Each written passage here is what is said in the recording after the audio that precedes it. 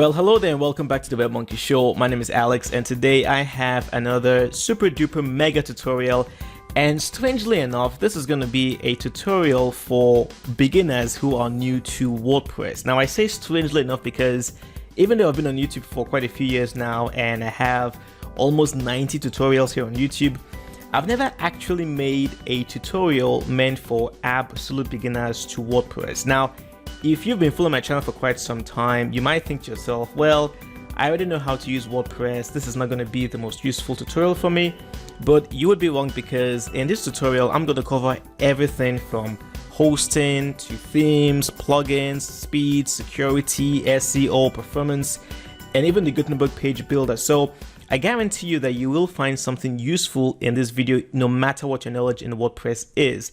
Now, I do have the timestamps below, so you can check them out and see which particular topic you want to learn in this mega tutorial. Now, if you're new to WordPress and this is the first time you're coming to my channel, welcome. My name is Alex. I make WordPress tutorials here on YouTube, and I would highly recommend that you do subscribe to my channel because I upload really good content. And if you've been looking for a tutorial where you can learn how to build your very own WordPress website, you've come to the right tutorial, because in this tutorial, I'm going to show you everything you need to know to build your WordPress website from start to finish. So I'm going to give you a preview right now of the kind of website we're going to build together. This website is called thelonenomad.com, and it's basically going to be a travel blog. So I pretend to be a world traveler. Well, I do travel quite a lot, but I do pretend to be a blogger, blogging about my adventures around the world. So it's basically going to be a blog about traveling, but don't worry if you're trying to build yourself a different kind of website. It doesn't matter. Most of what you'll learn in here, you can apply them to building any kind of website. So this is going to be the website. We do have our logo. We do have our main menu with some social media icons on the top right there. We have our featured image for the homepage with me in the background and some text. And now for the homepage content itself proper, I'm going to show you how you can build out a section that will automatically pull in the last 3 posts in your blog. I'll show you how you can build your own About Me section. And I will even show you how you can display your Instagram feed directly on your WordPress website. And I think this is going to be really, really cool. And then, of course, I will show you how you can build your mailing list by encouraging your readers to subscribe to your newsletter. We're going to use MailChimp for this, so I'll give you a mini MailChimp tutorial as well. And of course, finally, you're going to have yourself a footer. Every website has a footer, so I'll show you how you can create your own footer as well. So I'm going to walk you through how to design the entire website. And it's not just the home page. There are going to be other pages as well. For example, I'll show you how you can build out your own blog page that basically displays all the posts, and you'll have yourself a sidebar. I'll show you how you can build your contact page as well, how you can build a form so that if any of your readers want to reach out to you, they can fill out this form and get in touch with you. Now, it's not just about building and designing your WordPress website. I'm going to show you also how you can enhance the security of your website against hackers and malware. I'll cover WordPress SEO as well, teach you some basics. I'll also cover speed and performance. So basically, think of this tutorial as an all-in-one package on how you can build your WordPress website from start to finish and also manage your WordPress website. So I really hope you will find this tutorial useful. And without wasting any more time, let's get started. Okay, so let's get this show started by talking about web hosting and domain registration. Now, this is going to be very, very important, because without hosting, without a domain, well, you can't have a website on the internet. Now, if you already have yourself a domain name, you have yourself a hosting company, you can skip this video and move on to where we begin to install WordPress. However, if you're brand new, I suggest you watch this video. Okay, let's talk about web hosting. A web host basically would be a company responsible for ensuring that your website is accessible on the internet 24/7. Now, this means they will provide you with things like a web server, database, security, storage, and so on. And I'm going to introduce you to 2 companies that I have used. One is SiteGround, while the other is going to be Cloudways. What's the difference? Well, SiteGround offers you something known as shared hosting. What this means is that you and a group of other websites from other people would share the same resources. This would mean that you would have the same web server, the same database, and so on. And even though it's not the best for optimal performance, it is still by far the cheapest because you don't get to pay as much. For example, over here on SiteGround, if I clicked on WordPress hosting, you would see the 3 different packages that they have. They've got Startup, Grow Big, and Go Geek. And then right here, you can see the differences in the plans. The biggest difference being that with Startup, you can only install one single website on your hosting account, while with Grow Big and Go Geek, you can have unlimited number of websites. And of course, there are other differences in here. But notice the price, right? Startup gives you $7 per month. Grow Big is $9.99. Go Geek is $14.99. Now, if I came over here to Cloudways, Cloudways does not offer you shared hosting. They offer you something known as cloud hosting. Now, with cloud hosting, unlike shared hosting, you're going to have yourself a dedicated web server, dedicated resources. So for performance, it is by far superior to SiteGround. But if I clicked on pricing, you will notice instantly that it's a bit more expensive. So the cheapest here being $10 per month, which even though is close to Grow Big, if you're really going to go with cloud hosting, you want to go with at least the one for $22 per month, because over here you've got 2 gigabytes of RAM, you have more bandwidth and so on. The one for $10 is what you get here is pretty small. So if you're going to take advantage of cloud hosting, you might as well go for something a bit more optimal. So cloud hosting is of course a bit more expensive than shared hosting, but the advantage here is that performance would be optimal for you. Now let me just point out that SiteGround also offers you cloud hosting. It's just that with SiteGround, it's a bit more expensive than Cloudways. So the question you have right now is, all right, which of these two do I go with? Do I go with shared hosting with SiteGround? Or do I go with Cloudways with do I go with cloud hosting with Cloudways? Well, I would recommend you go with SiteGround for a start. Okay. And the reason being that, again, it's more affordable. And if you're building a website for the very first time, you're not going to get plenty of traffic instantly. It might take a few months before you start getting noticeable amounts of traffic. So eventually, when you feel like, okay, it's time for me to upgrade, you can then move over to Cloudways. Another reason is because, let me just open up another browser in here. I'm going to show you the back end. See, when you create an account with these two hosting companies, or in fact with any hosting company, you'll get something known as a control panel or a site tools where you can manage your websites and your hosting account and so on. Now, notice the difference between SiteGround and the one for Cloudways. Cloudways is not very user-friendly. It's a bit more advanced, a bit more technical.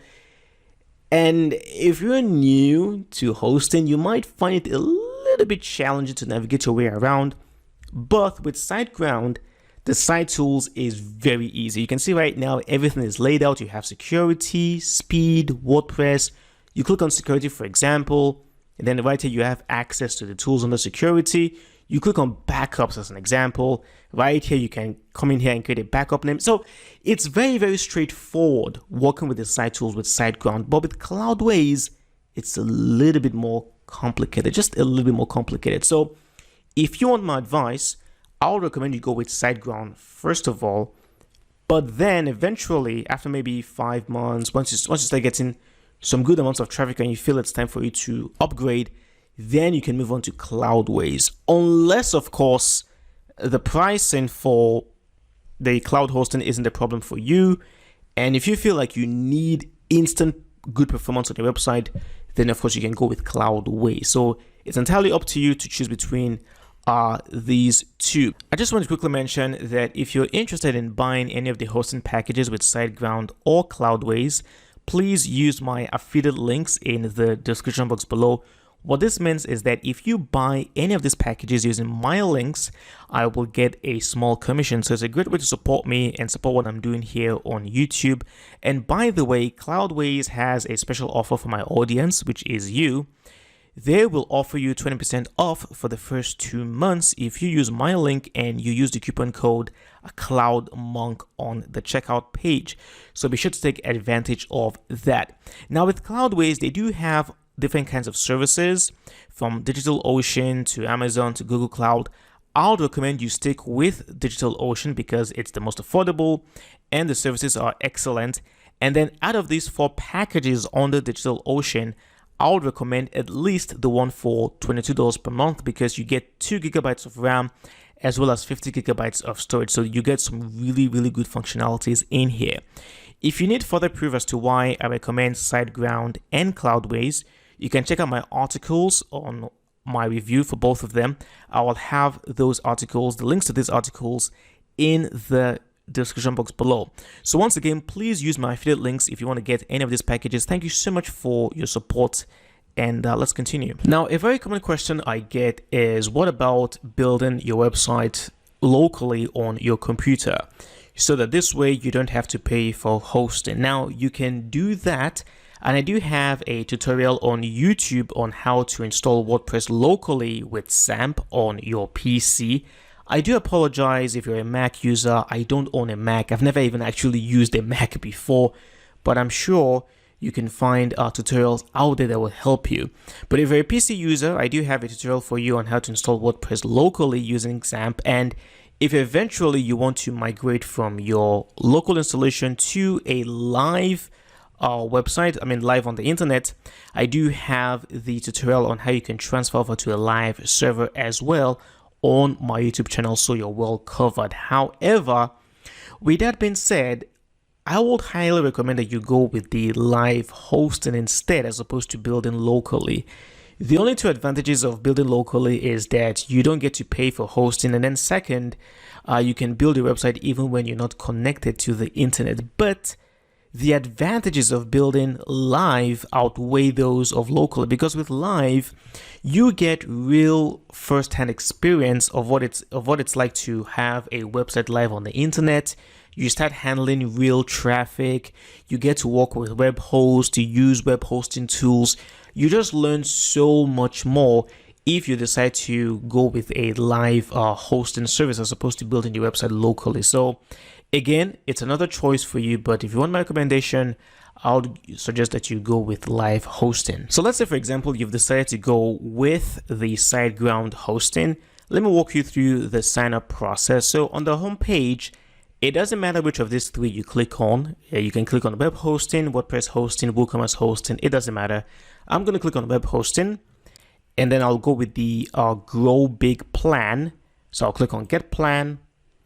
And then in here, you do have the option of going with either registering a new domain, or if you already have yourself a domain name from another hosting company, you click on I already have a domain and simply type in the name of your domain and then click on Proceed. And this will take you to the next page, which would be the same as registering a new domain. So let's say, for example, we'll go with register a new domain. If you don't have yourself a domain, right here, you would have to type in the name of the domain that you'd like to purchase. So as an example, if I typed in this one and I clicked on Proceed, obviously it's not going to work because I already have that domain name. So you would see something like this telling you that, sorry, it's not available, try something else. Now here, you do have the option of going with a different kind of ending. You go with .net, .org, .biz, but in most cases, you want to go with .com. .com is easily the most recognizable domain, and .org would be used for organizations. If you're building a website for an organization like, the UNICEF or United Nations, things like that, then you would use .org. And .biz is also for like business websites, but mostly you just want to stick with .com. So please, I would recommend that you just stick with .com. But what happens if we have a domain that has not been registered? So let me type in something very ridiculous in here. I know there is no way on earth anyone would have this domain name.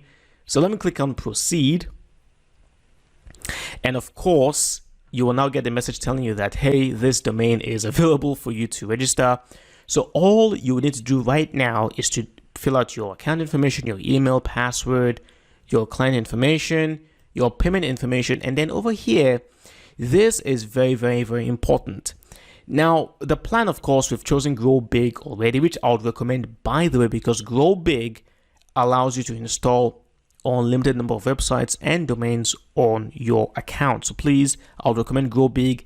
Now, over here where you have the data center, you want to choose a data center that's closest to your physical location.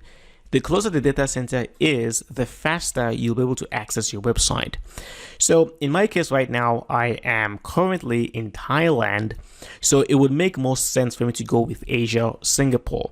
But of course, if you're in Europe, you have 3 different options. If you are down in the Pacific, you've got Australia, and then of course, United States, Iowa. If you live in the United States or in Canada or Mexico or anywhere around there, I'll stick with Asia, Singapore. And then right here, you do have the extra services that you can pay for. Domain registration, you have to pay for it. You have to register your domain. Now you've got domain privacy and the site scanner as well. These two, it would help. It's recommended, but it's not a necessity. So if you can afford it, by all means, you can go with these two. But if not, I'll just recommend you skip these two and you confirm that you've read the terms of service, which you haven't. And then you can also tick the box in here to receive SiteGround news and special offers by email.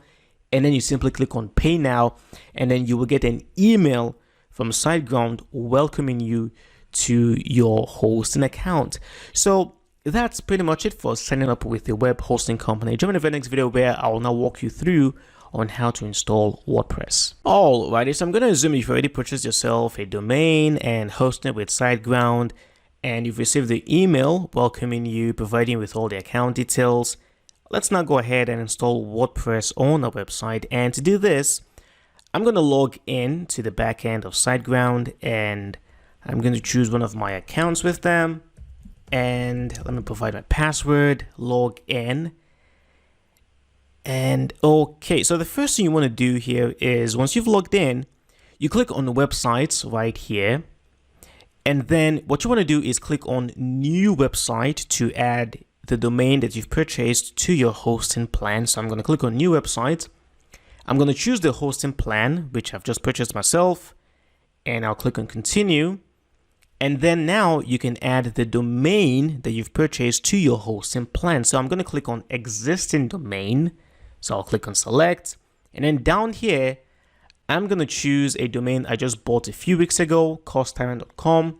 Obviously in here, you'd click on the domain that you have just purchased. So I'll click on continue. And then right here, we can actually make use of the SiteGround WordPress installer tool. However, I'm going to show you a different way because I feel this would be a lot more beneficial for you. By the way, if you already have a website from another hosting company, you do have the option of migration by clicking on select right here. And the process is pretty straightforward, but we're not doing that. So I'll click on skip and create an empty site. And then I'm not going to add the site scanner or domain privacy. I don't need those. So I'll just click on finish. And basically right now, an empty website is being created for us. So what this means is that the domain would be accessible on the internet. It's just that it's not going to have anything. So it's been created. Now, if I click on go to site, you will see that this is basically what I'm going to see. Awesome set in the making. So now it is time for us to install WordPress. Now, before we install WordPress itself, there is one thing we need to take care of. And I'm going to show you what that is in just a second. Let me go back here and go to the site tools by clicking on manage site. And the first thing we're going to do is something security related. So from here, I'm going to click on security and then click on the SSL manager. Now, what exactly is this? See, if I go back to the site under construction, up here in my browser, it says not secure. Now, this will depend on the kind of browser you're using. If you're using Chrome, you might see something like a red padlock or something like that. I'm using the Brave browser, but nevertheless, you'll still see similar information. Now, if I click on the button, it says, your connection to this site is not secure. You should not enter any sensitive information on this site, for example, passwords or credit cards, because it could be stolen by attackers. Now, what SSL does is that it will encrypt the information on your website, making it secure, so that even if a hacker was able to get their hands on your information, because it's encrypted, they would not be able to understand what it is. This is why it is very, very important that you have SSL installed on your WordPress website. Now, over here on SiteGround, notice the difference. Up here, you do have that padlock. And if I click on the padlock, it says connection is secure. So you really want to make sure that your website, all your websites always have this padlock, because it gives users who come to your website that sense of security. Plus, Google and other search engines actually love it when your website is secure. So you need SSL. And it's better to install SSL first before we actually install WordPress. So I'm going to come in here right now, make sure that the domain is set to my website right here. And then for the SSL, I'm going to go with the Let's Encrypt. The wildcard is if you're going to create subdomains, but that's a different topic. I'll just stick with the regular Let's Encrypt, and I'll click on Get. And we just have to wait for a few minutes for this to work. So right now, the SSL certificate is being installed on our WordPress website. So I don't know how long this would actually take. Maybe I need to pause the video and then resume once it's finished. So I'm just going to give it a few more seconds. And okay, so I'm going to pause the video and I'll resume once the certificate has been installed. Welcome back. So as you can see, it's been finished. The certificate has been installed, and it actually took another 25-30 seconds. So just be aware it could take up to a minute for your certificate to be installed. But right here, you can see that the certificate has been installed. It's active, and this would expire on the 23rd of October, 2020. But then we can also renew that. It's free, by the way, so don't worry. So right here, I can click on Configure HTTPS to actually configure the application. So I'll click in there. And then what's going to happen is that this will provide you with different kinds of tutorials on how to configure SSL on your website if necessary. So be aware they do have this tutorial, but I'm going to go back in here and click on back. And what we're going to do right now is to install WordPress. Now, if I go back to my browser in here and I try to refresh this page, let's try a hard refresh. Okay, so it still says not secure. Don't worry, we'll take care of that a bit later. Let's go back in here, go over to our site, and then, I'm sorry, not site, but down here where we have WordPress, I'm going to click on WordPress. Okay, and then I'm going to click on install and manage. So let's go ahead now and install WordPress. I'm going to choose WordPress right here, select, and then over here, you can add your username, password, email. I will uncheck the WordPress starter, by the way. There is no need for this one.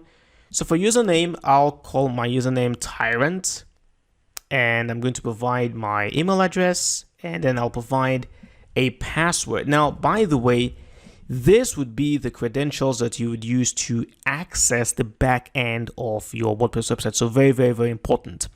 Okay, and that is pretty much it. I'm going to go ahead now, click on install. And there you go. So WordPress has now been installed. By the way, just so you know, the domain, the website I'm actually going to be working with for the rest of this course is going to be different from the coursetyrant.com. The only reason why is because before I started recording this particular video, I already had that domain already installed, and it wasn't going to make any sense for me to delete the domain and start all over again. So just be aware of that. Okay, so you can see right now WordPress has been installed on coursetyrant.com.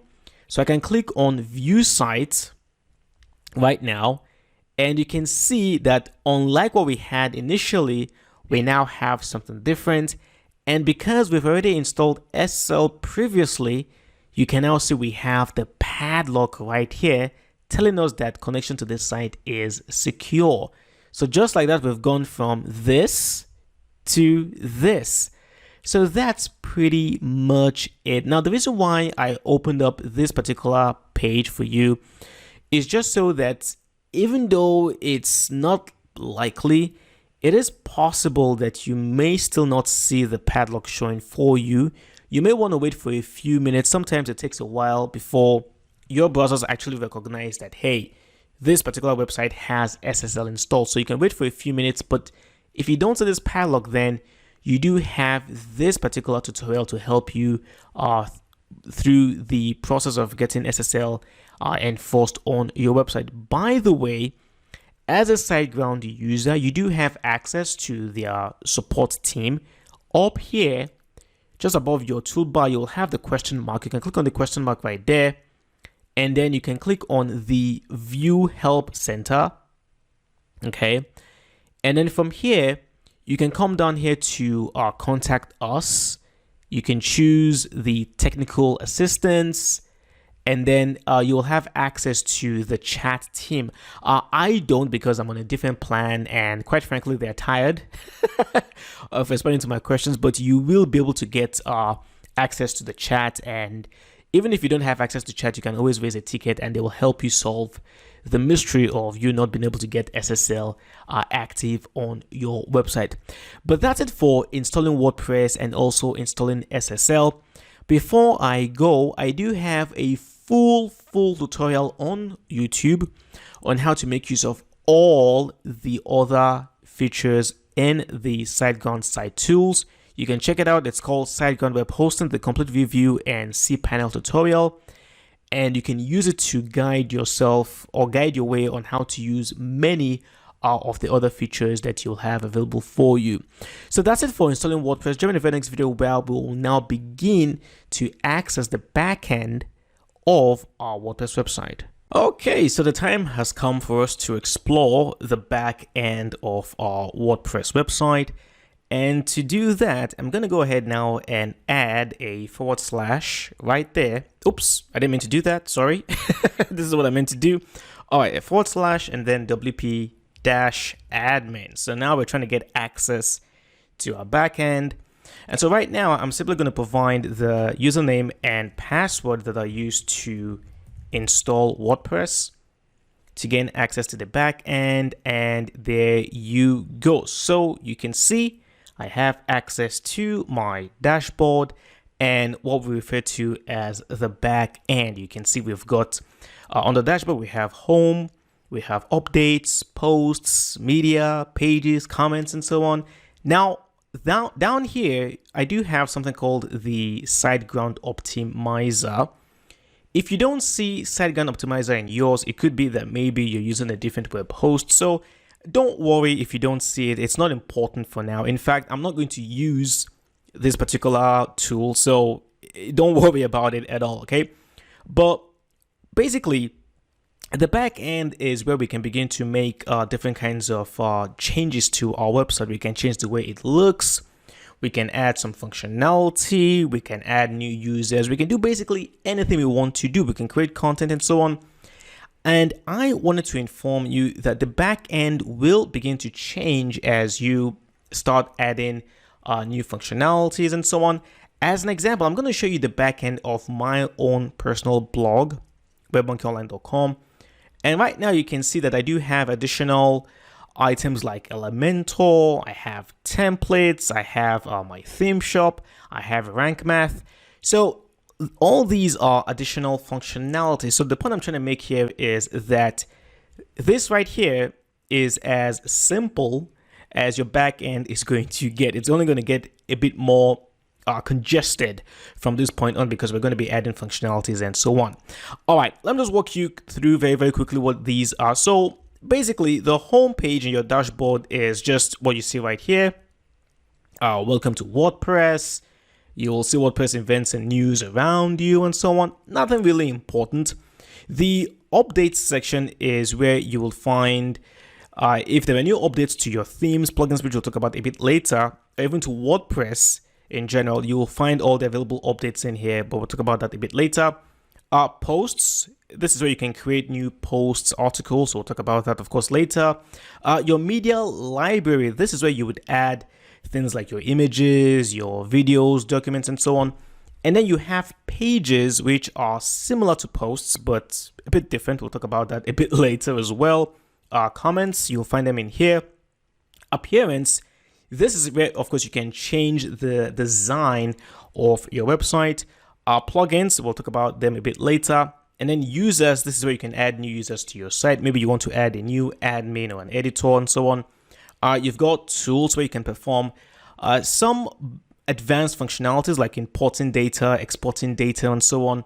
And then you've got the general settings, which we'll take a look at very soon. And then SG Optimizer, which I won't talk about because I am not going to use it. So this is a general introduction to the back end of WordPress.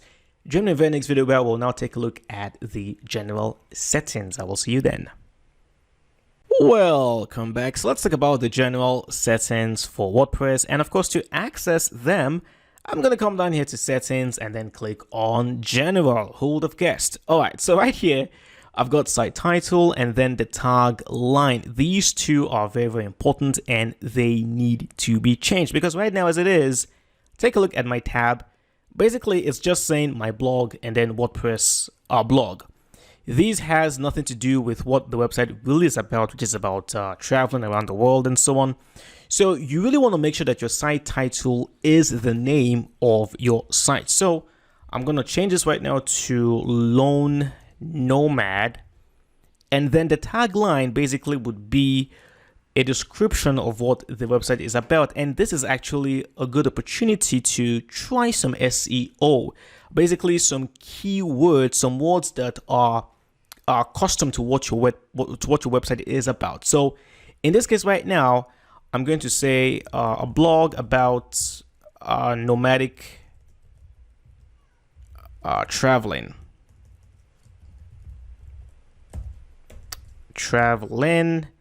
and let me just make the blog capital B. So yeah, there you go, a blog about nomadic traveling. So right now, if I save my changes, okay, now you can see that it has changed in here. Now it says Lone Nomad, which is of course now the name of the website, and then the tagline, which if people begin to find our articles on search engines, they will see the tagline, a blog about nomadic traveling, somewhere around there. So again, make sure your site title is the name of your website, and then the tagline basically would be a very short description of what your website is about. Now, WordPress address, site address, these two are fine. There is no need to change anything in here. For the administration email address, make sure that the email you have here is an email that you actually have access to. In my case, well, I don't have access to admin@thelonenomad.com. So I'll just come in here right now and change this to my actual email address. And I will receive an email from WordPress asking for confirmation, which I'll do a bit later. So let's keep this as it is. Now, membership. This is very subjective. It depends on what kind of website you are building.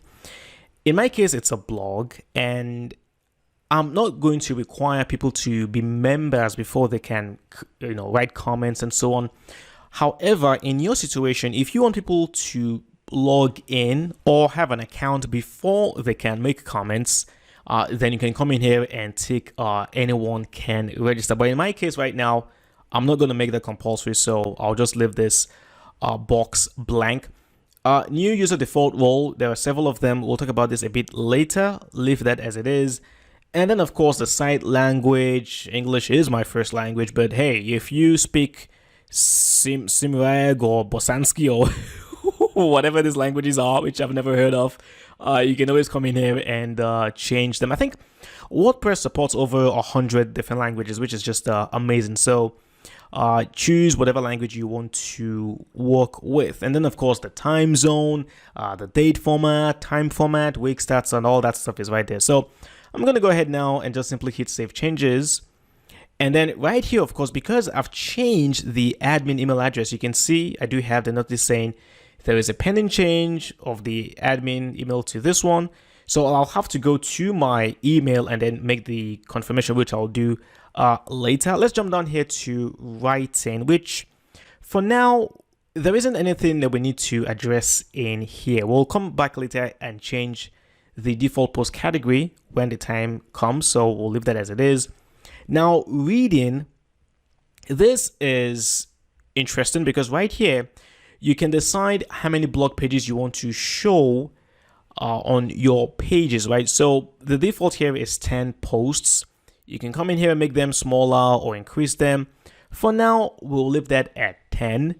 Syndication feeds show the most recent, again, 10 items. Let's just leave that as it is.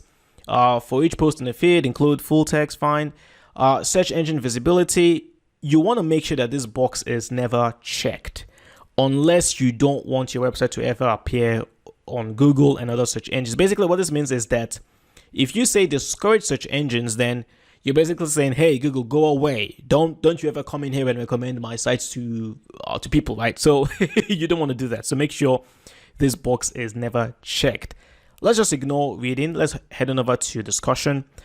Right here, basically, this pertains to comments on your articles. So you do have several settings in here, most of which are very, very subjective. There is no right or wrong answer in here. It all depends on what you're trying to accomplish. So by default, you've got the attempt to notify any blogs linked to from the post, notifications. These two are perfectly fine. I wouldn't want to untick them. Allow people to submit comments on new posts. Fine, absolutely, why not? I'll go ahead and tick that.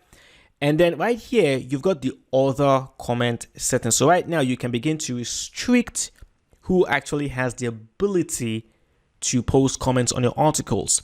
So by default, it says comment author must fill out name and email. I think that's perfectly fine. Users must be registered and logged into comments. So this, of course, is very, very subjective. Again, this depends on what kind of blog you are trying to create. I'll leave mine blank. Automatically close comments on posts older than 14 days. Again, subjective, it depends. You could extend this to maybe 3 weeks, which would be 21 days, or maybe even 7 days, which would be 1 week. All these, again, I'm just going to leave them as they are. They're pretty self-explanatory. Now, over here, you do have the before a comment appears, comment must be manually approved. This, of course, will ensure that you never have trolls or the kinds of comments you don't want appearing on your articles. But it's also going to be very time consuming, right? Especially if your articles are very, very popular, you're getting lots of traffic, hundreds of people are commenting. So personally, I'll just untick this one and let people just post whatever comments they want to do, because you do actually have the ability to moderate comments in these two boxes. So right here, you can decide to hold a comment in your moderation queue if it contains 2 or more links. This, of course, is very, very common with spam comments. When a comment usually has more than 2 links, that's usually spammy. In my case right now, I will just come in here and say if it contains 1 or more links, so basically no links are allowed. But again, it depends on your articles. Maybe you want users to be able to post links. So again, it's very, very subjective. But in my case, I don't want any links. I'll just go ahead. Actually, let's go with 1 link. Let users post 1 link. Anything more than 1 link, then that comment will be held for moderation. And then in here, in this box, you can type in the words that if any user uses those words in their comments, the comment will be held for moderation. So this is where you can add things like maybe like abortion, maybe, maybe you're trying to avoid people using words pertaining to very, very sensitive topics. You can come in here and add them in moderation. And then in here, of course, you've got the comment blacklist. So if any comments contain any of these words, automatically just put them in the trash. So words like this, for example, you want to put them in the trash instantly. So 1 word per line, by the way. So that's how you can work with these 2 boxes. And then finally, you have access to the avatars, which, it's the default WordPress doesn't really provide you with that much options. Mystery person is fine, I guess. Maximum rating. Honestly, in my almost 10 years of using WordPress, I've never actually found the use for this maximum rating. So I'll just leave this on G. It's suitable for all audiences, I guess. And there you go. So I'm just going to go ahead now and save my changes.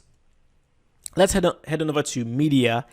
Now, the thing here is whenever you upload a new image to your media library, WordPress automatically will create 3 different variations of that particular image. So you're going to have the thumbnail size, which is of course the smallest, medium size, and then large size. So in here, you can choose to change the proportions or the dimensions for these sizes. But in my experience, it's best to just leave these as they are. There is no need for you to change anything in here.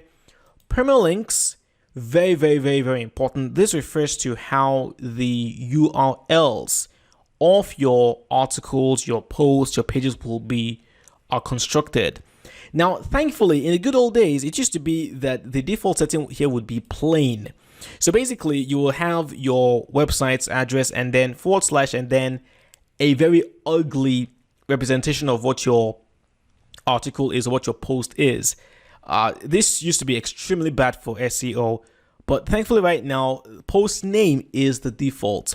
And this is actually highly recommended. So basically, whenever you write an article and you publish it, you'll be able to find that article and your website's name and then the actual title of that article. We'll talk about this a bit later. So post name is perfectly fine. There is no need for you to change anything in here. So leave that as it is. And then finally, the privacy page, which is important. We'll talk about this a bit later, so don't you worry. But this has been the general introduction to the general settings for WordPress. Thank you for watching. I will see you in the next class. Let's talk about pages and posts, because these are the 2 default content types that WordPress automatically provides for you. And right here, you've got posts and then you've got pages over here. What exactly are the differences between posts, pages? When should you use a post? When should you use a page? Now, I'm going to use my blog as an example. Right here, I do have this article basically describing why SiteGround remains the best web hosting company in the world for shared hosting services. And in this article, I go into great lengths describing why, I provide reasons and so on. But down here, you will notice that I do have a couple of people commenting, right? I've got one from Richard. There's another one from Prashant, right? They've added their own opinion on my article. In this case right now, you would use posts for this. Posts are great for content where you're expecting questions, you're expecting feedback from your audience. That's what you would use posts for. However, if I show you another, in this case right now, a page, this is basically the affiliate disclaimer page on my blog where I say things like, hey, on my blog, I use affiliate links, I make money through affiliate marketing and so on. In this case right now, I'm not really looking for feedback from people. I'm just stating a fact that on my blog, I use affiliate links and I make money from affiliate marketing. So in this case right now, a page would be far more ideal than using a post. Other kinds of content where you would use a page would be things like the contact page, for example. In here, I've provided the form. If you want to contact me, come in here, fill out your name, email, and then send me the message and I'll receive that. There is no need for questions in here or things like that. So it's just basically a page where you can go there, fill out the contact form and get in touch with me. Your privacy and policy page, for example, would be another example of where you would use a page and so on. But again, posts are for your actual articles where you're expecting feedback. Now, another great way to differentiate between pages and posts is that with posts, you can actually categorize them. You can put them in categories. As an example right here, you will notice that I have WordPress tutorials. I've got WordPress security. I have WordPress speed. Now, if I clicked on WordPress security, in here, I've got 3 articles or 3 posts that fall under the general topic of WordPress security. So again, if you're going to create content, you can ask yourself, all right, is this content that I can actually put in category because it touches on a topic that is similar to other posts? That way you know that, okay, I can use a post for this. But for pages, you can't categorize a page. A contact page is a contact page. It's not going to fall under any other kind of category, right? A privacy and policy page is a privacy and policy page. And about us page is an about us page, and so on and so forth. So that's another way to differentiate between pages and posts. With posts, you can categorize them. And in fact, honestly, over 95% of all your content probably would be posts, if not more. While for your pages, you would have maybe your home page, about page, contact us page, affiliate disclaimer page, privacy and policy page, and so on. So those are the two differences between pages and posts. Again, a very, very quick recap. With pages, you're not expecting feedback, you're not expecting comments, and you kind of categorize them. With posts, you want feedback, you want questions, you want to have a discussion, and you can also categorize them.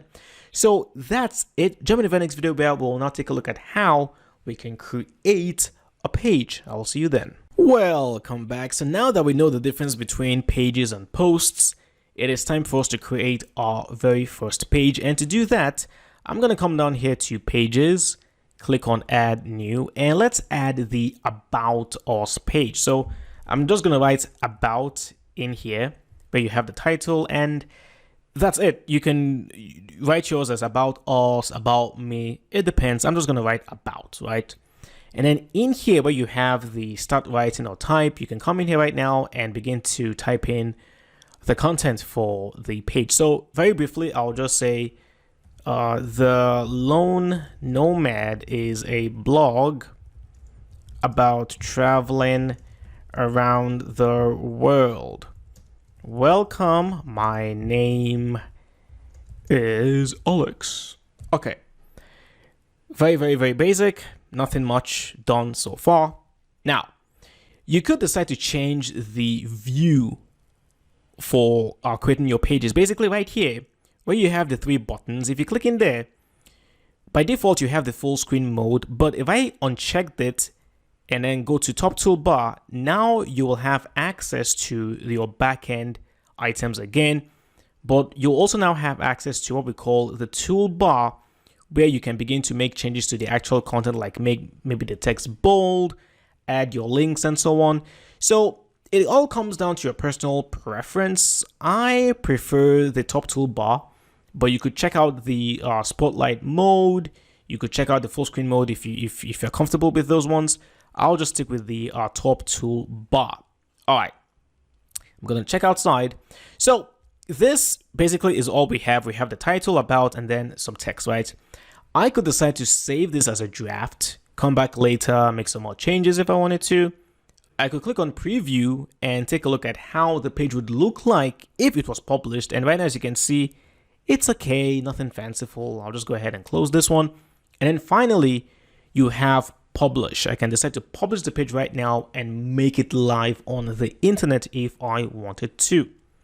Now, over here, let me just make sure that you actually have access to document and block. If you don't see this too, just click on the gear button right here where you have settings. Click in there, and now you'll have access to document and then block. The difference between these two is that document would be the settings for the actual article itself. Do you want to make the article live? Do you want to add a featured image and so on? Block, on the other hand, will deal with the actual content inside of your article. In this case right now, this right here, this is a paragraph block, right? I've typed in the text, right? I could decide to come in here right now and add, where you have the plus button, I could add another block. In this case right now, I could add maybe an image. I could add a heading, gallery. So basically, blocks are like containers for different types of content. So when you come in here and you click on block, you will be able to make certain changes to that particular type of block. In this case right now, because I have selected the paragraph block, which deals primarily with text, on the block right here, I can change the size of the text if I wanted to make it large, add my custom size if I wanted to. I could change the colors, maybe make the text red, for example. I could change the background color for the text block if I wanted to, and so on. So that's basically the difference between block and document. We'll be dealing with block quite a lot. Let me just reset everything back and head back to document. So on the document, this deals with the actual article itself. First things first, we have the status and the visibility. Do you want to make this article public to the whole world? If you click in there, you have two other options. You could make it private so that it's only admins and editors that will be able to access the page, or you could even make it password protected so that only people that have the password will be able to view this page. And right here, you can add that secure password which people have to type in. So this could be ideal if you wanted maybe members or particular sets of people to be able to gain access to that page. Maybe your family, your best friend, something very, very private. You could use this particular option in here, but more than likely you would want to make it public. So I'll stick with public for now. And then in here, you've got publish. You want to publish it immediately when you hit the publish button up here, or you could schedule. You could provide a particular date and time when WordPress will automatically publish the article for you.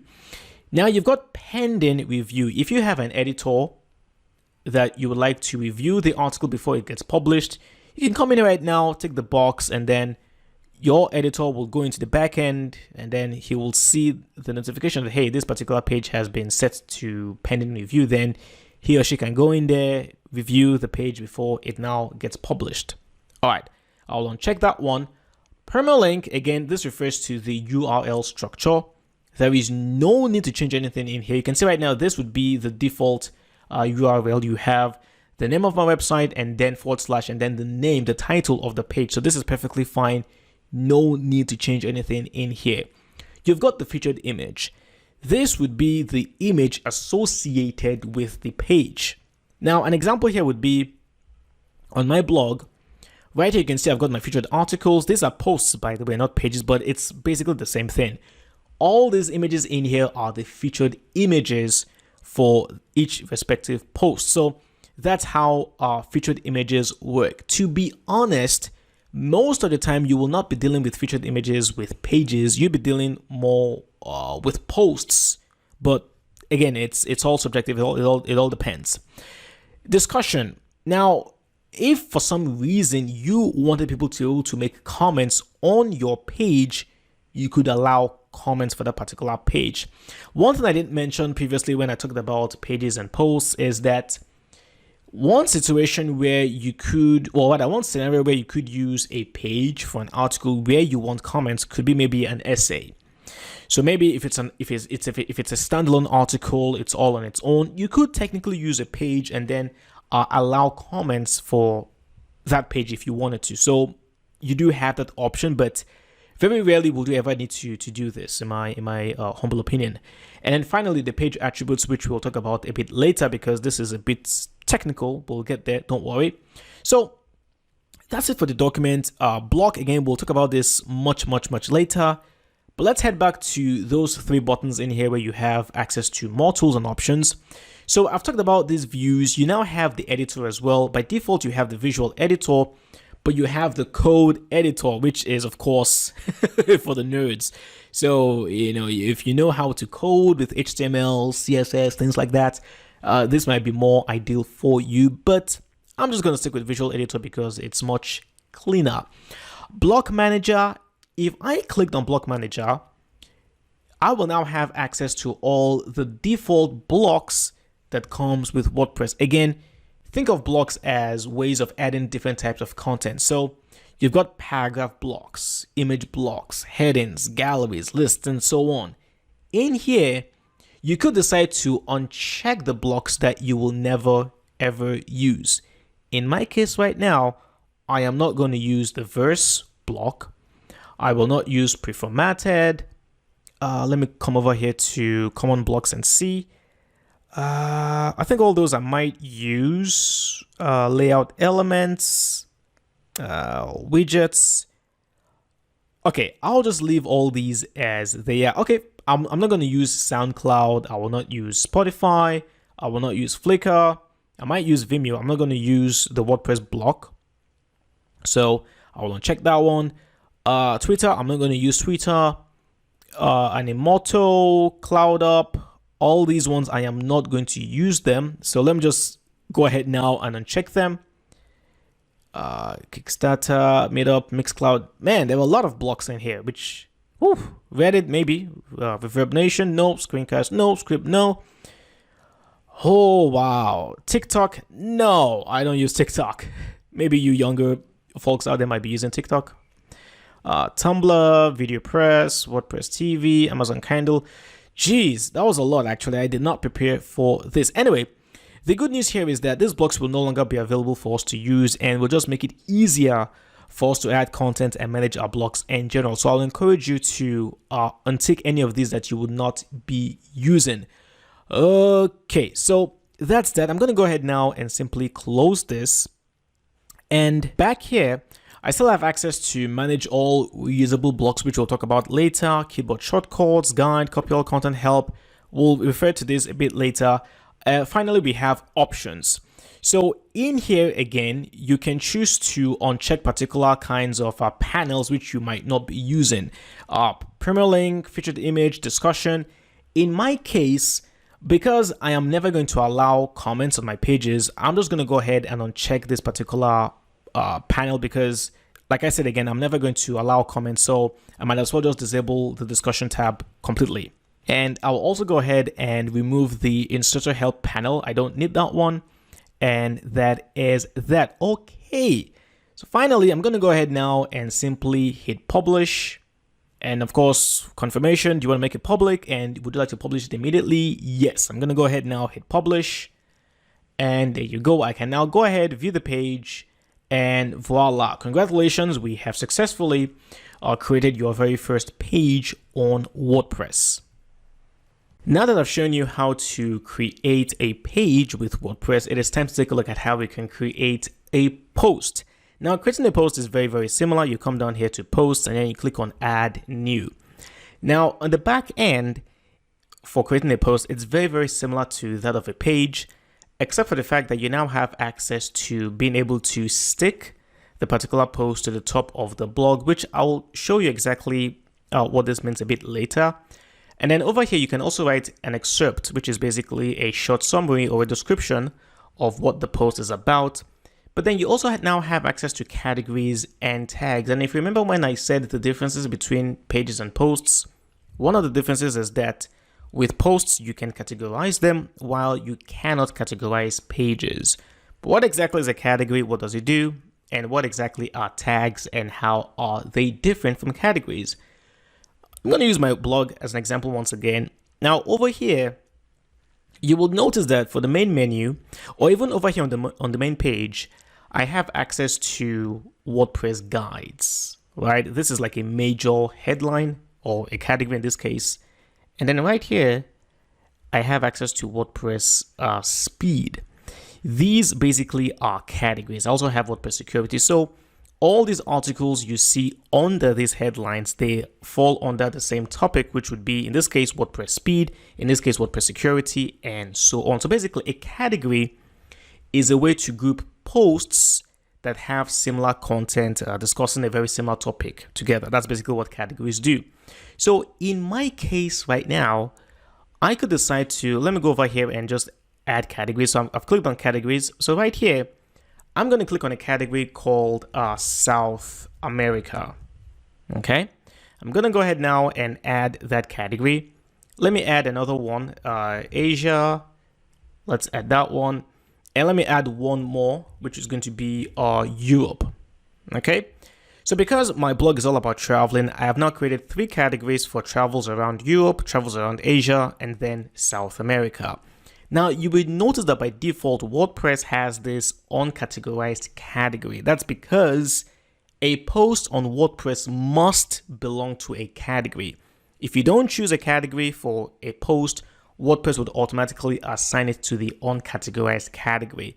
But uncategorized is not the type of category you want to have on your WordPress website. So we have to get rid of it. So what exactly I'm going to do here is I'm going to head down to settings and I'll go to writing.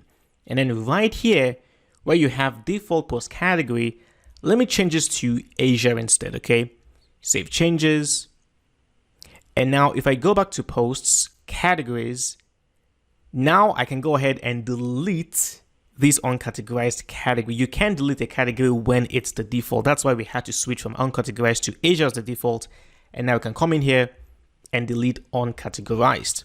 Okay, so moving forward right now, every time we create a new post and we don't assign that post to a category, it will be assigned to Asia automatically. So right now, if you're building a real website, I will encourage you to spend some time, think about the categories for your posts. If you're writing a blog about cooking, for example, you could have a category under, let's say, recipes, for example. You might have one under, or let's even say your entire blog is about recipes, right? So you could have maybe French recipes would be one category, Italian recipes would be another one, Thai recipe would be another one, and so on and so forth. So spend some time and create your categories. So I should also mention that you can create subcategories. So basically categories under one particular category. In my case, for example, let's say Asia, right? Asia it's a big continent with lots of countries. I can come in right now and create a category for Thailand. So basically any posts that are related to Thailand as a tourist destination, they will fall under the subcategory of Thailand and then under the main category of Asia. So I've added Thailand, and then right here where you have parent category, I can simply choose Asia. I can go ahead now and add the new category. Let me do one more. I'm going to add Russia, and I will make this Europe, add the category. And let me just add one more for good measure, Brazil. And of course, this will be under South America. Let's go ahead now and add a category, and there you go. So I just want to point that out. You do have the ability to create subcategories under our categories. Okay, what about tags, right? By now you know what categories are. They basically allow you to group content together under the same topic, right? But what exactly are tags and what do they do? Tags are a way for you to associate particular words with a post. As an example, if I come in here right now and I go to, let's go with WordPress security, right? 6 best WordPress security plugins. I click in here. Now, a tag I can use for this particular post would be something like, I could use 6 as a tag. I could use best WordPress security plugins as another tag. I could use tags like WordFence, which is a topic in this post. I could use tags like Akismet, security, and so on. The idea, once again, is that tags are like keywords that describe what a post is about. So that if a user was to go to my search bar, for example, and then type in a word like, let's say, WordFence. They type in WordFence, they press enter, boom. WordPress will automatically pull every post that has WordFence as a tag. In other words, it makes it very, very easy for users to quickly search for content on your site. Now, you might think that this is wonderful, this is very, very good, which, yes, it's actually good. However, the truth of the matter is that tags have been getting a lot of hate recently. Personally, I don't even use tags on my blog, and the reason is because tags have been known to create duplicate content issues. Now, if you don't know what I'm talking about, Google and other search engines, they hate it when they find duplicate content on your website. Google expects that every content on your site should be unique. So here's the problem, right? If you start creating tags, in this case, for example, if I created a tag for WordFence for this particular post, when Google comes to my site and then audits my site, it will see this post, the 6 best WordPress security plugins. It will see that WordFence is part of the content, right? Okay, awesome. But also, Google will now see a tag called WordFence, and then when it explores that tag of WordFence, it will see this exact same post pop up again. Now, Google has no way of knowing that, oh, this is a tag that belongs to this post, which I have already identified. So it's not exactly duplicate. Google doesn't think like that. So the problem here right now is that Google could be confused into thinking that, oh, you're simply creating the same content twice, when in reality it's just the exact same post. So the point I'm trying to make here is that I would recommend you don't use tags on your website to avoid duplicate content issues. If you're going to use tags, probably maybe 2-3 tags per post, nothing more. But again, I would highly recommend you don't use tags on your WordPress post. Play it safe, use categories, and if you create yourself a very good navigational system, which of course I'll show you how to do so later on, your audience, your subscribers will be able to find content easily. So don't worry about that. I would recommend once again that you don't create tags. All right, let me just go ahead now and exit this. So let me just point out that by default, because I am hosting with WordPress, WordPress has automatically created a sample post, which is hello world. And if you view the post, you can see right here is just some text, welcome to WordPress, and then there is a reply. There's a comment as well, which is all just very, very generic. So if you've hosted with SiteGround, you might see this. If you're hosting with another company, you might not see a sample post, but don't worry, because in the very next video, I am now going to show you how you can create your very own WordPress post. I will see you then.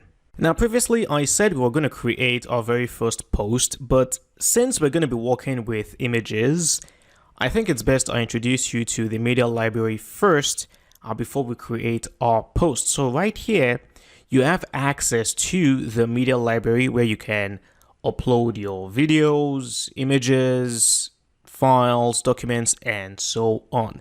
I'm going to click on library, and as you might guess, it's empty because nothing has been uploaded so far. Let's change that. I'm going to go ahead now, click on add new. I'll click on select files, and then right here, I do have some images, but I also have a PDF file and a video. Now I'm going to go ahead now and I will select the video, and I will select these two images specifically, and then also the PDF document. Now, in all honesty, I'm not going to work with the PDF document at all, but I'm just uploading it just to show you that it's possible to upload PDF files. You can also upload Excel files, Microsoft Word files as well.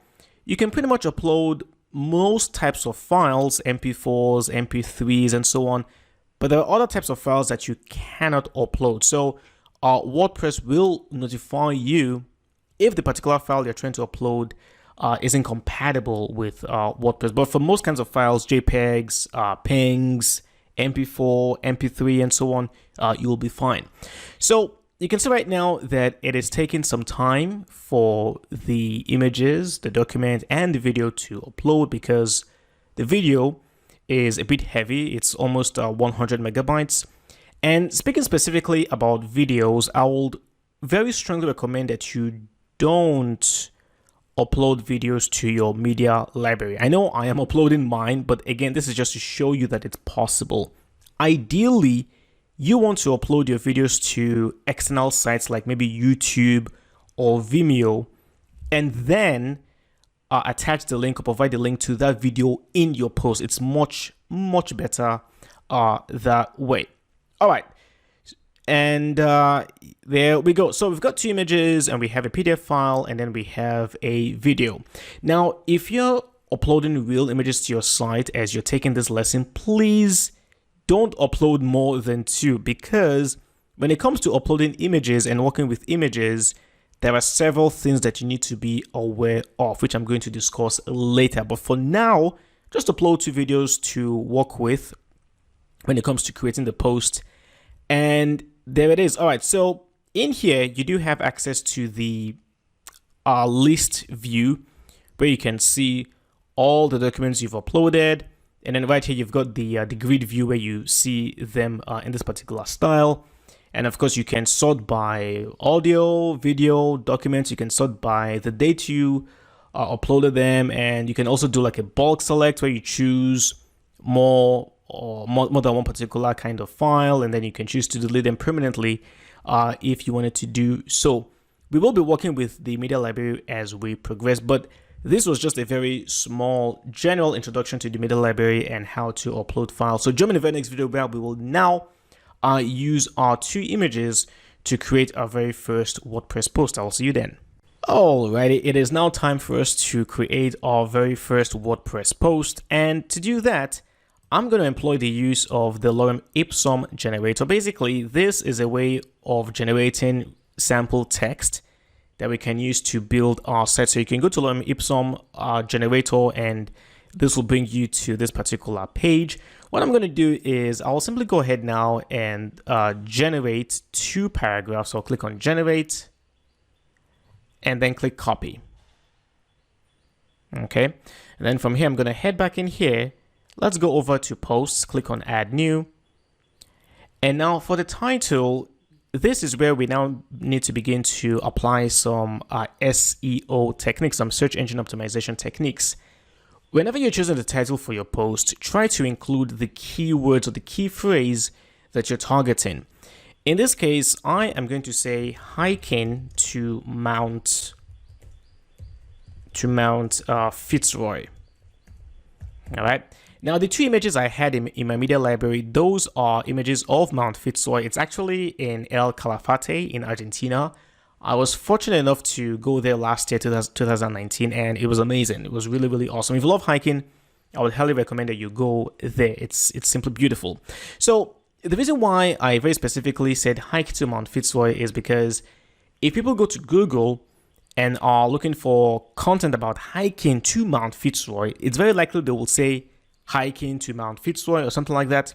So I am using those keywords specifically for my title. So this is your very first SEO tip. Try to use the keywords that you're targeting in the title of your post. Okay, fine. Right here, by default, WordPress would have the paragraph block ready for you.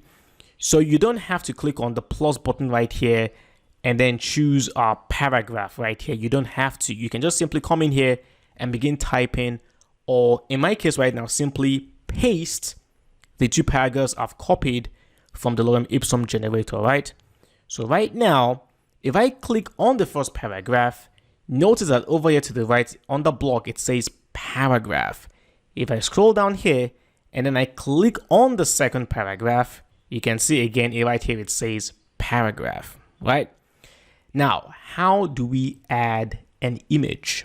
I'm going to add one of my images, and to do that, I'm going to click inside of my very first paragraph, and then right here, you will see the plus button asking you to add a new block. So I can add a block for my image. I'm going to click on add block, and then right here, you now have access to different kinds of blocks. We're dealing with an image specifically, so I'm going to click on image right now, and then right here, we now have the option, do you want to upload an image from your computer? Would you like to upload from media library, or would you want to insert from a URL? I'm going to go with the media library. And then right here, I'm going to click on media library. And then right here, I now have access to the 2 images. I'm going to go ahead now and choose the very first one right here. And I'm going to go ahead now and select. And there you go. Now, notice I can write a caption for the image. So I can click in here right now and then say, haha, that's me smiling, ... just, yeah, whatever. All right, so that's the caption. And there you go. So again, just like with the paragraph block over here to the right, you can customize the content. In my case, for the paragraph blocks, there is no need to change anything in here. I'm not changing the color. I'm not changing the background color. I'm not changing the size. For the image right here, I could decide to add what is known as an alternative text, which is also great for SEO. The reason why alternative text is wonderful is because people who are blind, they use tools like screen readers, for example, right? When the software gets to your image, it has no way of describing what the image is about by, describing, what's in the image. What it will try to do is to read the alternative text for that image to the blind person. That's what it's used for, and Google loves it when you use alternative text on your images. So in my case right now, I'm going to say a picture of me at Mount Fitzroy. Okay, that's good enough. And then right here, you can choose the image size, thumbnail, medium, large. Remember that I said when we're discussing our WordPress settings under media, when you upload an image to your media library, WordPress automatically will create 3 other versions of that image, which would be the thumbnail size, medium size, and then large size. And of course, you'll still have access to the original full size of the image. So in this case right now, I'll stick with large because large is good enough. And then right here under advanced, I can add additional things like a title attribute and add some CSS, but we're not going to worry about that for now. This is all we are interested in. Okay, that's basically it. We have our title, we have 2 paragraphs, and we have an image with a caption. Wonderful. Right now, I'm going to click on document over here. And what I'm going to do is I'm going to click on featured image. And then right here, I will select my featured image, which will now be the actual image of Mount Fitzroy without me in there. Let me set that image. Right here for the categories, I am going to select South America. And we don't have Argentina because, well, El Calafate is in Argentina. So let me go ahead and add a new category. Let me just call this one Argentina. And then I'll select the parent category as South America. And then let me uncheck South America and just choose Argentina. You don't want to have the parent category and the child category selected. Just choose one category, which would be, in this case, the child category. So Argentina selected. And there you go. All right. One thing I should mention before we hit publish is that your content for your post should have something called headers. Basically, H1s, H2s, all the way to H6. What am I talking about? Think of headers as like topics within your particular article. So in this article where I'm talking about hiking to Mount Fitzroy, I could have a topic like getting to Mount Fitzroy, the weather in Mount Fitzroy, and things like that. So let me add my very first header, and I'm going to do so by clicking on the plus button over here.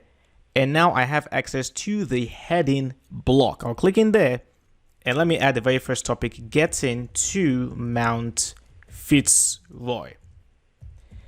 Now I'm going to push this to the beginning. So up here where you have the move up button, I'll click in there. And now getting to Mount Fitzroy is now on top. Awesome. But notice that over here to the right where we have block, the level H2 has automatically been selected. These are the 6 headers that you can work with in WordPress, H1 all the way to H6. H1 is reserved for the title of your post, and you never want to have more than one H1 on your article. So H1 is reserved for the title, which is of course hiking to Mount Fitzroy. And now the major topics in this article will now be H2s. If I was going to have like a subtopic under getting to Mount Fitzroy, I will use an H3 and so on. 99% of the time you will be dealing with H2s and H3s. H4s are extremely rare. There might be certain situations where you want to have a subtopic or something like that. H5 and H6 are almost never used. They're there, but they're almost never used. So once again, you want to have your H2s and your H3s in your articles because they provide structure, and try as much as possible to never skip. Don't skip H2 and start using H3s instead. No, go with the hierarchy. H1 is your title, start with an H2, and then if you need to create subtopics, then you can use the H3 tags for those. We'll talk about that a bit later, but I wanted to introduce you to the headers. So this looks pretty good. We have 2 paragraphs, we have a topic, we have an image with a caption. I'll go ahead now and simply hit publish, and there you go. Let's hit publish, and voila, let's go ahead now, view the post. And there it is. We have the featured image.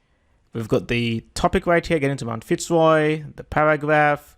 We have an image with the caption, and then we have the second paragraph. So congratulations, we have successfully created our very first WordPress post. Let's talk about the black admin bar that you see on top of your page right here. And this is basically the bar that will be available to users who are logged in to the site. Now, because I'm logged in as an admin, I have access to it. But also, if you are running any kind of website where your subscribers or users have to log in, by default, they will be able to see the same admin bar as well. Now, you might be thinking, if they can see the admin bar, then surely they can go to the backend and begin making changes to the site. Don't worry, if you've given your subscribers a particular kind of role, which would be the subscriber role, which is actually the default role, they will not be able to make admin changes. They will only be able to make changes to their profile. We'll talk about that a bit later. But for the admin bar, basically you can access the back end, you can customize the appearance of your website, which we'll take a look at a bit later. You can manage the comments, and then from here directly you can add a new page, a post, add items to your media library, or add a new kind of user. The purge SG cache, ignore this. This is basically because I'm hosting with SiteGround. They do have a particular tool which is used for caching pages, but so don't worry, we'll ignore that one for now. And then over here to the right, this is of course where you can log out, and you can also edit your profile. One more thing to mention before I round this video up is that by default, this bar, like I said, will always appear to users who are logged in, but you can choose to hide the admin bar if you wanted to. There are plugins, which we'll talk about later, that you can use for hiding the admin bar. So just keep that in mind. So that's it. Thank you for watching. I will see you in the next class. Let's talk about your user account on your WordPress website and how to make some changes. Now, first things first is, remember when we talked about the general settings and I came in here and changed my email address to alex@thewebmonkeyonline.com. Well, it is now time for me to confirm that indeed I want to change the admin email address. So what I'm going to do right now is I'm going to log into my email account and verify this change. And here it is right now. You can see I do have the email from WordPress saying that asking if I want to confirm the change. So I'm going to go ahead now and click on the link right here. And there you go. I have to log in again. So I'm going to do this because I'm using a different browser. I'm using Chrome here. And there you go. So now you can see that because I have confirmed the change, now my admin email address has been changed to alex@thewebmonkeyonline.com. So once again, do make sure that the email here is a real email that you have access to. All right, so I'll switch back to my Brave browser. And what I'm going to do here is I'm going to head over to users, and I'm going to click on your profile, which is basically my profile. And then right here, let me go ahead and refresh this page first of all. So right here, you will have to also change the email in here. So I'm going to come in here and then repeat the process, change this to alex@thewebmonkeyonline.com. Let's go ahead now, update the profile.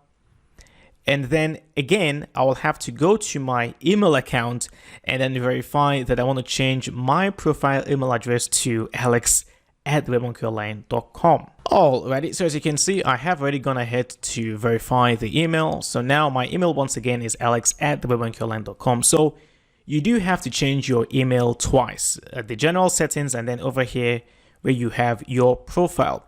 So basically, in here, you can make a few changes to how you will be presented to your readers. Because right here, you can change your first name, you can change your last name. You can also change your nickname, which would actually be displayed publicly. So right here, you could change this to something more personal. If you want to use maybe your own first name, I'll just stick with Nomad. But then over here, you actually do have the option of also displaying your first name, your last name, and then maybe a combination of your first name, last name, or last name, first name. So you do have those options in here. I'm going to go with Alexander, right? So right here, you do have the ability to add a biographical info. Now, why is this important? Well, it could be that maybe you want to show some information about yourself at the end of every post that you create on your WordPress website. An example is over here on Forbes.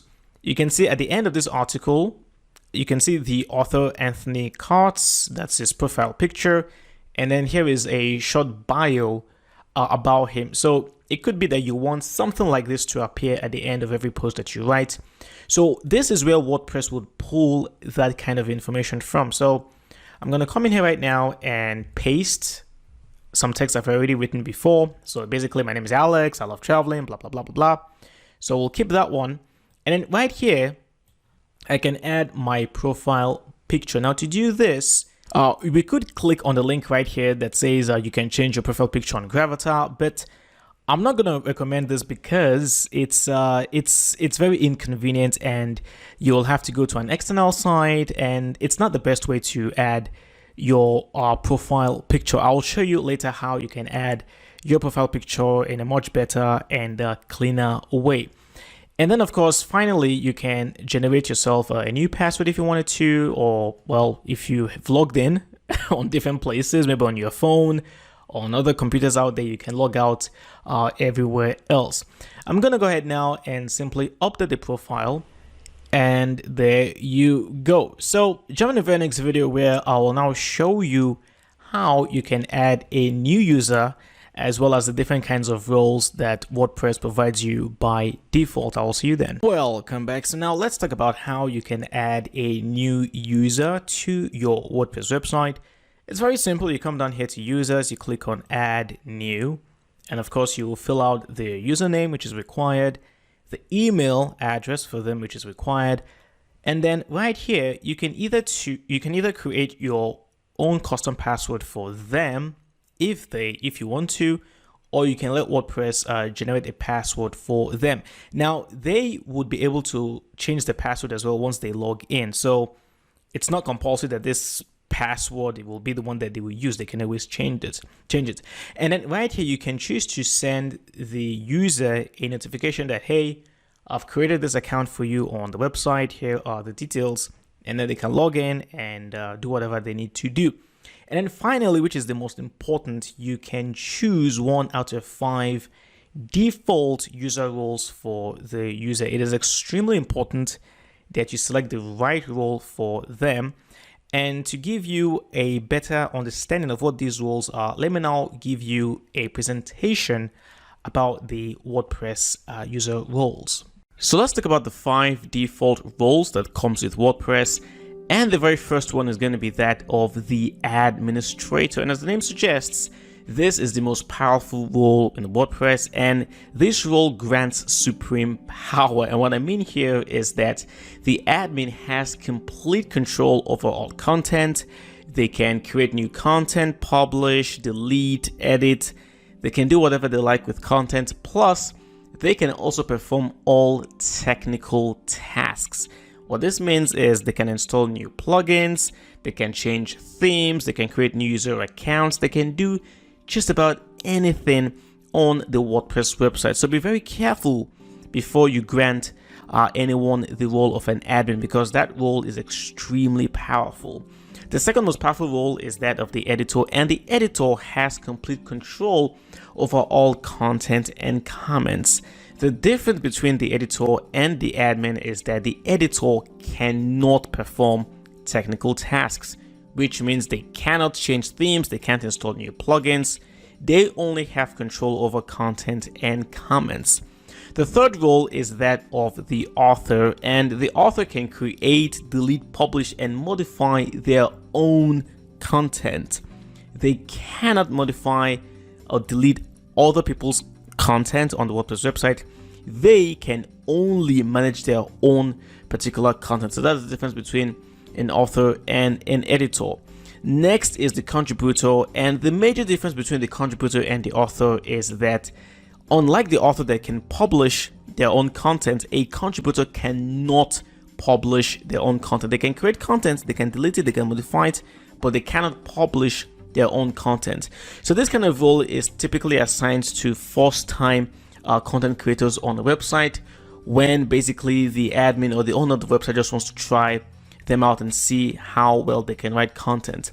And last but not least, we do have the subscriber role, and well, the gentleman there looks very happy. Maybe it's because the subscriber can, well, read all posts, but that's just about it. The subscriber cannot do anything, and I'm guessing the man is very happy because he's got no responsibilities. All he has to do is just read posts. So the subscriber role is very, very limited, and it's rarely ever used. Now, one thing or two things to take note of is that, one, roles and capabilities can be modified.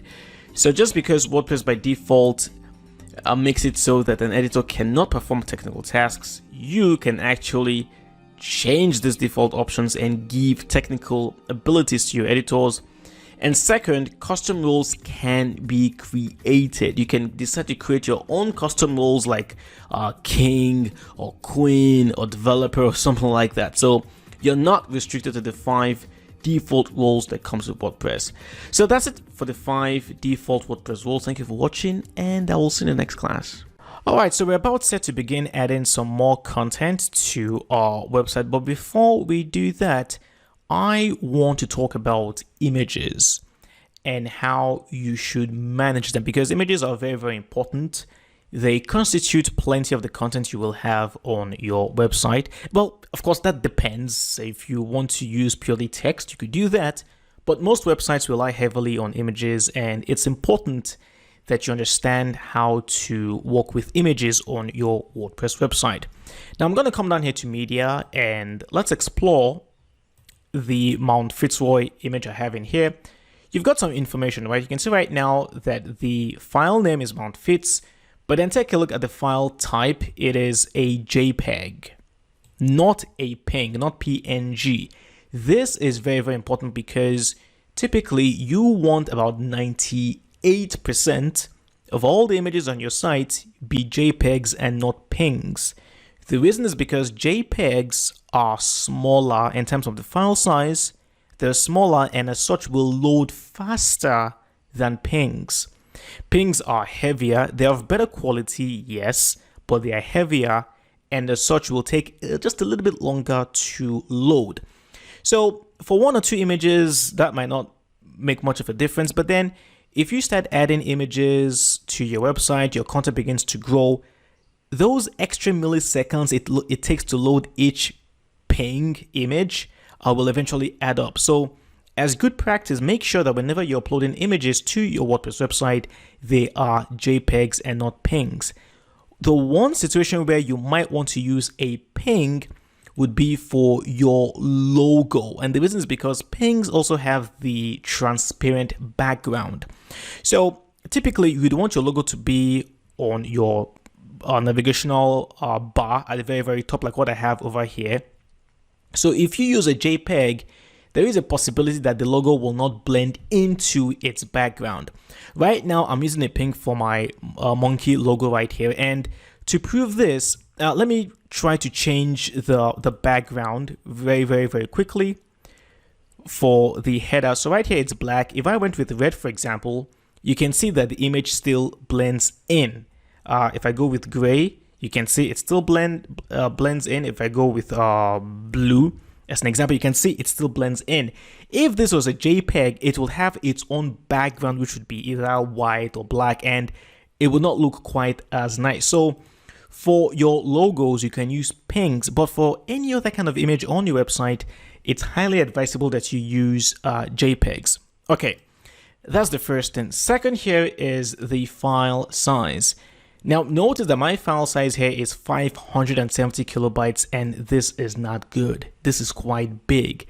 Ideally, you want your file sizes to be less than 100 kilobytes. So one way how I could reduce this file size would be to reduce the dimensions. Right now it's 2048 by 1365. This is very, very, very large. I'm sure I could bring this down to maybe 15 by 800, and the file size will not be quite as large. So ensure that whenever you're uploading images to your media library, they're less than 100 kilobytes. In fact, if you can make them smaller, by all means make them smaller. That's another thing you should be aware of. Now, a question you might have here is, Alex, what exactly would be the optimal dimensions for my images? That's a very difficult question to answer because a lot is going to depend on how small or how large you want to actually display the images. For example, over here in my blog, notice that the images in here are quite small. This is roughly about, let's say, 400 pixels by 270 maybe. But then over here on my Academy, notice right here that images are displayed a lot larger. So it's going to depend on how you choose to display your images. Do you want to display them in small containers or large containers? So for now, that's going to be a question we'll reserve for the future.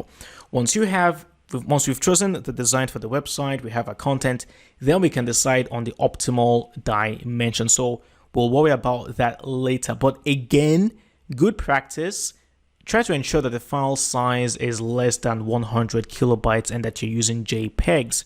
One final thing to mention is that your images should also have the alternative text. I've already talked about this earlier when I said alternative text is great for SEO.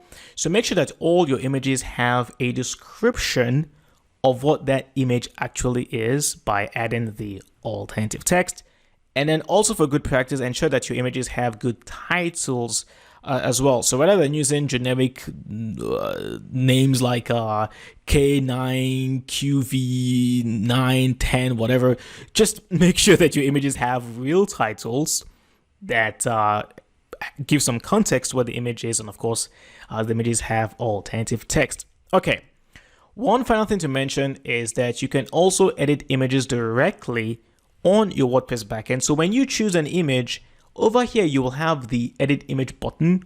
You can click in there, and now from here you have the ability to scale down the images right here. As you can see, I can scale them down if I wanted to. So I could bring this down to 1920 by 1280. And right now, of course, the image would be smaller. You can crop the images as well. You click on crop right now, and then you simply choose which part of the image you want to crop, and then you do the business. You can rotate left if you want to, rotate right, flip vertical, horizontal. You have those options in there. And then, of course, right here, if you decide that, you know what, I've tampered with this image and I don't like what I'm seeing, you can simply come in here right now and restore the image to its original size if you wanted to. So you could make some changes to your WordPress images from the WordPress backend. So that's it for image management. Join me in the very next video where we'll now begin to add some content to our website. Let me now take some time to walk you through the Gutenberg page builder. What exactly is this Gutenberg page builder? Well, it is what I use to create this post with the image, the text, and so on. So what I'm going to do is I'm going to click on the title right here to go to the actual post, and then up here, I'm going to go ahead now and simply click on edit post to visit this post all over again. The other way to go to the back end for a post is simply to go to all posts, and then right here you will see edit. Okay, so I'm going to click on edit right here, and this will bring me back to the exact same page. So that's another way how you can edit a post that's already been published. Okay, so what exactly is this Gutenberg page builder? Well, it is what we use for adding blocks of content, whether it's images, videos, text, and so on. And the Gutenberg page builder is actually new. Up until about a year and a half ago, it didn't even exist. We used to use something known as the classic editor, but it was kind of limited in that you could only add text, images, and you couldn't really do things like add columns with it unless you sought help from plugins, which we'll talk about a bit later. The point being here that with Gutenberg, you can now create actual real content and apply structures as well on your posts. So how exactly does it work? What I'm going to do here is I'm going to scroll all the way down here. Okay. Now I'm at the end of this post. Over here, I have access to my toolbar. And this is because, remember, I chose the top toolbar view. Now, if I uncheck that one and I go with maybe the full screen mode, I won't have access to the remaining functionality in the toolbar. So if you want access to all the functionalities, go with the top toolbar instead, and now you'll have access to these functionalities in here. All right. Over here, the way it works is that you simply click on plus to add a new block.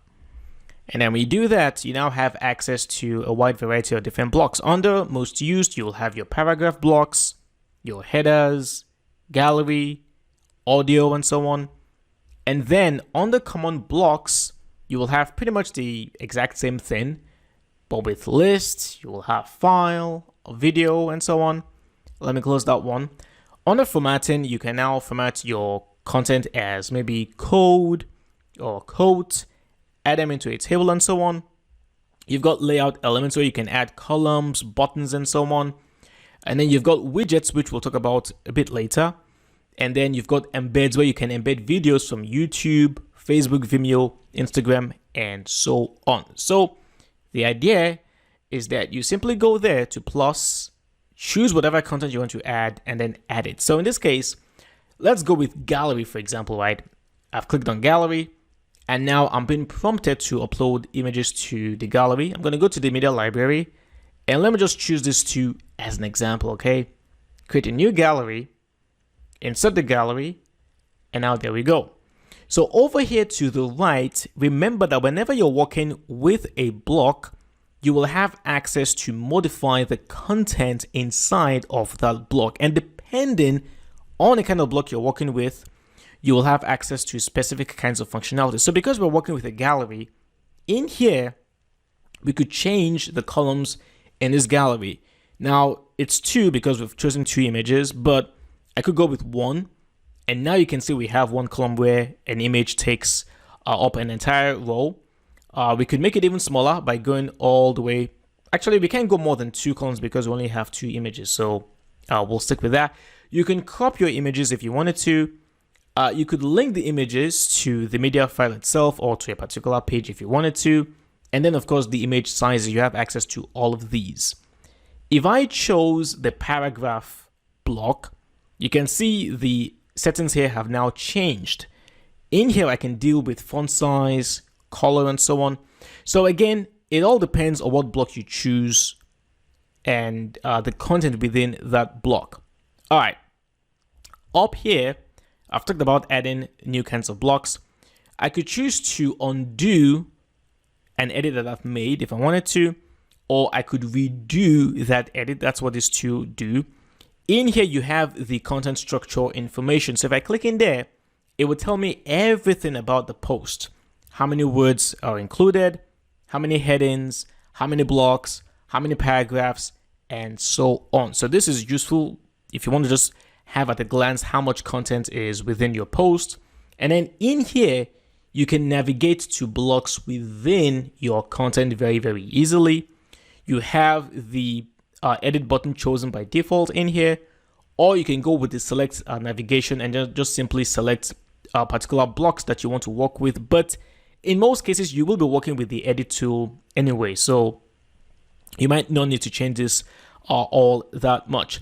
Now, in here, of course, you can change the position of your blocks. You can either move them up or move them down. All you have to do is select the block by clicking inside. So for example, if I wanted to move this image up, I would click on the image, and now I can choose to move the image up or move the image down. So you select and then you push either up or down. Now in here, you will have access to special functionality depending on the block. In this case right now, because I'm working with the image block, I could change the block style from the default to rounded. And now you can see that my image now has a rounded design. Let's go back in there. I could also choose to transform this particular block to similar blocks.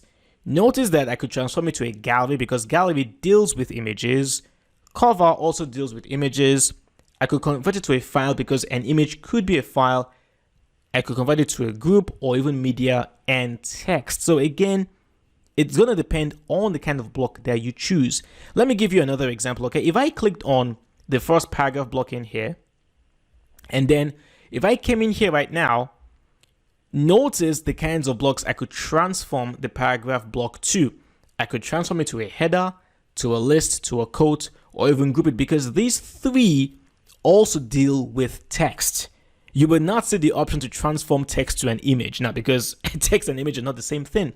So again, depending on the kind of block you're working with, you'll have access to specific kind of functionality in here.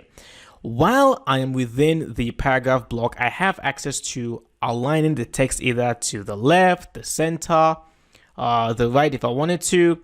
I could make the text bold if I wanted to. I could make it italic. I could add links as well, both internal and external.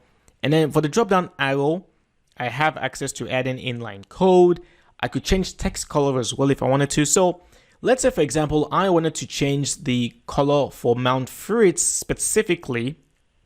I would first of all select it, go in here, click on text color, and now I can choose any of these colors, or even click on custom color, which will bring out this block, and then choose a particular variant. And yeah, I'm just going to go with this one. And let me click outside. And there you go. So now it now has this particular color. That's how that one works. Over here, I could also choose to duplicate a block if I wanted to. So if I click duplicate now, I have the duplicate of the exact same block. I'm going to remove this by going back in here and then simply remove the block. Now if I go back in here again, I have access to inserting blocks before this particular one or after. If I wanted to, I could edit the block as HTML. And if I click in there, now you will see the actual real HTML code behind the scenes. If you're familiar with HTML, then you will understand what's going on in here. If you don't know HTML, don't bother, don't worry. Just stick with editing visually and you'll be fine. Let's go back in here.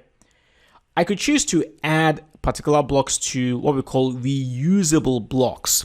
The point being here that if I like the content I've created and I like the styling and I want to use that same block on another post, I could save that block as a reusable block. So as an example, I'm going to click on add to reusable blocks and let's give it a name of a special header block. I'm going to go ahead now and save it. And we will take a look at that a bit later. If I go back again to the more options tab, again, I could choose to group this block with other blocks if I wanted to, or just remove the block if I don't have any use for it again. So pretty much that's the introduction to the Gutenberg page builder. The point here again being that you simply click on the plus button right here. You add a new block, add some content, modify the content if you need to, and basically create content. That's how it works. I'm going to go ahead now and simply update this post. All right. Now, if I wanted to add a new post, I'll click on add new. Okay. And now in here, let me show you how I would add the reusable block, which we just saved previously. I'm going to go back in here, click on plus. And then down here, I will now have access to a new category called reusable blocks because we've created one. I click in there and now I have the special header block. I'm going to click in there and there you go. Now I have access to the exact same Mount Fitz header block. That's how you would work with reusable blocks.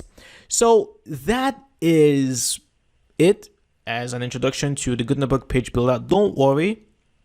We're going to be doing lots of creating lots of content with the Gutenberg page builder, so you will understand exactly how it works to the fullest extent. So that's it. Thank you for watching. I will see you in the next class. Alrighty, it is time for an assignment, and for your assignment, I want you to create 7 posts on your WordPress website, and they must have different categories and featured images. Now, just to show you, I have already done mine. You can see I do have an article here, visiting a Buddhist temple in Thailand. I have another one here, fashion in Istanbul. I created a new category called Turkey because this was in Istanbul.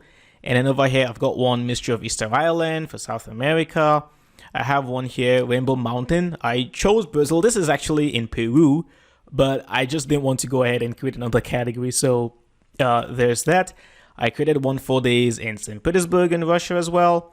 And then over here, amazing Chiang Mai, Thailand being the category.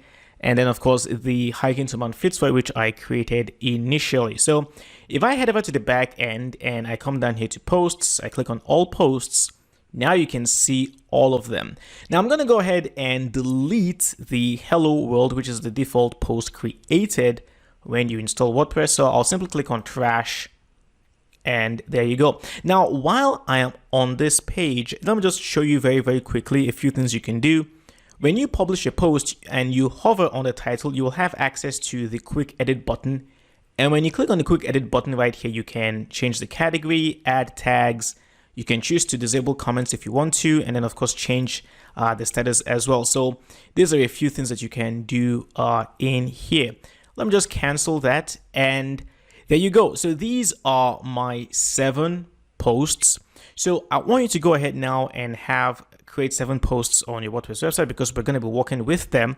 Now, if you're looking for ways to create content, of course, you can use the lorem ipsum generator. You come in here. I used 2 paragraphs on all my articles, so you can create 2 paragraphs, click generate, copy, and then simply paste. And then if you're looking for images, I would love to share these images with you, but I mean the ones I used in here, but they're my images, so it's going to be kind of odd having lots of people using the exact same images over and over again. But what you can do is you can go over to pixabay.com, and this is one of my favorite websites for getting images for free. You can go in here and simply type in, let's say, for example, travel. That is, of course, if you're also creating articles under travel. Click on travel, press enter, and now you'll have access to different images that you can grab for free. If you see one that you like, for example, this one right here, you click on the image, and then right here, you click on free download, and then you can choose the size you want to go with. I'll recommend you go with the second size, which is usually 1280 by another size. So that's the one I'll recommend that you go with. And that's pretty much it. So please go ahead right now, create your posts, make sure they have unique titles, 2 paragraphs for each of the posts. They must have their own featured images, and then try to ensure that you have at least, let me say, 4 categories for your post as well, because we're going to be working with them. So that's your assignment. Thank you for watching. Go ahead now, do it, and I will see you in the very next lesson.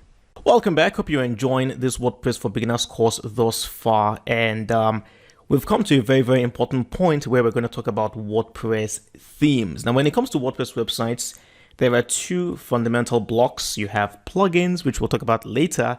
And of course, you have WordPress themes. What exactly are WordPress themes? Well, I'm going to use this analogy, okay? Let's say, for example, you wanted to build your house, your dream home, right? You have the money, but you just don't want to build any kind of house, right? You want it to be special. So what you do is that you hire architects, several of them. You tell them, hey, go and design my dream house for me and let me know what you come up with.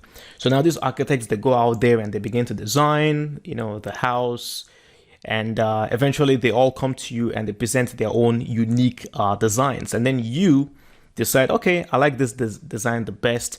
I'm going to go with this architectural design. Let's start building my dream house. Think of that house, your house, as your WordPress website, and then think of those architectural plans that the architects presented you as WordPress themes. So in other words, WordPress themes are like pre-built designs with functionality, with layout that you can just simply pick and apply to an existing WordPress website. Now, if you go to wordpress.org/themes, right here you will have access to a whole bunch of themes, over 7,000 of them, by the way. And right at the very top, you will see we have 2020, 2019, and then 2017. 2018 should be somewhere around there, but I think this is based on popularity. Anyway, the 20 themes, 2020, 2019, 18, 17, and so on, these ones are designed specifically by WordPress themselves, okay? But then you also have third parties, developers out there who build WordPress themes also. One of which is going to be Astra, which is one of the most popular WordPress themes. You have Astra, you have Hello Elementor by Elementor. If you've never heard of them, they make a very fantastic page builder plugin. Check it out, it's awesome. You have Ocean WP, another very, very popular theme. you've got Neve, and so on and so forth. So right here, when you begin to take a look at the images of all these themes, you start to see differences, right? For example, if you take a look at 2016 and Go, 2016 looks more like a theme you would use for a regular blog.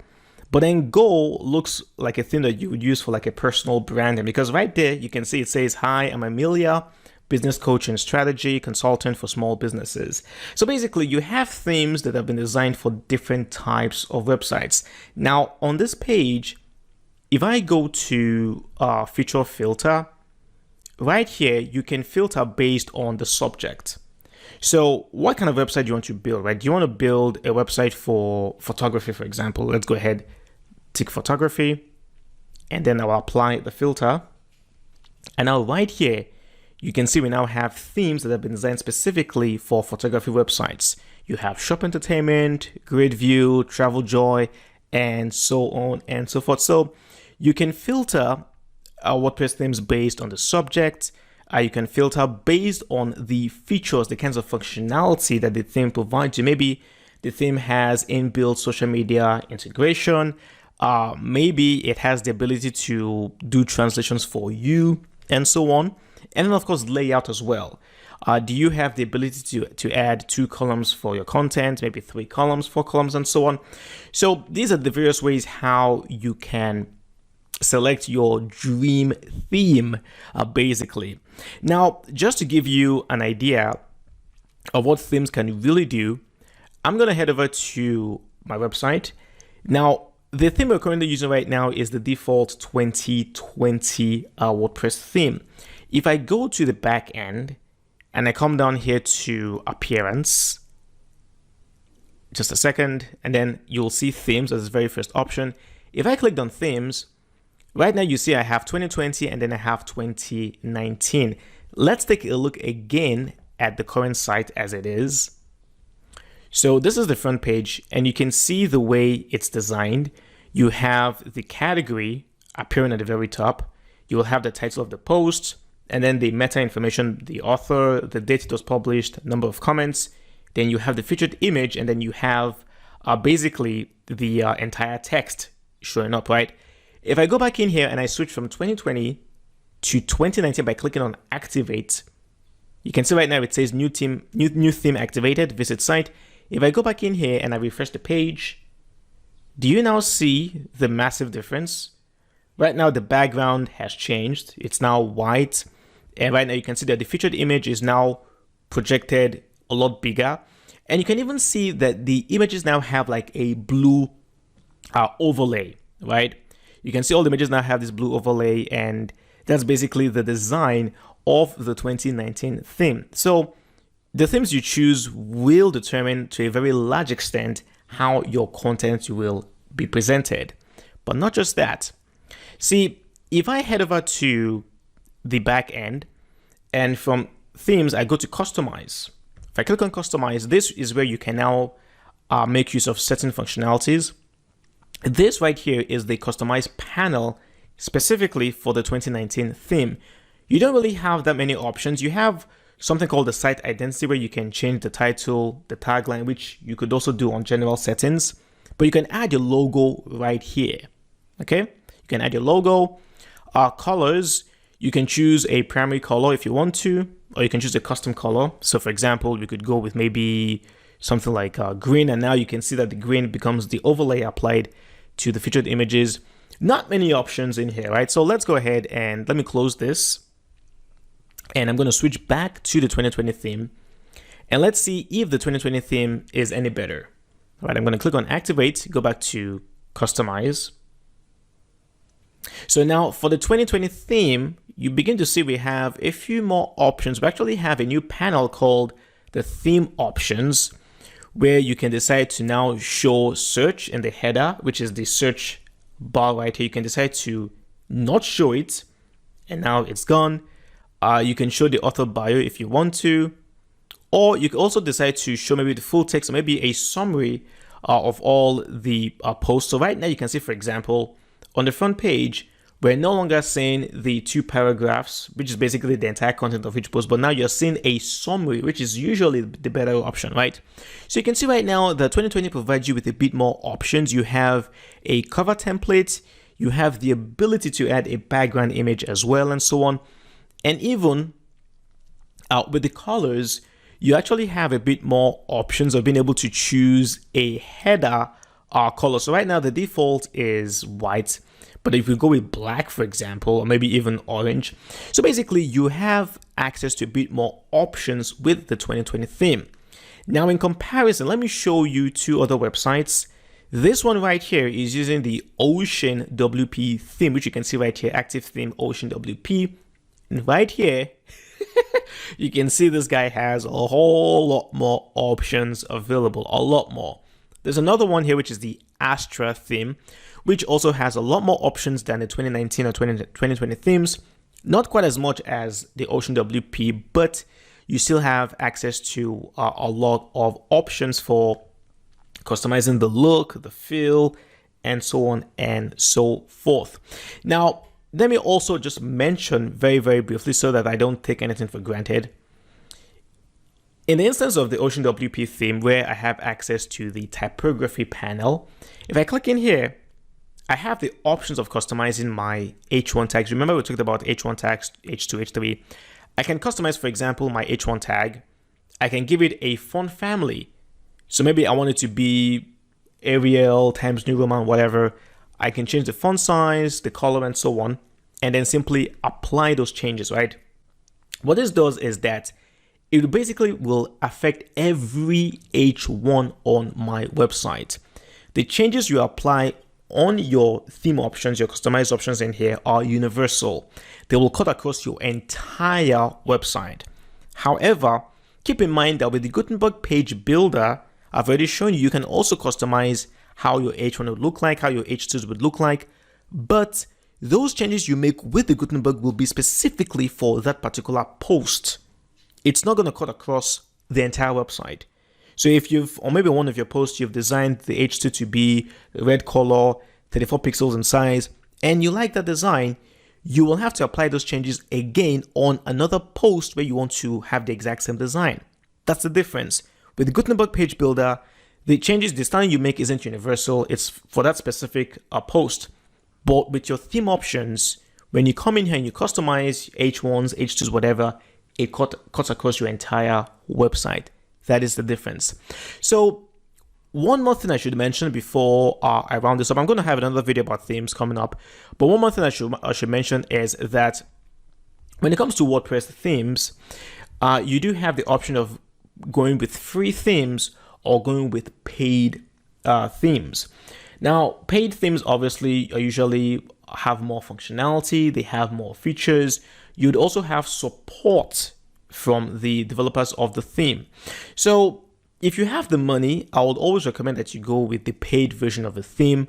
But if you're just starting out and you're trying to get your hands dirty, you're learning WordPress, going with a free theme is perfectly fine. But just keep that in mind that you do have paid themes and they're usually better than the free themes. So this has been an introduction to WordPress themes. Thank you for watching. I will see you in the next class. Welcome back. So now that we've talked about WordPress themes, it is time to talk about their partners in crime, which is going to be WordPress plugins. What exactly are they? What do they do? Let's go back to the analogy of the house, right? We've talked about WordPress themes being the architectural designs, the layout of the house. But like we said, this is a dream house, right? It's not just any ordinary house.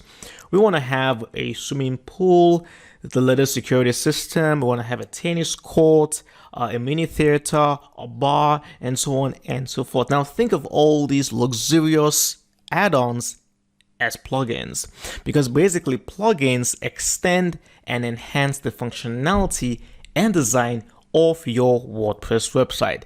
Now, just like with your house where you want to go for the latest security system, with plugins, you do have plugins that specialize in security that can protect your website from malware, from hackers. You have plugins that can help you market your site. They're basically marketing, a plugin specifically for marketing. You've got plugins for collecting people's emails. You have plugins for moderating comments.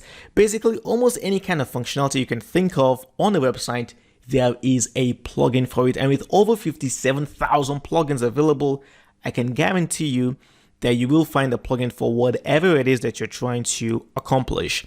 Now, I'm going to give you some examples of some of my favorite plugins. Elementor is one of them. And Elementor is basically the world's leading WordPress page builder. It's very similar to the Gutenberg page builder, which we will be working with, except for the fact that Elementor is way more powerful. It's a far more powerful page builder plugin than Gutenberg. Why are we not using Elementor? Don't ask. I do have another course. I do have several tutorials on how to use Elementor. Let's show Gutenberg some love in this course. So that's Elementor. You do have WooCommerce, which is basically the #1 plugin for creating online stores. So if you want to build an online store for selling services or products, you typically would go with WooCommerce. WooCommerce is just a fantastic, amazing plugin for creating and selling products. And then you also have these companies that specialize in creating plugins, that develop them. One of my favorites would be My Theme Shop. Now, My Theme Shop, they have this fantastic plugin for SEO, which is Rank Math. We will talk about that a bit later. But they have other kinds of plugins. For example, they've got plugins for writing reviews, plugins for shortcodes, plugins for real estate, content locker, which basically would lock access to content unless the user decides to share that content on social media. They have other examples. They have plugins for creating quizzes. They have plugins for creating notifications, for writing testimonials, and so on. So again, any kind of functionality that you can think of, there's going to be a plugin for it. Now, of course, in this course, we will be dealing with several plugins, but there are some things you need to be aware of when it comes to dealing with plugins. I probably will talk about this later on in this section for WordPress management. But just because plugins are available doesn't mean that you should just begin to install them all. No, you don't want to do that. You want to be very, very, very careful. We will talk about plugins a lot more, but I wanted to give you an introduction to what they are and what they do. Now, if you're interested, I do have an article on my blog, thewebmonkeyonline.com. The article is called The Guide to WordPress Plugins. And in here, I basically go very, very, very in-depth, discussing everything you need to know about WordPress plugins. It is very, very extensive. So if you're interested, I'll highly encourage you to check out the article and read everything that you need to know about WordPress plugins. Again, we will talk about plugins a lot more in this course, but this particular article is very, very in-depth. It's very, very detailed, and it's an article that's guaranteed to provide you with all the knowledge that you need to know about WordPress plugins. So that's it for plugins. Jump in the very next video where we'll now take a look at something called sidebars and widgets. I'll see you then. Welcome back. So now that we've talked about WordPress themes and plugins, it is time to talk about WordPress widgets and sidebars. Now, unfortunately, I don't have an analogy to describe what these are, so let me just go straight to the point, okay? I'm going to head over here to Appearance, and then I'm going to click on Widgets over here in the back end. Now, you will notice that on the left, we have available widgets, we have archives, audio, categories, gallery, and so on. And then to the right, we have two sidebars. We have footer #1, and then we have footer #2. So what exactly are we looking at here? Basically, widgets are like blocks of content. It could be any kind of content. It could be text, image, audio, video. It could be a form. It could be anything. Those are what widgets are. Sidebars are now the containers or the locations on your website where those widgets can be applied to. So right now, by default, when you install WordPress, WordPress will provide you with its own widgets. The themes will determine which sidebars you have access to. Now, because we're using the 2020 theme currently on the Nomad site, we have access to two sidebars, footer #1 and then footer #2. So let's see where this information will be displayed. We have currently 6 widgets. You might be thinking right now that, okay, because these two sidebars are called footer #1 and then footer #2, it should only make sense that these widgets will be displayed at the footer of the website. So now if I go back to my site and let me just refresh this page. Okay, and then I scroll all the way down here. You will now notice the widgets being displayed in here. We have the search bar, recent posts, comments, categories, and of course our archives right there. That's because over here, this is where they're being displayed at. So let's make some changes. Okay, I'm going to remove meta by simply clicking and dragging to the left. I'm going to remove archives, categories. Let's also remove recent comments. So now we only have to search and recent posts. You don't need to save. This is automatic. By the way, whenever you add widgets or you move widgets, it's saved automatically. So there is no save button when you're doing that. So if I go back in here and I refresh the page, now notice that in the footer, we now have access to only the search bar and recent posts. So there you go. Now you can see the relationship between widgets and sidebars. But let's go back to the backend because we have footer number 2. So I'm curious, where exactly will the theme display these widgets in footer number 2? Is it going to be side by side with the widgets in footer number 1, or will it be below the widgets of footer number 1? Let's try that, okay? I'm going to add a text widget. I'll click and drop it in here. Let's add a title of hello. And let me just type in some text. Hello, it's me. Now, for this, we do need to save. When you're working on the widgets inside, you do need to save. So let's save that one. Okay, let's also add, an image widget. Let's drop it in there. Let's add an image. Let me choose myself. Add to widget, and then let me save that one. Okay, there you go. So let's see exactly where these two will be displayed. Let's go back in here. Let's refresh the page. And now, right now you can see it's actually to the right. So it's not going to be below the widgets of footer number 1. It's going to be to the right of the widgets in footer number 1. So keep in mind that, again, the theme that you choose will determine the number of sidebars that you have access to. Let's take a look at another theme. This one is the Ocean WP theme. Now, this one has a default sidebar. It has a left sidebar, a search results sidebar. It has 4 sidebars in the footer. It also has a WooCommerce sidebar. So a lot depends, again, like I said, on the theme that you choose. If I go to another theme, this one is I believe this is the Astra theme. So Astra has a main sidebar. It has a header sidebar. It actually has a footer bar section number 1, a footer bar section number 2, and then it has 4 footer sidebars. I actually don't even know where this content will be displayed, but you know, whatever. So again, the theme that you choose will determine the kind of sidebars that you have access to. Let's take a look at the actual Astra theme itself, because if I view a post on the Astra website, which is the moviecharacters.com, notice that on this post right here, there is a sidebar to the right where you have the recent posts, and then you have categories, you have archives, you also have like a tag cloud. Well, that's because over here, this is where those are being displayed. Right here, the main sidebar. The main sidebar has recent posts, it has a tag cloud, it has categories, archives, and so on and so forth. Now, going back to the widgets, keep in mind that when you install WordPress by default has its own set of widgets. In fact, all these widgets you're seeing right now will be given to you by default when you install WordPress. However, when you begin to install plugins, some of them will now provide their own types of widgets. As an example, if I came over here to the Ocean WP website, notice there is a MailChimp widget right here. That's because I've installed the MailChimp plugin. So because the MailChimp plugin is activated, it's giving us the ability to add a widget specifically for MailChimp where you can display a subscription form. Notice there are other widgets like Instagram, social share, there is Twitter, there is Flickr. That's because we have some plugins that have already been installed to provide these widgets for us. So a quick recap, themes will determine which sidebars you have access to. The plugins will determine which widgets you have access to, but keep in mind that WordPress by default gives you its own set of widgets. And also in certain times, although it's a bit rare, themes can also even provide their own widgets as well. So it's not just plugins. Themes can also be customized to provide their own custom widgets for you to use.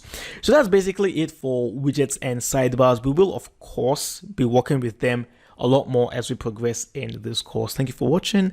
I will see you in the next class. Alrighty, it is now time for us to choose the theme we're going to be using to build our WordPress website.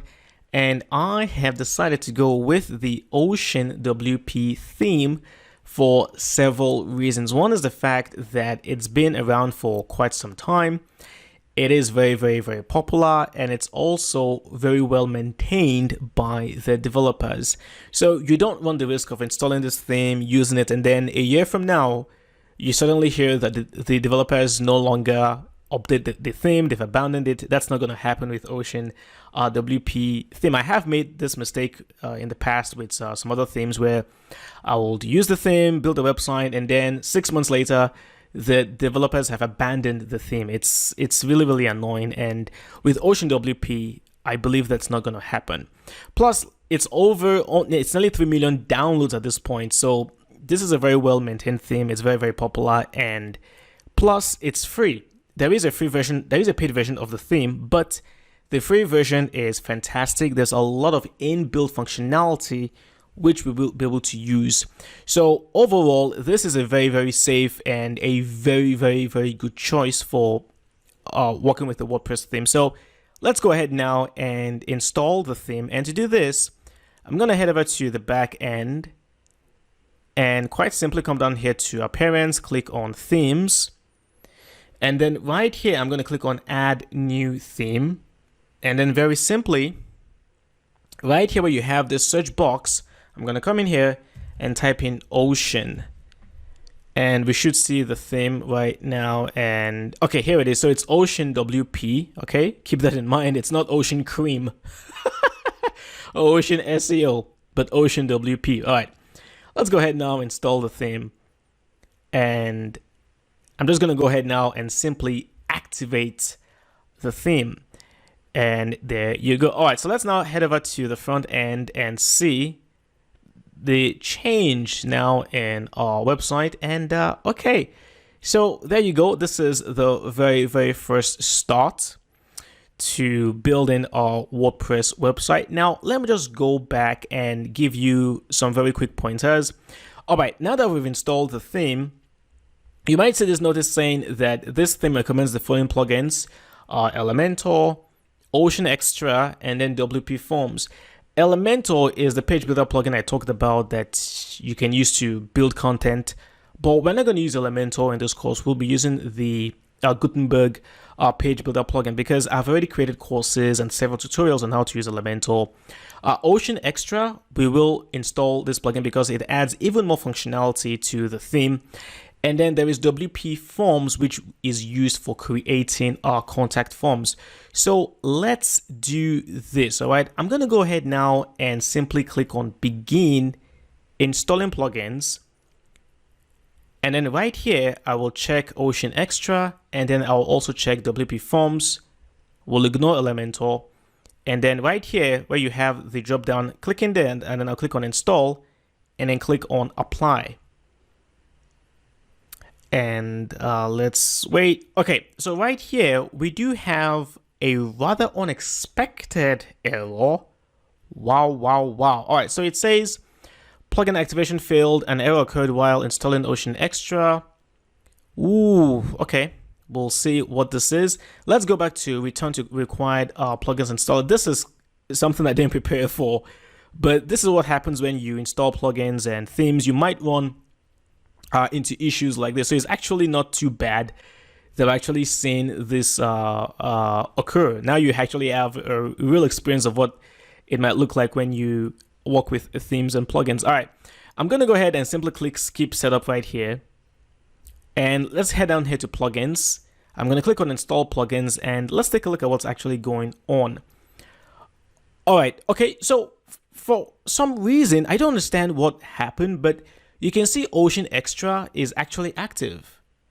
It's active because we have the option to deactivate. If it wasn't active, you will see the option to activate. So I'm not sure what happened there when we got the error message. Anyway, it's fine. We now have Ocean Extra and we have WP Forms, which we will work with a bit later. So now that we've installed Ocean WP, we have access to the theme panel that you'll see right here. I mean, when you click in there, you will have the ability to connect your website to Ocean WP, where you'll be able to get updates. However, this isn't something that it's not compulsory. You can always update your themes manually, and I'll just go ahead and simply skip this process. We don't need to worry ourselves about that. Let's wait for a few seconds. All right, so we've skipped that one, but now we have access to the actual real theme panel, where we will be able to make lots of different kinds of customizations, and we will begin to do this in the very next video. But one more thing I want to mention before I round this video up is that when it comes to the themes that you have installed, in my case right now, I have Ocean WP, which is of course the active theme. And then we have 2020 and 2019 as backups. Some people might say that, hey, you shouldn't have any other theme installed, just have only your active theme installed. That's very, very bad practice, because sometimes, just like you saw earlier, you might have errors. You might have conflicts when you install a plugin and the plugin doesn't work quite well with your theme, or maybe there's a new update and something breaks. You want to have at least one backup theme for troubleshooting. So if you're trying to discover whether or not it's the current theme that has the issue, you can simply swap themes and then see if the error has been fixed, which is why it's always recommended that you have at least one backup theme, and not just any backup theme, but have themes from WordPress themselves. Basically the 2020, 2019, 2018, those are the kinds of themes you should have as backups. So in my case, I'm going to keep 2020 and 2019 as backups. I'm not going to go ahead and delete them. However, if in the future you want to delete a theme, first of all, you need to ensure that it's not the active theme. And then to delete the theme, you'll click on the theme details right here. You click in there, and then right here, you will have access to the delete button. That's how you would delete a non-active theme on your WordPress website. So that's it. Thanks so much for watching. Jump into the next video where we'll now begin to customize our WordPress website. Welcome back. So now we're getting set to begin to customize our WordPress theme. But before we do that, there's a couple of things that we need to take care of. First of all, we do need to set up the home page. Right now, as it is, if you go to your front end, you should see something like this. You'll see your latest posts being displayed. Now, this is because by default, WordPress will display your latest blog posts on your homepage. Now, there are two ways how you can set up your homepage. Let's go over to the back end, head on over to settings, and then reading. So right here, by default, your homepage is set to display the latest posts. However, we also have the choice of choosing a static page, which will basically be a manual creation of a homepage. And then there we will be able to add whatever content we want to add. But before we can do that, we do need to create an actual home page. So let's head on over to Pages. I'm going to click on Add New. And then we'll just go ahead now and type in Home. Okay, I'll go ahead now and hit Publish. Publish again. And let's add one more page as well, which will be the contact page. So let's add contact, and let's go ahead and publish that one as well. And then one more page to add will now be the blog page itself. This will be like the landing page for our blog posts. So we'll call that simply blog. Go ahead now, hit publish once again. And there you go. So if you've been following along, you should now have 4 pages: an about page, a blog page, contact page, and then of course the home page. Let's now head back to settings, reading.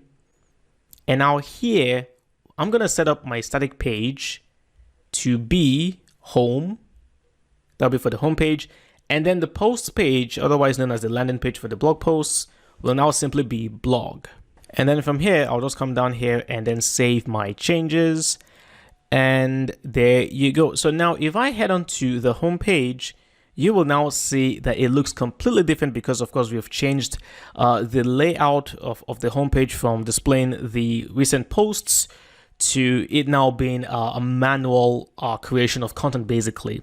So that's the very first thing we've done. Jump in the very next video where we'll now create our menu. I'll see you then. Welcome back. So now that we've set up the home page, it is time to create our menu, and your menu is one of the most important components of your website because basically it is the navigational system with which your users, your subscribers would use to find content on your site. So you want to make sure that you create a really outstanding menu. Now to do this, I'm going to head on over to the back end as usual, come down here to appearance, I'll go to menus right there. And okay, so now we can add a menu name. How would we like to name our menu? I'm going to call this one the main menu. Okay, so I've typed that in. I'll click on create menu. So that's the first thing. Next, now we have to add items to the menu. And of course, I'm going to go ahead now and add all the pages that we've created, with the exception of the home page. Now, the reason why you typically don't want to add the home page to your main menu is because it's out of fashion. Nowadays, your logo itself should be a link to your home page. So if your users are on another page, and if they want to go back to the home page, all they will need to do is click on the logo and it will take them back. And most people nowadays already know that. So adding home to your main menu is kind of old fashioned. So I'll ignore that. So I'll add blog, about, and now contact. All right, now let's add the categories and the subcategories of our posts. I'm going to come down here to categories, go to view all, click on select all, and now I'll add them to the menu. Now, here's the thing though. As it is right now, look over to the left where you have the categories. Notice that Thailand falls under Asia, Russia and Turkey are under Europe. But if you look at the structure of our menu right now, you don't see that, what can I call it right now, that indentation. So you want to push Thailand just slightly to the right of Asia. So I basically clicked on Thailand right now and then I drag just a little bit to the right and there you go.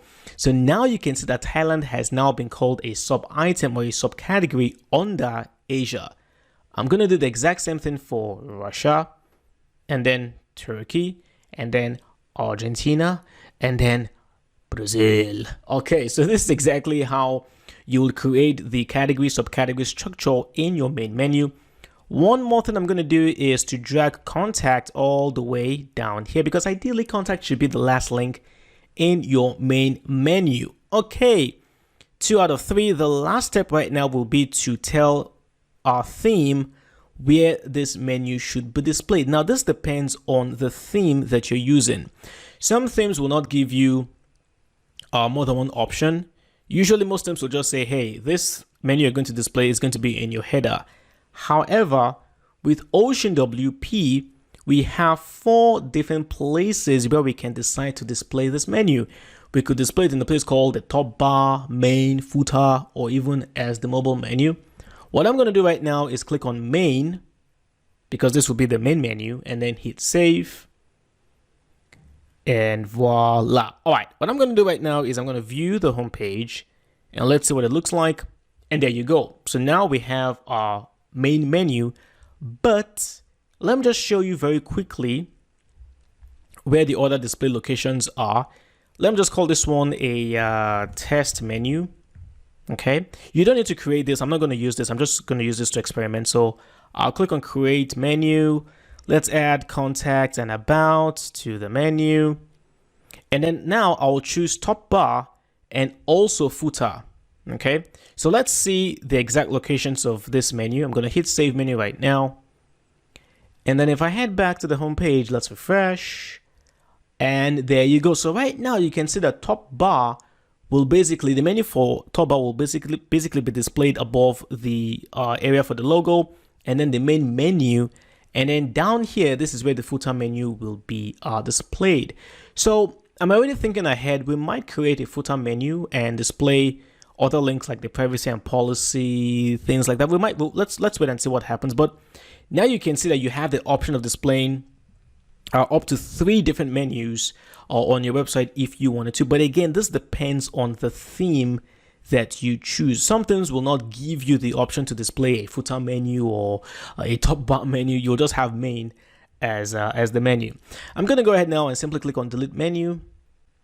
And there you go. Alrighty, so at this point, we're getting up in shape now to begin creating our content, styling our content. So join me in the very next video where we will now begin to work on the header for our website. I'll see you then. Alrighty, it is now time to begin to create our header. And when it comes to designing the header of your website, there are 2 main components involved. You have the logo, which typically would be on the left, and then you would have your main menu, which typically would be on the right. And by default, the WP Ocean theme already has that layout. You can see we have the Lone Nomad text as logo, temporary logo, and of course our main menu with a search icon as well, which is actually quite useful. But we're going to make this a lot better, and to do that, I'm going to click on Customize, and this will take us to the back end, where we can begin to make some serious design changes. The first thing I'm going to do here is I'm going to click on Site Identity. And then right here, you can see we've got the site title, tagline already written out. But right here, we've got the site icon. Now, if you don't know what a site icon is, it's also called the fav icon. Take a look up here. You can see where I've got my browser tab. I have the WordPress icon, the W representing my website. But then right here, there's another website here called Canva, and you can see their own fav icon. You have the C and then the blue background color. So basically, any professional website would have a fav icon. It's not the most important thing for your website, but it's great for branding. Now, why did I open up the Canva website? If you don't know what this website is, it's basically the simplified version of Photoshop. You can come in here right now and create images, logos, fav icons, presentations, all for free. You can create a free account, and they have templates that you can use to just create all these things. Now, I used Canva to create my logo and my fav icon, so I'm just putting it out there. If you've never heard of Canva, it is really an awesome website that you should check out because, well, it is an awesome website for designing stuff. All right, I'm gonna go back in here. I'm going to click on select site icon, and I have already uploaded my site icon, which I created on Canva. It is the one right here.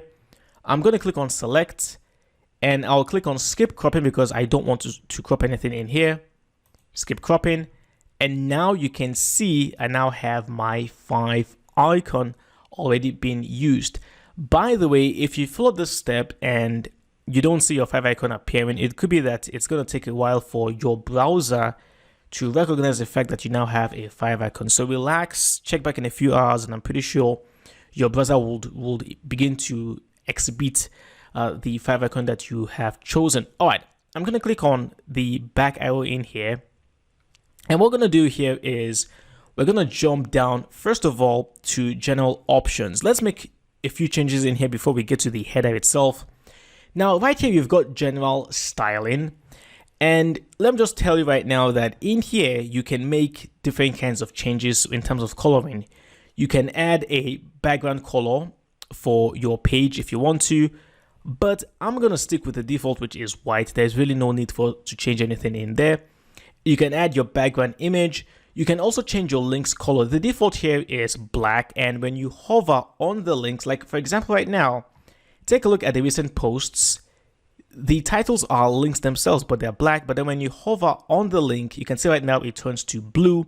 That's what you can change right here where you have color and then hover. I like these default choices by WP Ocean theme, so I'm not going to change them. But if you have your own coloring scheme, you can come in here, click on the bar, and then simply choose the color that you want to go with. I'm going to go back right here, click back again, and come over here. Now where you have typography, this is important as well because I'm going to click inside and we're going to choose a general font family for our text, and I'll do that by clicking on general. Actually, not general, but in here, you can choose to disable Google Fonts if you wanted to, but I would not recommend that. What we're actually going to do is I'm going to click on body in here, and then this is where we can choose the default font family for our website. And I really do like Montserrat. It's one of my favorite fonts by Google. So I'm going to come down here, and it is the one right here, Montserrat. So I'll choose that as the default font family. And right now you can see that the font family has already changed. And then the font size is 14 pixels, which is fine. The font style is default, text transform default, font weight is, I'm going to go with book for 300. We might change that a bit later, but we'll keep that as it is. And then of course in here, you've got the font color, which is this particular variant of grayish black or whatever this is. I'm going to leave that as it is. I'm not going to change it, but of course you can come in here and choose your own font color if you wanted to. Okay, that's for the body. But when it comes to design, do you typically want to go with two different font families? One for your general text and then one for your headers. Now for our headers, I'm going to go with Ubuntu. Okay, so Ubuntu will be for the headers, while for the general text, I'm going to use Montserrat. By the way, these are of course very, very subjective. If there are other font families that you like to use, by all means use them. You don't have to go with the ones I'm using right here. The font weight, I'm going to go with semi-bold for 600 just to make the headlines a bit more pronounced. And there it is. Okay, let's skip the typography and now let's head over to the header. Right here, I'm going to click inside. Let's click on general. So right here, the first thing I'm going to do is I'm going to change the background color for our header from white, which is the default, to now black. Okay, I've got black right there. And now for the height, I already have the benefit of hindsight, and I know that 90 pixels is going to be the ideal height. You'll see why in just a second. But now I'm going to click back, and then right here where you have logo, I'm going to click inside, and now I'm going to choose the logo I'm going to go with, and it's the one right here. Notice I've already created the logo. I've designed it. It's white text with a white icon as well. And of course, it's a ping. It's a PNG. So I'm going to click on select. And then there is no need for me to crop anything because I already cropped it perfectly before I uploaded the image. So I'm going to click on skip cropping. And well, there you go. So now we have this very, very massive logo showing up. But to reduce the size, I'm going to come in here right now and I'm going to bring this a little bit down to 199 pixels. So let me just come in here and add that one. And there you go. So logo is 109 pixels. No need to touch the max height. I'll just leave that as it is. So there you go. We've got the logo all showing up. Next thing I'm going to do right now would be to tackle the main menu, which is what we have right here. And to do that, I'm going to click on menu right here, just underneath the logo. And then right here, the position has already been set to right, and I will leave that as it is. But then I'm going to scroll down here, and I'm going to change the link color, which is what you have down here under main styling. So link color, I'm going to change this, of course, to white. Okay, so I've got white text. Let's scroll down a bit more. And then for the link background, notice that when we hover on Asia and Europe, you have like the white background right there. I'm going to change that to black. Okay, so where we have link background, I'll click inside and change that to black. And if I go back in here, oops, sorry, that did not work. Oh, I'm sorry, that's not what we should have touched. It's the one right here where you have the drop down styling. Okay, so under drop down styling, you have background color here, which is set to white. I'll come in here and change that to black. So do forgive me. All right, so now that we've changed it to black, you will notice that we now need to change the default text for the drop down from black to white so that we can actually see what's going on in there. So let's head back right here where you have drop downs styling, we have the link color right here, which is set to black. We'll change that to white. Because if I go back right now, you can see we now have it in white. And then when you hover, you have the white background, which is fine, I guess. But I'm going to keep it on black. I really don't like the white background on hover. So let's change that one by going back to the drop down styling, and then background color is black. Link background hover. This is where we're going to change it from white to black, where you have link background hover. So now when we hover on the text, you can see the background color does not change. It's still kept on black. But then notice that when we hover on the actual text itself, it goes to black. So we'll need to keep this on white as well.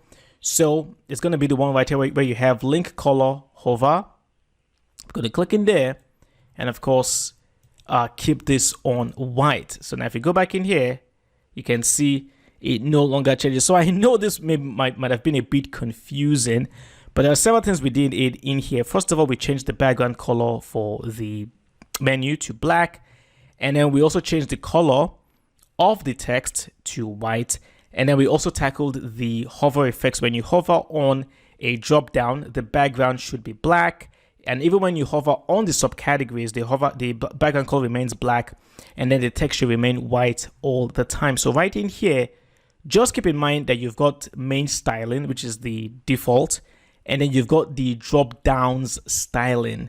So apply your changes in here carefully. All right, one more thing we're going to do is we're going to head back in here, and we're going to go back to typography, and then where you have main menu, I'm going to click inside, and then right here where you have the text transform, I'm going to change this to uppercase. Okay, we're going to keep this on uppercase, and then this font size from 13 pixels will make this a little bit bigger.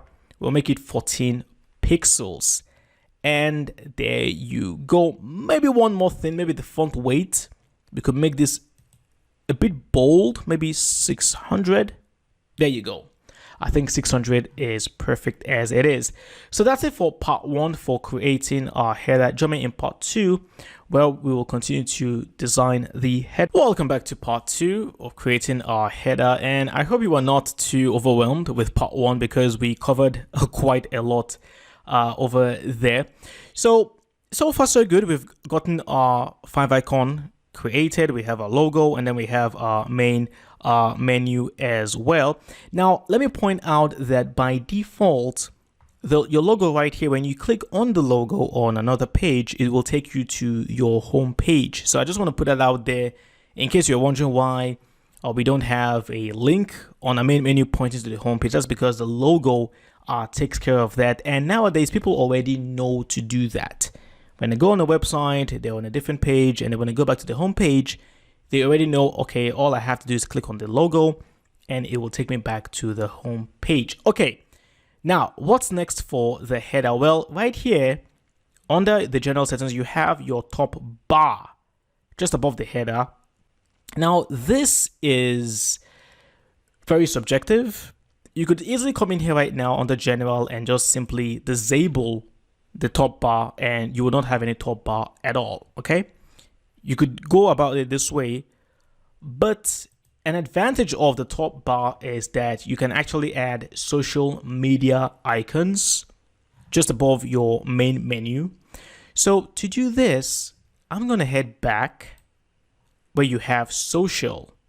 Okay, we're in top bar, social. I'm going to click on social, and then down here where you have the boxes for the social media icons, we can begin to add them. So for Twitter, I'll just use hashtag for Facebook as well. And let's add 2 more. I'm going to add for YouTube and Instagram, of course. I'm going to add that. So we've got Twitter, Facebook, Instagram, and then YouTube. Okay, let's make some design changes. Let's see, for the font size, we're going to make this a little bit bigger, make them a bit more pronounced. So 20, I think 20 pixels is a bit too big. Let's go with 18 pixels, okay? So 18 pixels. The social links color, let's keep this as it is. Let's go back in here, go to general, and of course we're going to change the background color from white to black as well. Okay, fine. But then we've got this annoying border with the white line. So let's remove that one by going to border color, and we'll just make it black as well. Okay. And then for the padding right here, because we're trying to create some space between the edge of the top bar right here and then the actual social media icons, we'll increase the padding top, make it a bit bigger, 16 pixels.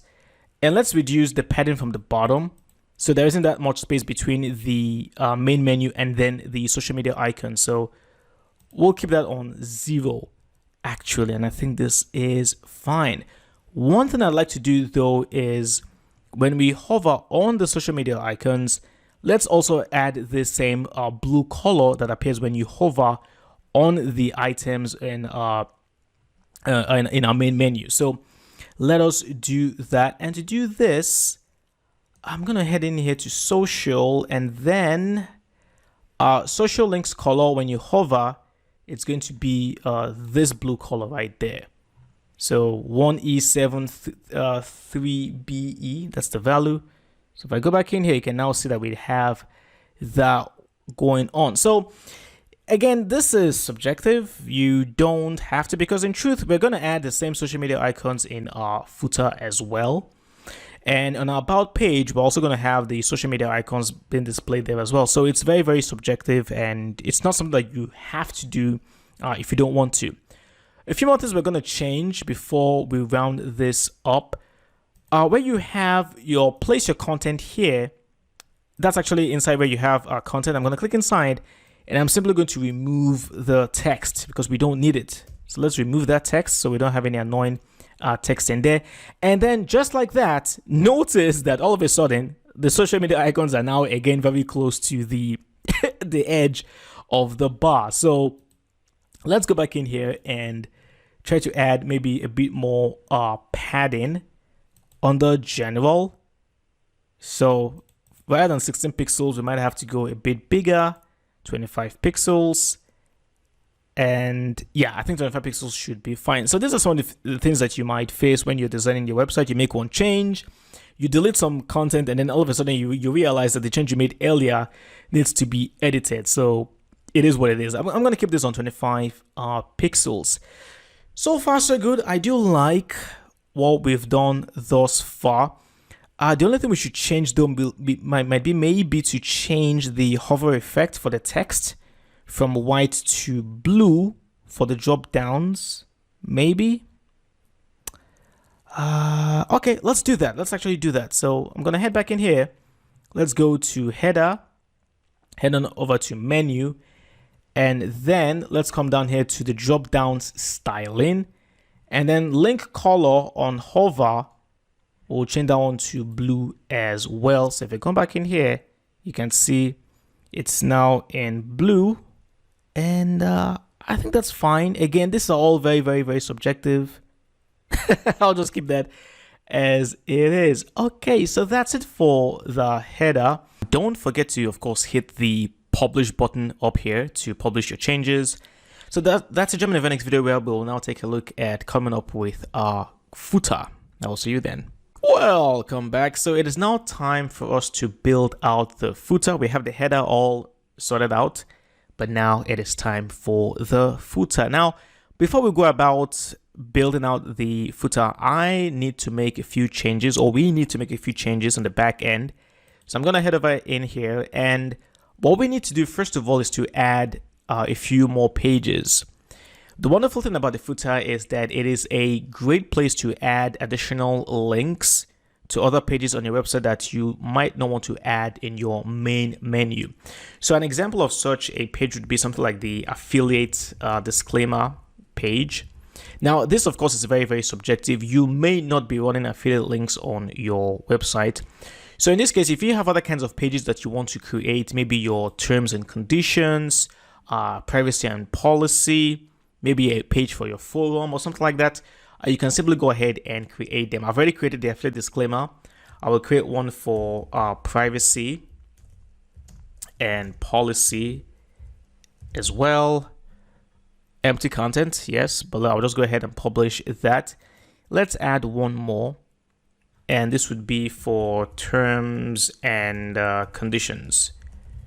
Now, the reason why I'm creating these pages is because we're going to publish a menu in our footer, and we need pages for that menu. So we've gotten 3 pages right now. I'm going to go ahead now, head over to appearance, menus, and let's create the footer menu. So I'll go ahead now and click on create a new menu, and I'll call this one the footer menu.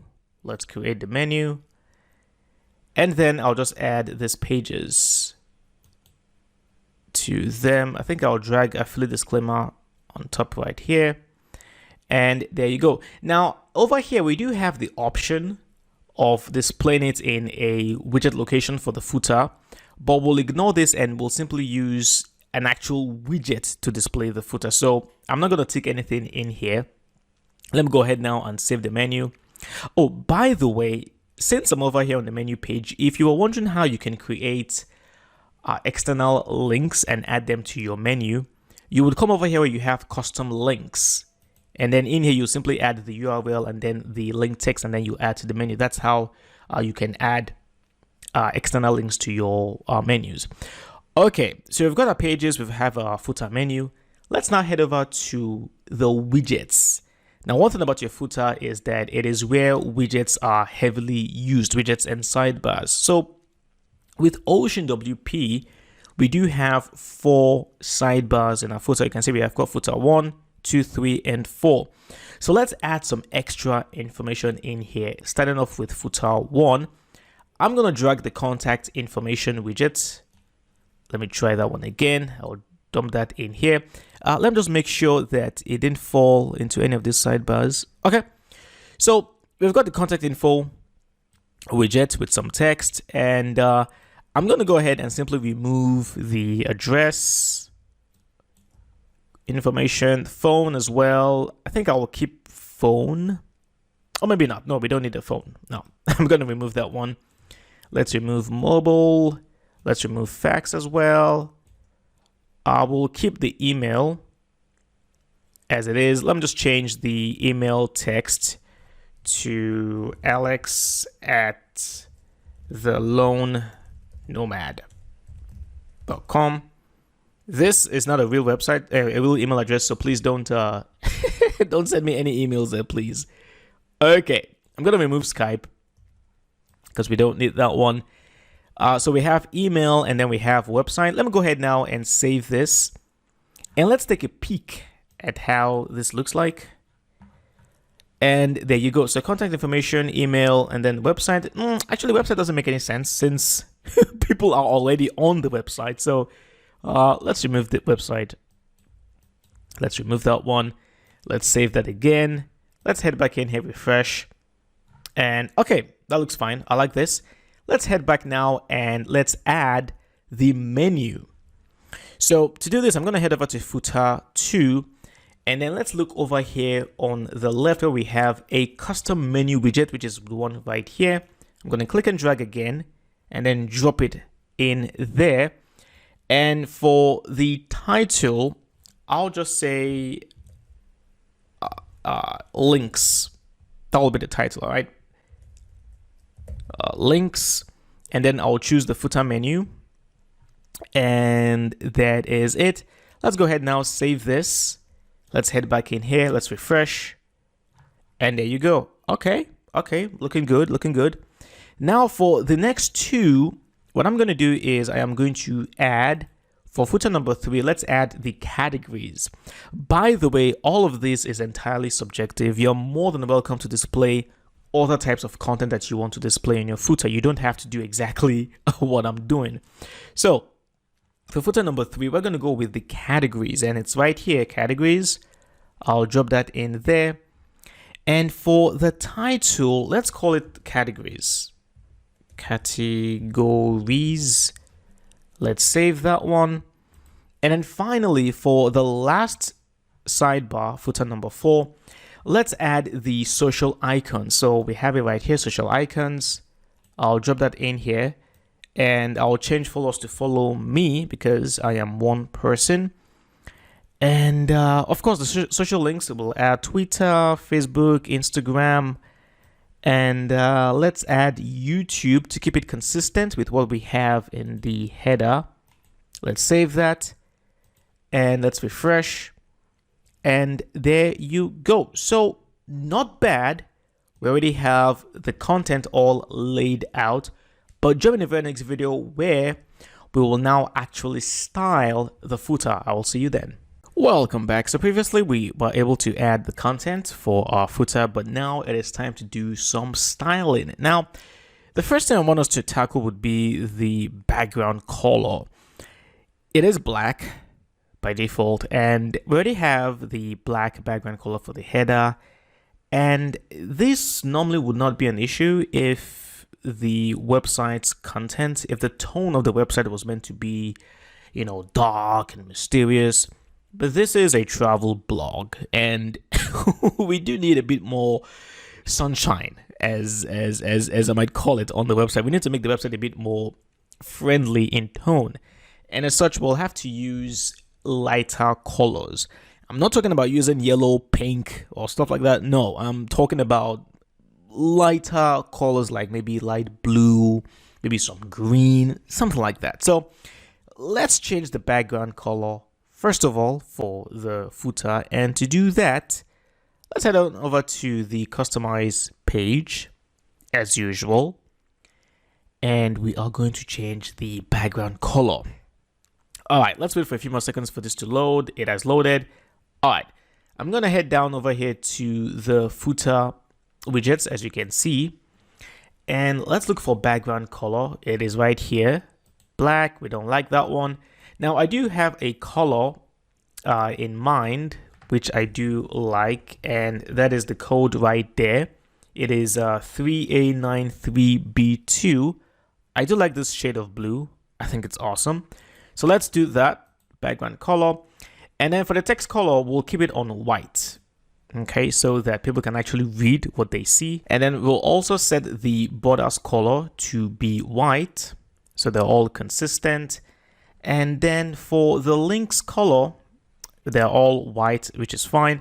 However, when we hover on them, they do have this particular shade of blue. Let's make it a bit darker. So we now have this. Actually, let's stick with the default. I think the default is maybe better than what I chose. So let's just stick with the default for the links color hover. And there you go. All right, a few more things we need to change. I would like us to change the borders for the social media icons and the effects. We need to make them a bit bigger and maybe even make the size, the font size of the widgets, the titles a bit bigger as well. They're a bit too small. So to do that, while we're here, let me just show you how to do something. I'm going to add the parallax footer effect. So this is what it does, right? If we, I can't actually show you what happens, but it's a parallax effect, meaning that when you begin to scroll down, the footer appears in a different kind of way. Maybe once we begin to add content to the home page, you'll be able to see this effect a bit better. But I'm going to keep it on for now. Okay, so I'm keeping this on. Let's head back in here. Let's head on over to the typography, and then let's come down here where we have the footer widgets heading. I'm going to click in there. And then here we can change the font size, and let's go with 16 pixels just to make that a bit bigger. And there you go. All right, I'm gonna go ahead now, publish these changes, and I'm gonna head back to the actual back end so we can make a few changes to the social media icons. Here is the effect, by the way. You can begin to see the effect in a way, which is what you have right now. You can see that when we scroll down, the footer is already like fixed.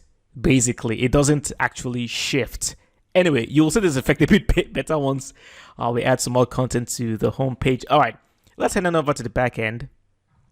Let's head back to appearance. Let's head back to widgets and footer number 4, social media icons. Okay, so a few things I want us to change. First of all, I want us to change the size, make it a bit bigger. And then when we hover on the icons, we want them to have the same effect as what we have over here, the same kind of color. And also the borders look kind of ugly. Maybe it's best we remove the borders.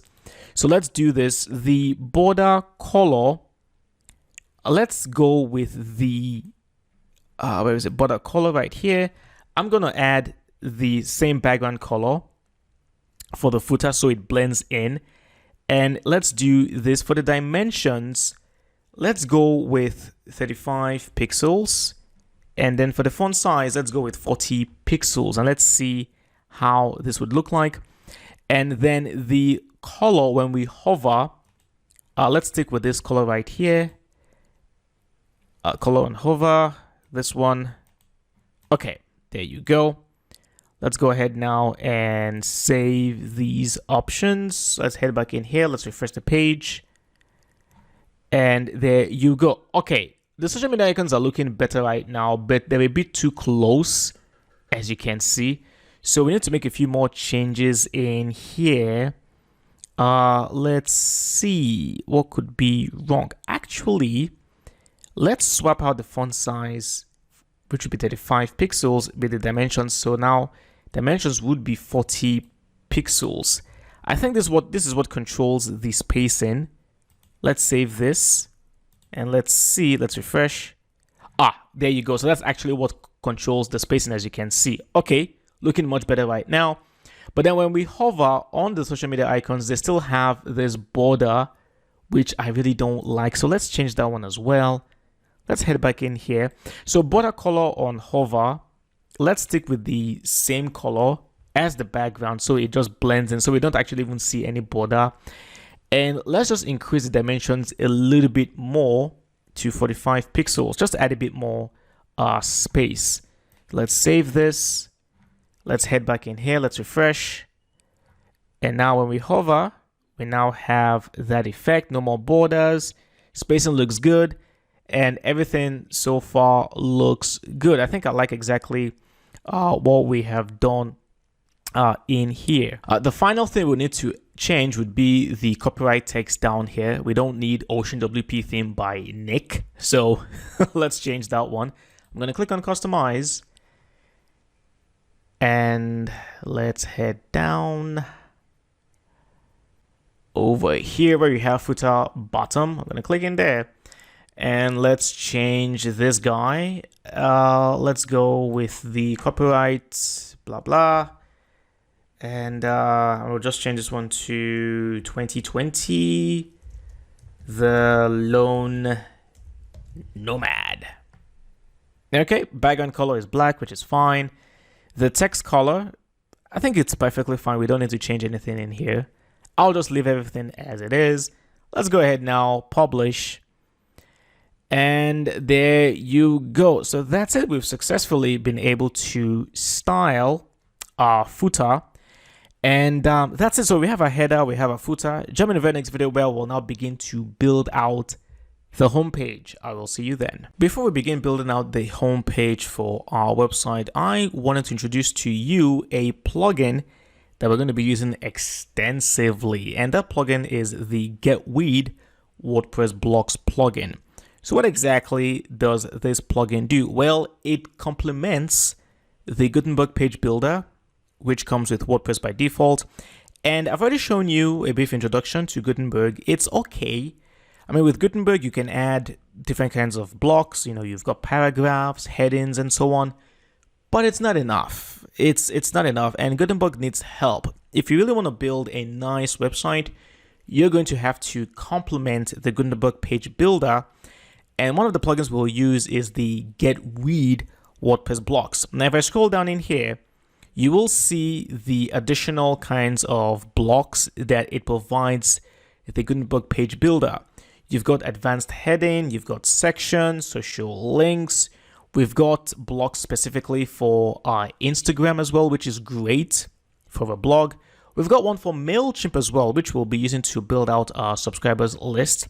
Now, there is another option, which is the Kubely, which I've actually used before, but I used Kubely on a WooCommerce site. Basically, WooCommerce site is an online store that you can sell products like, physical or digital products. That's what WooCommerce is used for.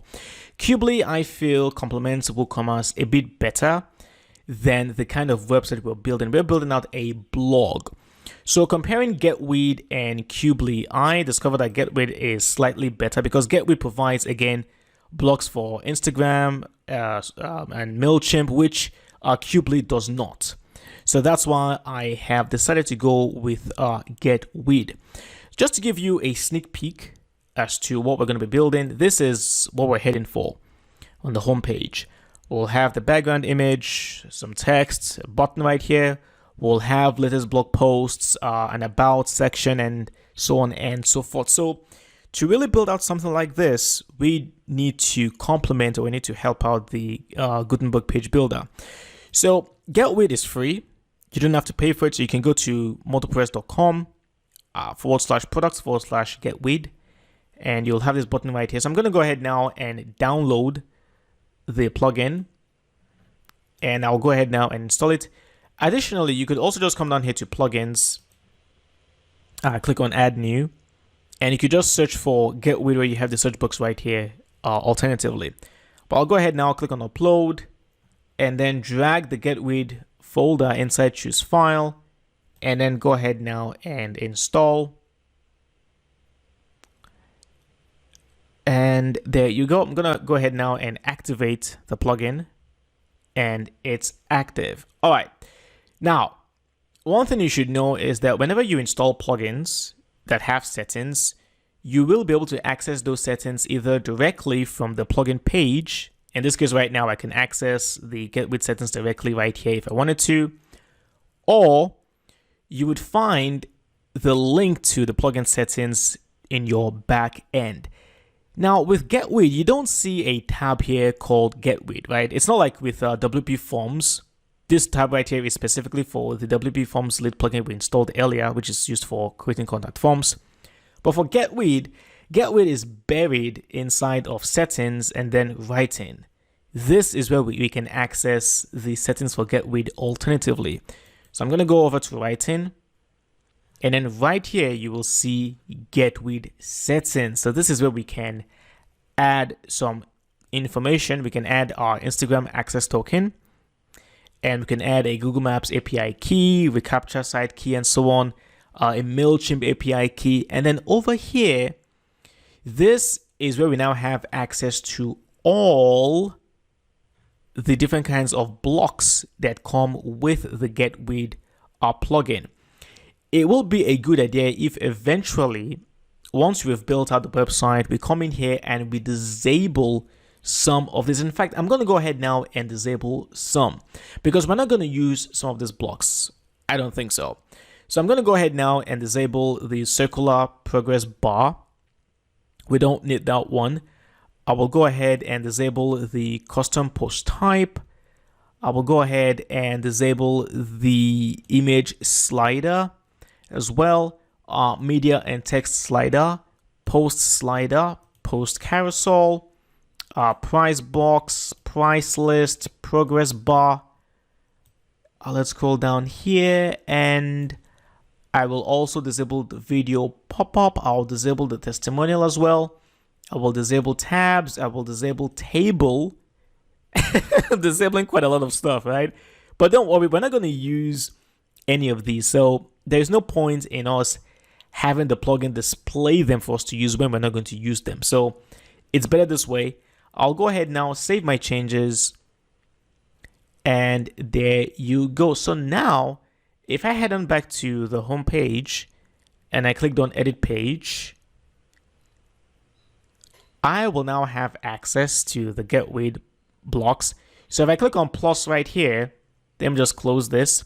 Now over here, this is where we now have access to the Getwid blocks. And if I expand that, now we have access to the blocks that we did not disable in the settings. So these are some of the blocks we're going to be making use of once we begin to build out the content for our home page.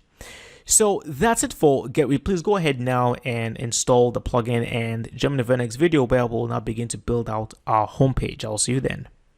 Alrighty, the time has come for us to get our hands dirty by building out the home page. And just as a reminder, this is what we are heading to. We're trying to get this kind of design. And before we begin adding the background image and the content, there are a few changes we need to make to the home page layout as it is. So let's go over to Edit Page. And the wonderful thing about using the WP Ocean theme is that you have a lot of different ways of customizing the layout for each individual page. Now over here, down here, you'll have the Ocean WP settings. On the main, we have the content layout. Now there is a default setting where you would have, I think the default setting is a width of about 1200 pixels or something like that. But because we want some of our content to be able to go full width, like what we have in here, you can see the featured image. It occupies the entire width of the screen, as you can see. So we want some of our content to go full width. And as such, I'm going to come in here right now and go with 100% full width. All right, this is exactly the layout we want to go with. And then for the sidebar, we don't need to change anything for the sidebar anymore because 100% full width means that we don't have a sidebar. Let me go ahead, update this, and now you will see exactly what I'm talking about. If I head back in here, now you can see the sidebar has disappeared because we've said, hey, we want the content area to be 100% full width. Okay, let's head back to the back end.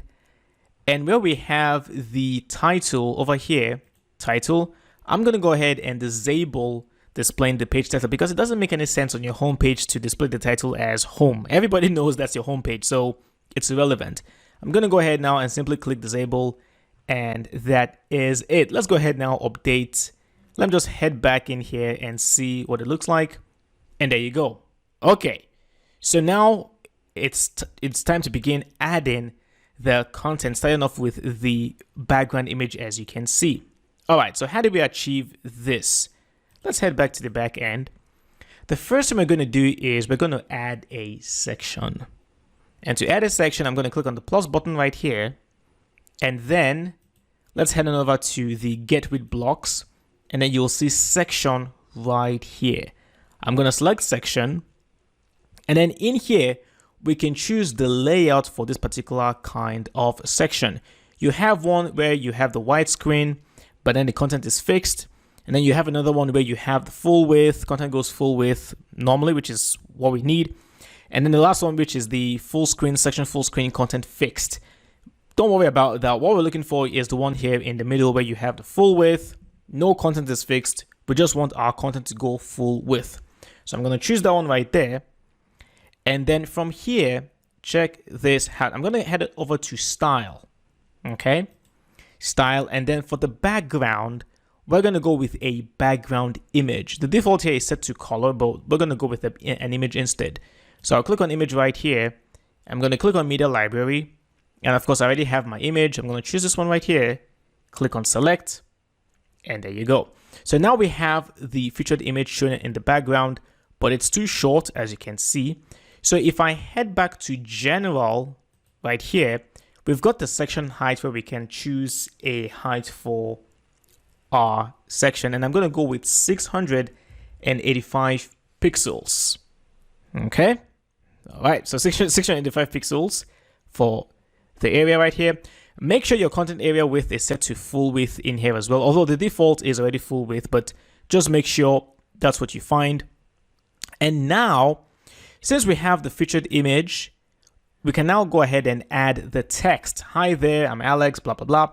So let me just go ahead and grab this text. Let me see if I can copy that. Okay, let me copy. I'm going to head back in here. And now what I'm going to do is right in here, you have this plus button. This is where we can add a block directly inside of the section. Okay, so I'm going to click on add block. And now I'm going to choose the advanced heading that we have with Getwid. And advanced heading is right here. This is the advanced heading. Now, Gutenberg by default does have its own heading block, but advanced heading offers us more options. That's why I'm going to go with the advanced heading. So we've chosen that. And now I'm going to go ahead now and simply paste the text, which is what you see right here. Hi there, I'm Alex, blah, blah, blah. Okay, but there's a few things we need to do. First of all, right here, make sure advanced heading is what you are editing. As you can see up here, advanced editing. I'm going to come in here. The font size is, I'm going to change that one to, let me see what I have in my notes. I have 46 pixels as that one. And then the line height will be 54 pixels. Line height, by the way, indicates the margins between the lines. So the more line height you have, the more space you'll have in between the lines, as you can see. But I'm going to stick with 54 right here. And then we're going to change the color of the text from black, which is the default, over to white. So I'm going to head on over to style right here, and then text color, I'm going to choose the very light gray, as you can see right there. Okay. One more thing we need to do is, of course, push the text over to the right. Now you would notice that with the advanced heading, there doesn't seem to be an area where we can actually choose the alignment of the text, right? But if you look up here on the toolbar, you will see the alignment button right here. So I'm going to click in there and then go with align text right. Okay, let's go ahead now and update. And let's just take a look at what we currently have, see how far we've come. And there you go. Okay, we're getting there. We do have the text, but we can't actually see what's been written right there, right? So what we need to do right now is to add a background overlay to the text, or to the background image. So let's head back in here, and then I'm going to click on the background image again. By the way, in case you're confused with knowing whether or not you're actually editing the right section or the right column, you will notice that down here, let me just click on advanced heading. Right here, you can see the hierarchy of the blocks that you're currently editing. Because I've clicked on advanced heading, you can see advanced heading is the last block being written out right here. But if I click on the featured image, now you can see that advanced heading has disappeared. Now we're editing the section directly. And of course, you can also see right here, it says section. So just make sure you're editing the right blocks whenever you're trying to modify your content. So we're trying to add a background overlay to our featured image. So I'm going to head back over to style. And then right here, you have the overlay. So I'm going to click on overlay. And then, of course, right here, we're going to choose the overlay color of black. Okay. Of course, this is way too much. So we're going to try and reduce this. Let's see. I think 35 should be fine. Let's update this. And let's see. Let's head back in here. Let's refresh the page. And there you go. Okay. I think 35 is just about right. We don't need to make it any darker or any lighter. Okay. We're getting there. We're getting there.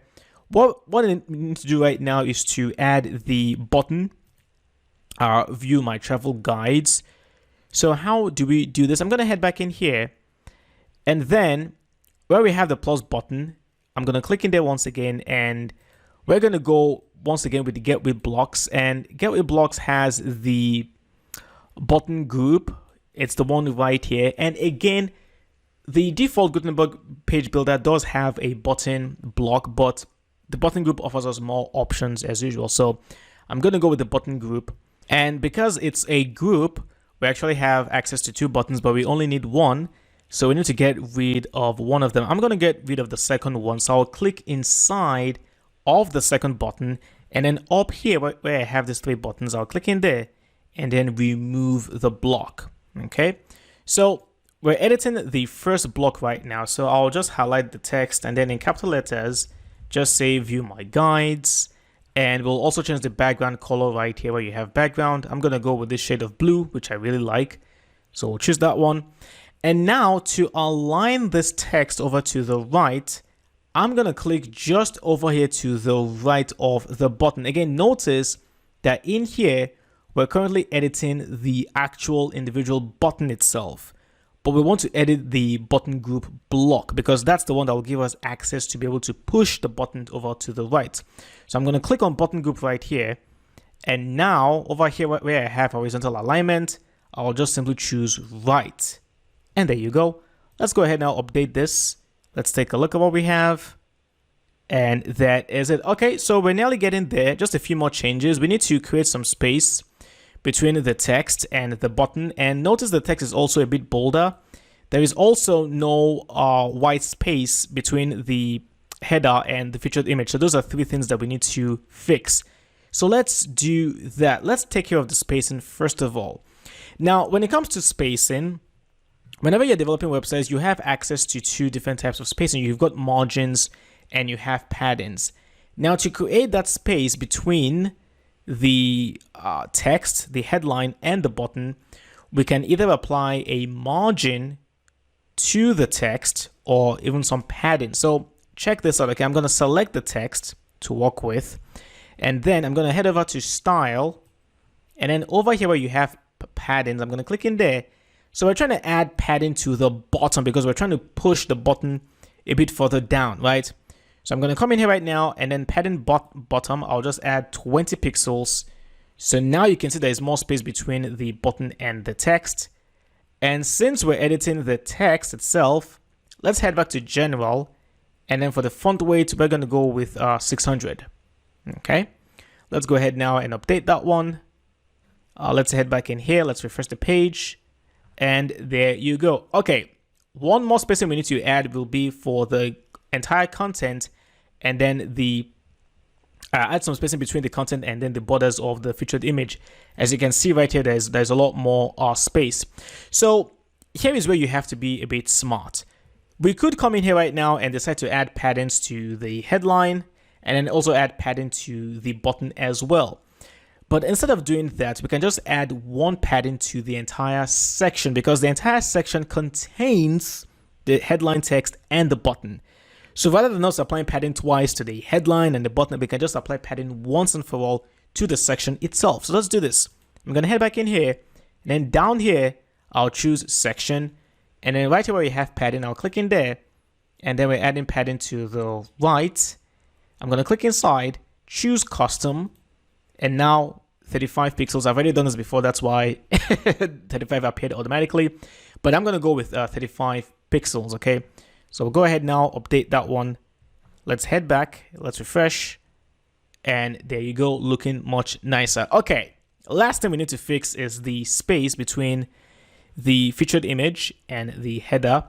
So one thing you should note is that by default, whenever you use the section block for Getwid, there will be a default margin applied to the top and the bottom. So we need to get rid of that margin. And to do that, since we're still editing the section, I'm going to come down here where you have margin. I'll click on margin. And then right here where you have margin top, I'm going to change the default to none. So we don't want any margins at the top. Update. Let's head back in here. Let's refresh. And there you go. So now, well, there is still a little space, as you can see, right? It's not like what we have over here. Huh. Okay. I think I know what's happening. I think the header has a border, and the border has a color, which is the white color. It has a border bottom. So let's do this. Okay, I'm going to click on customize. I forgot about that one. Okay. No worries. Let's go to the customize backend. Come on. All right. And we're going to go over to the header.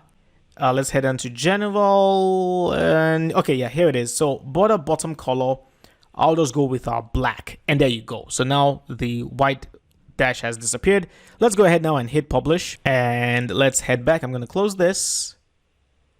And there you go. Well, so there you have it. We've successfully created the very first part of our homepage, which is the featured image, as well as some text, and then button view my guides. By the way, let me just mention, if you're trying to add a link for the button, which ideally you should have a link because it is a button, when you click inside, you will then be able to come over here where you have the link. You click in there, and now you can add the URL for the link. In my case, we're going to link this to the blog page. We might as well do that. So let me just type in blog. And there you go. So we've got blog right now. I'll click inside, And then we can also choose to open up the link in a new tab if we wanted to, but let's just open it on the same tab. I think that should be fine. Let's go ahead now, update. And now if I head back in here, let's refresh the page. And now if I click on view my guides, it will take us to our blog page. So there you go. We have built out the very first part of our homepage. Join me in the next video where we'll now build out the second section. I'll see you then.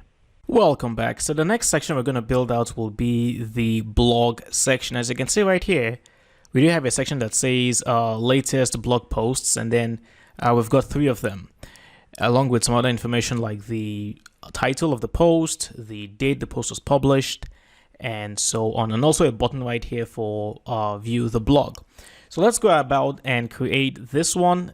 Let's head over to edit page on the back end, and down here I am going to go ahead now and add a new section by clicking on the plus button down here, not the one in here.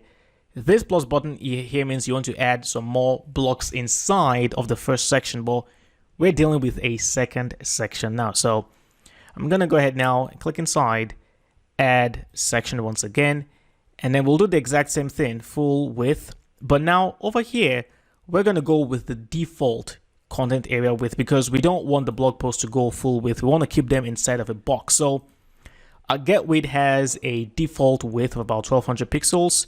So I'll choose that one. So now you can see it's a bit, it's not quite as wide as the first section. Okay. So first things first, here we have the header that says latest blog post. So let's do that. I'm going to click inside. We'll choose the advanced heading, and then I will say latest blog posts. Okay, and then of course over here I'm going to transform this to capital, I'm sorry, not capitalized, but uppercase. We're going to make that uppercase, and then for the font size I'm going to go with 30 pixels to make it a bit bigger. Okay, and then of course up here we'll choose align text center, and there you go. All right, so we've got latest blog posts. Now we're going to click on the plus button in here directly underneath the latest blog posts, and then we're going to choose the posts block from Getwids, and it is the one right here. It's called recent posts.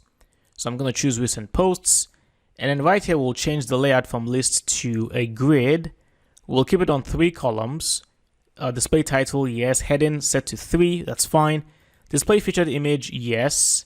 For the image full size, now this will depend on the kinds of images you're using. I'm going to go with the medium large 768.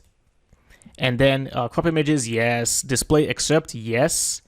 And we want 55 words for the excerpt. Display date, yes. Display categories, yes. And then number of items, we're going to stick with just 3. So I'll come in here and change this one to 3. And there you go. Okay, let's go ahead now, update.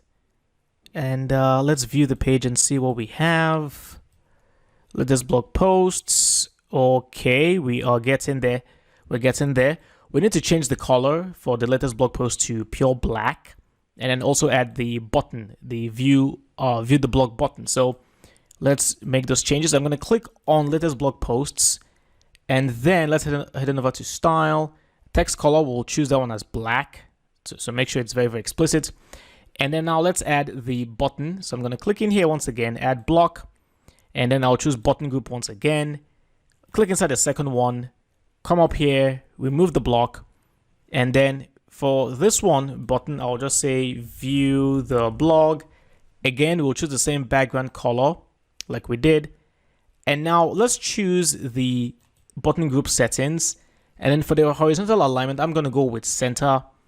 And there you go. Let's update. Let's see what we have. Let's refresh. And voila. Okay, not too bad. Of course, we do need to add some spacing between the recent posts and the button. And what I want to do here is I want to show you another way of adding some space.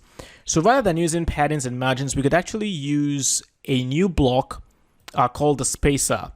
So right here, let me show you the block I'm talking about. If we get back to, I think we should be under layout elements. We don't need to use Getwid. So it's in here, layout elements, you will see spacer block. So I'm going to choose that one. And then right here, we can specify how much space we want to create between blocks. I'm going to go with 20. And then, so we have 20 right here. And then what I'll simply do is I'm going to click on the spacer element. And then up here, I'll just push the up button to now create that space between the recent post and the button. So let's go ahead now, update. Let's come back in here. Let's refresh the page. And there you go. So now we've got some space between the blog posts and then the button. But in reality, it seems it's not that much. So let's make it a bit longer. So let's go back in here. Let's make this one 30. Oh, wow. Let's make it 30 pixels as opposed to 20. Because let's stick with 30 pixels. Update. Let's come back in here. Let's refresh. And there you go. Okay, so 30 pixels is much better. And just like that, we're building out the homepage already. So we've got latest blog posts, view the blog. Oh, let's also add the link to view the blog. So view the blog, we'll come in here, add the link as well to the blog page yet again. Click in there. Let's update. And there you go. So now that we begin to add some more content, you can see the parallax effect I was talking about with the footer. You can see the way how the footer is like fixed. It doesn't move. When we scroll down, you kind of see the footer begin to appear from underneath. This is the parallax effect in action. So if you like it, you can stick with it. Otherwise, you can just simply go back in here, go back to the back end and then just change the parallax effect. This is what I'm talking about. If I head back to customize, if I come in here, and then let's just wait for a few seconds for this to load. Come on. And then I headed over to the footer widgets. And now over here, I could decide to turn off the parallax effect. Turn it off. And now if we scroll down, you can see this is how the normal footer will behave, right? But with the parallax effect, you have this other effect where the footer just appears underneath like that, which I really do like. So I'm going to go ahead and just keep the changes, but of course, by all means, you can change it if you don't like it. So that's it for adding our latest blog post. Join me in the next video where we'll continue to build out the homepage. I'll see you then. We are moving on, and the very next section we're going to build out will be the About Us section, and this is exactly what we're trying to accomplish right now. You can see I've got my image right here, and I do have another column with About Alexander, 2 paragraphs of text, and then I'll read more about Alexander, a link that will take us to the About page. So how do we go about creating this? Well, I'm going to show you. Let's head on over to the back end. And the first thing we're going to do is we'll scroll all the way down here, click on the last plus button right here to add a new section. So I'll click in there and then choose section. Let's choose the usual full width section content full width pattern. And now inside, I'm going to click on the plus block right here. And now we're going to choose a new kind of block, which is the columns block. Now you would find that in your layout elements, and then you will see columns right here.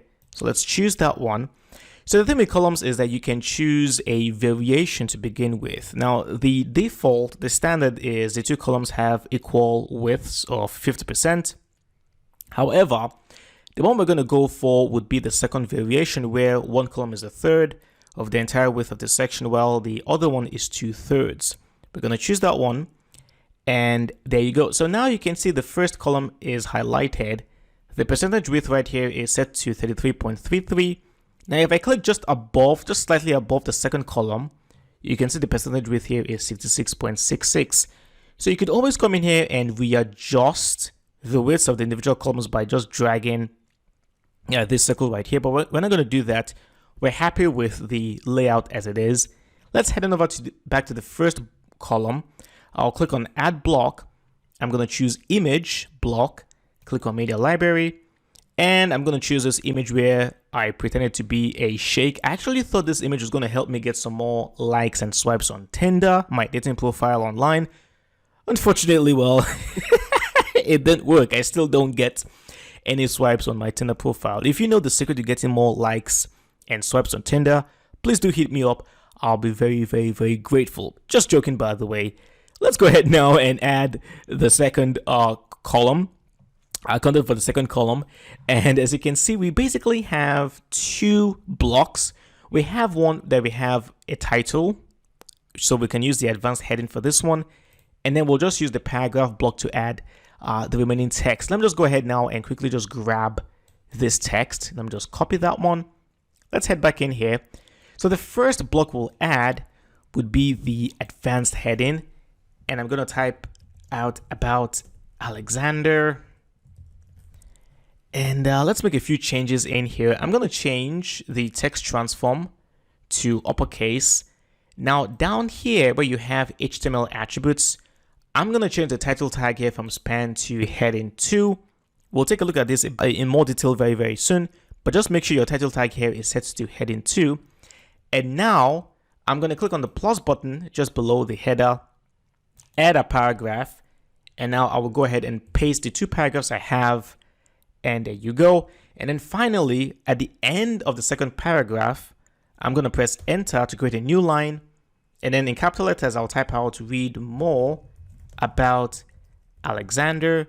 Now let's turn this into a link. I'm going to highlight the text, come up here, make it bold, make it italic, and then I'll click on the link button, and then inside of this box I'll type about, and then we'll just choose the first link right there, and there you go. Okay, we're almost there.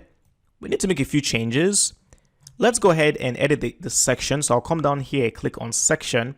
So first thing we need to do is we need to change the default width from full width to the actual default width. So I'll choose default, and now we need to add a background color. This background color, which is the same we used in the footer. So I'll go to style, under background color, choose custom color, and I have the code written out here. Let me just take a look at it. It is 3A93B2. Okay, awesome. Now we need to change the text color to white. So I'll click on About Alexander, go to Style, and then choose the very light gray color. Do the same for the paragraph, the first paragraph, click inside. I'll come down here to color settings, change it to gray color. Do the exact same thing for the second paragraph as well. Color settings, gray color, and then of course read more about Alexander. We'll type color settings and then change that one to gray as well. Okay, we're almost there. Let's go ahead now and update, and let us see the results of our label. Let's view the page. Let's come down here, and there you go. Okay, we're almost there. A few changes that we need to do though. About Alexander here is a lot bigger. We'll take a look at that. And then notice there's a lot more padding between the content and the actual borders of the section. So let's head back in here. And while we're editing the section, I'm going to go over to style, come down here to padding, and let me just scroll down here. Now, with the benefit of a hindsight, I know that the padding top here should be set to a custom, and it's going to be 45 pixels. So set your custom padding top to 45 pixels, and then padding bottom is actually going to be none. Okay, so I'm going to go ahead now and update this. And now let's head back in here. Let's refresh the page, and let's see what we have. And there you go. So a lot more padding right now has been applied, which is awesome. Final thing to fix now would be the About Alexander font size. Now we've already set the tag for About Alexander right here. We have set the tag here to be an H2 down here, heading 2, right? So what we can do is let us make sure that all the headings on our front page are H2s, and they all have the exact same font size and weight. So let's come up here.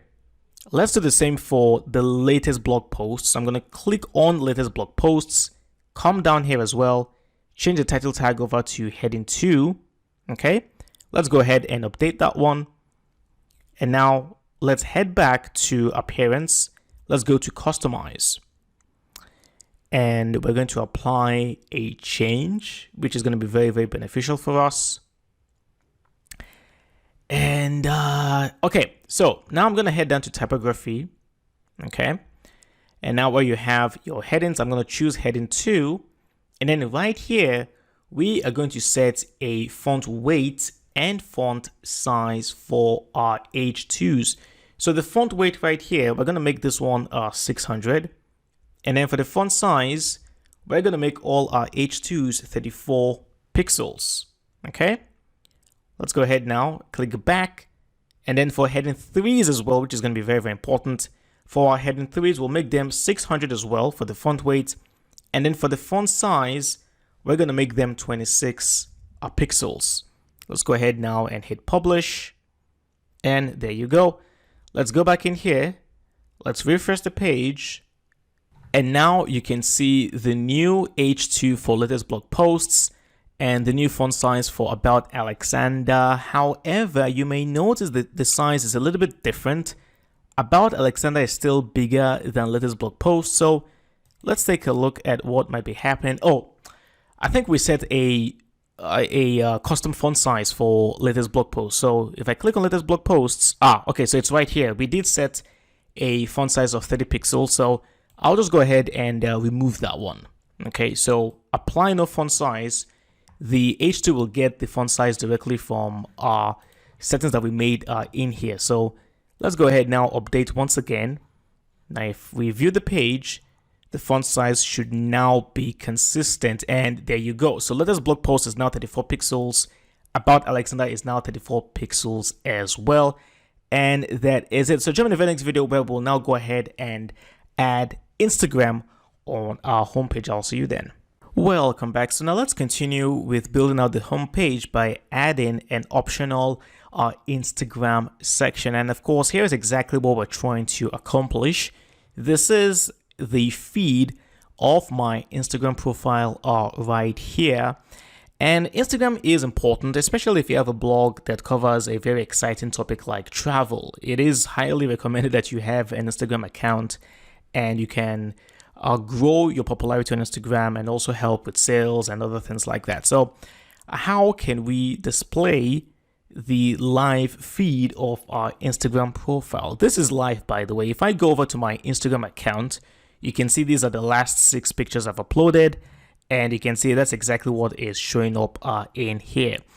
Now the thing is, by default, the Getwid plugin we installed does have an Instagram block, but it's not perfect. Let me show you what I'm talking about.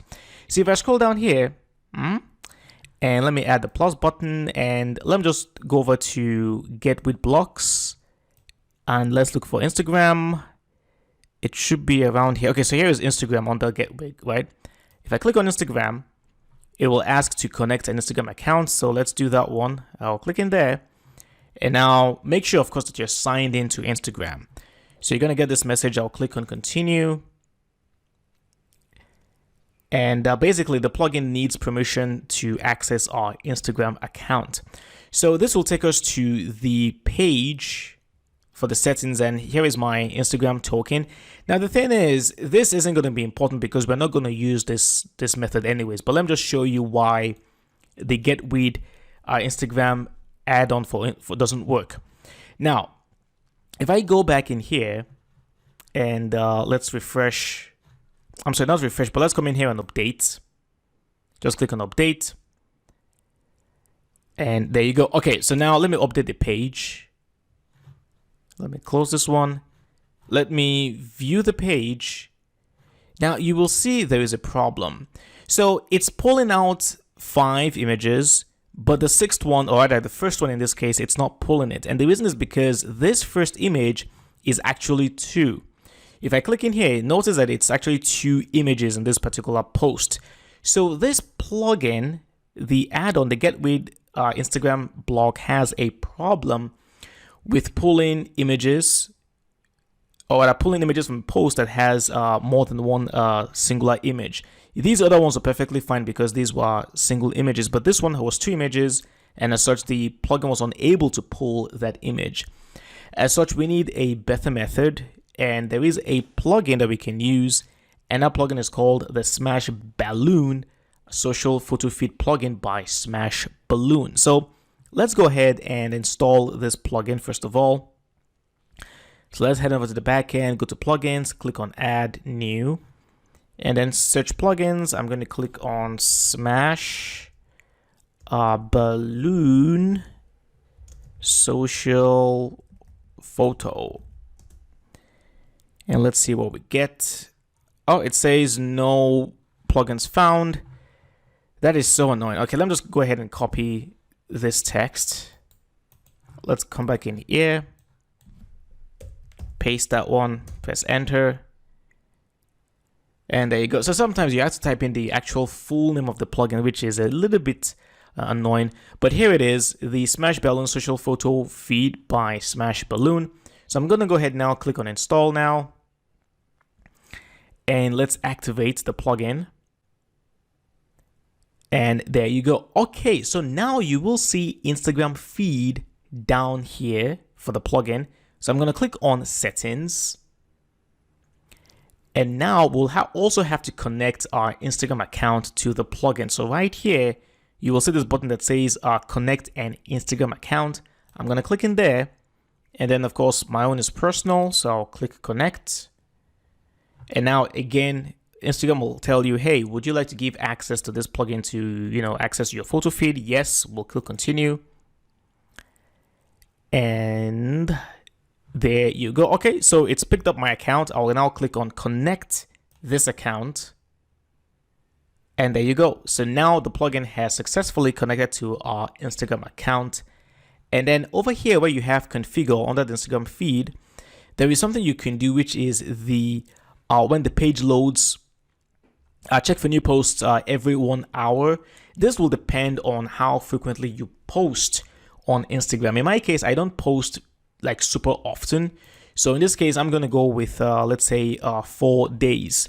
So every 4 days, the plugin will check to see if there is a new image that's been posted on Instagram. And then if there is, it will then pull in the new image. So I'm going to choose my own 4 days. But of course, this depends on how frequently you post. If you post regularly, you may want to make this maybe 1 day, 2 days or something like that. So let's go ahead and save my changes in here. Okay, now let's click on customize to customize how the images will be displayed. So right here, you've got width of feed is 100%. That's fine. Height of feed. We'll keep all these as they are.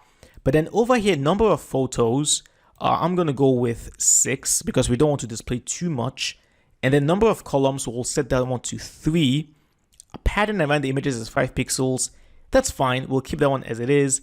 Disable the mobile layout. Now, sometimes certain kinds of functionality would not look too good when viewed on a mobile device.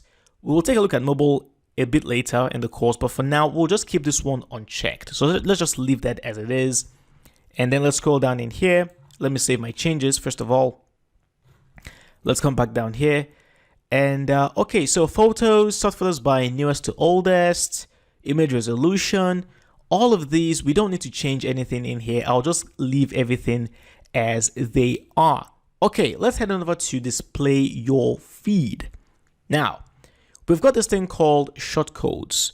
With shortcodes, we can display content. And with this plugin has given us a default shortcode, which is the one right here, Instagram feed. So this is what we can simply use to paste on our page and our Instagram feed will be displayed. So I'm going to go ahead and grab this shortcode right here. Now let's head on over to the home page. And I'm going to go ahead now and edit the page. Let me just close the plugin page for now and also my Instagram account. Okay, so from here right now, I'm going to click on edit page. And of course, I will come down here. Let's remove this first Instagram block that I added. So I'm going to come in up here, remove the block. And now, as usual, I'm going to click on the plus button to first of all add a section. Very, very, very important. Section. We'll choose the second one. The content area width will set to default. Okay. And now inside, we're going to click on add block. And then from here, we're going to go over to the widgets section and we're going to choose a new block called the shortcode block. It's the one right here. Let's click on short code. And then I'm simply going to go ahead now and paste the code I copied. So Instagram-feed. Let's go ahead now and update this. And let's take a look at what we have. I'm going to click on view page. Let's scroll down here. And there you go. Awesome, isn't it? And of course, we've got a post that has the two images right here. And then when you click on the images, it will take you to the actual Instagram account. Now, you would notice that down here, you do have the load more button and also the follow on Instagram. Now, if you click on load more, it starts loading other images as well. Now, the thing is, I don't want this to happen. I only want to show 6 images, get people excited, and then get them to follow me on Instagram. I don't want people to just come in here and begin to load all the images from Instagram directly on my website. So we need to hide this load more button. Now, how can we do that? We're going to head back to the settings page for the Instagram plugin. Now, where we have display your feed, the thing about the shortcode is that you can customize the shortcode. The shortcode is used to display the content, right? So we can modify what kind of content will actually be displayed. So over here, you've got the shortcode option, the description, and then an example. And then of course, under the configure options, you can see the different types of things that we can customize. You can customize the width, the height, and so on. And then right here, you can also customize the layout, number of photos, number of columns, the padding, and so on. But this is actually what we are interested in. So over here, let me show you. Over here where you have the load more button options, we don't want this. It says whether to show the load more button options true or false. We want it to set it to false. So this is the shortcode right here that we can grab that will not display the load more button. So I'm going to go ahead now, grab that one. Let's head back in here. Let's edit the page. And we'll just change the shortcode. So let's come back down here. Click in here, remove the old one, and paste the new one. So now you can see the additional text, show button equals false. That is the modification. Let's go ahead now, update this. Let's view the page. And now if I scroll down, there you go. So now it only says follow on Instagram and no more load or more button. So that's it. That's how you can add Instagram to your blog using the Smash Balloon Instagram plugin. Thank you for watching, and of course, I will see you in the next class. Welcome back. So far, so good. We've added quite a bit of content to the home page, and we're going to take a break from building out the home page to focus on some other pages, and we're going to start off with the blog page. Now, this is exactly what we have currently.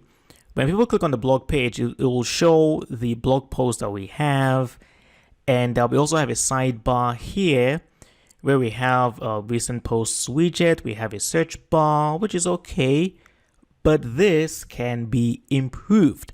So let's take a look at how we could make some improvements in here. I'm going to click on the customize, okay? Customize the page. And of course, with the WP Ocean theme, we do have numerous ways of how we can customize the layout and content of our blog page. So from the customized page, we're going to come down here to blog, click on blog, and then we're going to go to blog entries. This is the section that will control the actual blog page itself. So right here, you can see we've got the default layout that says our right sidebar. This, of course, depends on your own taste. You could decide to go with the sidebar on the left and then the content on the right, but in most cases, we typically have the sidebar on the right. Now, you do have the option of going full width, where in this case, you will have the content taking over the entire width of the page, and you won't even have any sidebar being displayed. However, I'm going to go with the right sidebar layout. And now over here, we do have the blog style. Let me just grab my mouse. So over here, we've got the blog style, where you can choose either to display a large image for your posts. You can go with the thumbnail size, which is what you will have in here. So now you have more like a thumbnail size on the left, and then you have the content on the right, or you could go with a grid. Now, you might like the grid style. I mean, you'll have 2 columns, and it's really up to you. There's really no good or bad choice here. In my case, I'm just going to go with the thumbnail style, and I like this. So I'll stick with that one. And then, of course, image position, we can switch the image to the right, have the content on the left, but I'll go with the standard image position on the left. And then vertical position, which is the position of the content itself, we'll keep that one in the center. And then if we scroll down here, we do have other options like changing the category color, the hover color, things like that. Or we can also customize the length of the excerpt. The default is 30. We'll keep that as it is. And then the pagination style is standard. I'll just leave everything as it is right now. So there you go. I'm going to go ahead now and simply hit publish. And let's add some widgets to the sidebar, because as it is right now, we only have the search bar and then the recent post widget. We need to add a bit more. So let's do this. I'm going to close this and we'll go over to the back end itself. And then come down here to appearance, go to widgets. And this is the default sidebar. This is the sidebar controlling content we'll see on our blog page. So we've got search bar, recent posts. Let's go ahead now and also add the categories. I think it would be a good idea to add categories. So we've got categories widget right here. I'll click, drag, and drop it in here. Let's keep that one as it is. So search, categories, recent posts. What else can we actually add? Let's see. Let's add the social icons as well. So we've got social icons in here, and we'll drop that just below the search bar. And then I'll change the title in here to follow me. Now I'll come down here and add links for Twitter, Facebook, Instagram, and of course YouTube. Let's go ahead, hit save. And now let's go back and view the blog page and see what we have. Click on blog. And there you go. So the search bar, follow me, categories and posts, and there you go. I'm just going to go ahead and leave this as it is. I'm not going to change any other thing. By all means, you're more than welcome to add other kinds of widgets if you wanted to. You can add your custom links. You can add a Facebook-like box as well. If you wanted to, you would need to connect your Facebook account. So it would be something like this. You'd drag the Facebook-like box, drop it in there, and then you'll need to add your Facebook page URL in here. And of course, you can customize the width, height, and so on. So you can give that one a try if you wanted to, and you can add more widgets in here. But I think 4 is enough, and I'll simply leave that as it is. Let's go back in here, and well, there you go. Now, you might be wondering, how can we control the number of posts being displayed on our blog page? Right now, we have 1, 2, 3, 4, 5, 6, 7. We've got all 7 posts being displayed. Now, if we wanted to make this, let's say 5 as an example, right? We can go back to the back end and then go to settings and then reading. Okay. And now over here, it says blog pages show at most 10 posts. We can bring this one down to 5. Let's go ahead now, save our changes. Now, if I head back in here and I refresh the page, and if I scroll down, now you can see we now have just 5 posts being displayed, and we now have a pagination style where if we click on 2, it will take us to the next page of the posts. So that's how you can control the number of posts being displayed on your blog page. So that's it. Jump into the next video where we'll now take a look at customizing the individual post pages. I'll see you then. Welcome back. So previously we've been able to set up the blog page, but what about the individual post pages themselves? So let's take a look at what we have by default. So if I clicked on visiting a Buddhist temple, let's see what we have. You would notice that we still have the exact same layout as the blog page, where we have the sidebar on the right with the same widgets, which is perfectly fine. But then if we take a look at the actual content area, we have the featured image, the title, we have the author, And we have some other meta comment in here. And then down here we have Alexander, the author profile page. So we need to make a few changes in here. Let's go ahead now and click on customize to change a few things. And we'll wait for this page to load as usual. Let's head down to blog. And then instead of blog entries, we'll now go with the single post. This is where we can control the layout for our individual posts. So again, you've got the layout, right sidebar, left sidebar. All this is entirely optional for you. And over here, we can actually control the position of our elements. So you can see we've got featured image appearing first, then the title, then the meta information, and then content. So for the meta, you can see these are the added items, the author, the date, categories, and then comments. Now, due to the fact that I am an individual blogger, it's only me blogging on my website, it won't make sense for me to constantly add my name as the author for every post because, well, I am the only author. So I'm going to go ahead and remove the author by clicking on the I to disable author. And now you can see Alexander no longer appears. We only have the date, the category, and then number of comments. And then down here, you've got the related posts count, which is set to 3. Related post column is set to 3 as well. And then the related post taxonomy is set to the category. If I scroll down here, notice that there is a you might also like. So WP Ocean theme is able to pull this kind of information if there are other posts that share the same category as the one we are currently viewing. That's exactly what all these does right here. So as you begin to create more content, you add more posts, you will discover that in here, you'll begin to have 3 columns. 3 posts rather, showing a similar post based on the category. Okay. But what about this one right here where you have Alexander again? My name is Alex, blah, blah, blah, blah, blah. I don't like this because, again, it's kind of redundant. So let's see how we can disable this one. So if I scroll up here, let's see. Okay, so it's down here. It's over here, right? Where you actually have the next previous links and then author box. I'm going to go ahead now and disable the author box because we don't want that one. And there you go. Awesome, awesome, awesome. So I do like this layout. I think it's very, very, very simple. And I'm happy with it. Of course, by all means, you can always come in here and modify every other thing you see in here. You can add your categories if you wanted to, disable related posts, change the number of related posts count, change the width of your images and things like that. But I like this as it is, and I'm just going to go ahead and keep them. So I'll go ahead now and simply hit publish, and there you go.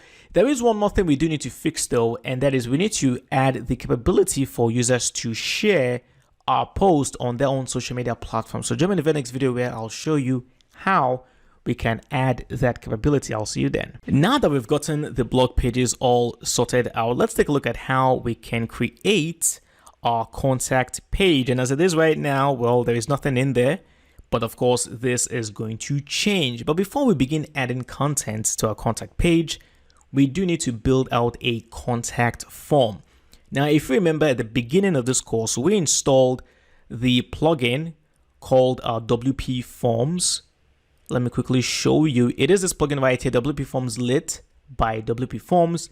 And with this plugin, we can create ourselves a really nice contact form. So let's do this, okay? I'm going to go to WP Forms, and then right here, I'm going to click on Add New. So let's do that. It's loading, and we can enter a form name right here. I'm just going to type in contact form. And right here, you can choose a template. Now, we're going with a simple contact form, so I'll click on Create a Simple Contact Form. And there you go. So by default, the template will provide us with the name, first and last, email box, and then the message box. Now you could go ahead and add additional boxes if you wanted to, like title, which I am going to add. I would like the people to put out a title for the message basically. So I'll click on single line text right there, and now it's added in here, and then I can click and then just drag that just above comment or message. And then if I click on the box itself, this will now give us access to modify the field. So I will change the label from single line text to let's say title, and I will make it required as well. So people have to fill out the title before they can send the form. Now on the advanced options, you have access to things like being able to change the field size, so you can make it large if you wanted to, but I think medium should be just fine. There's no need to make it large.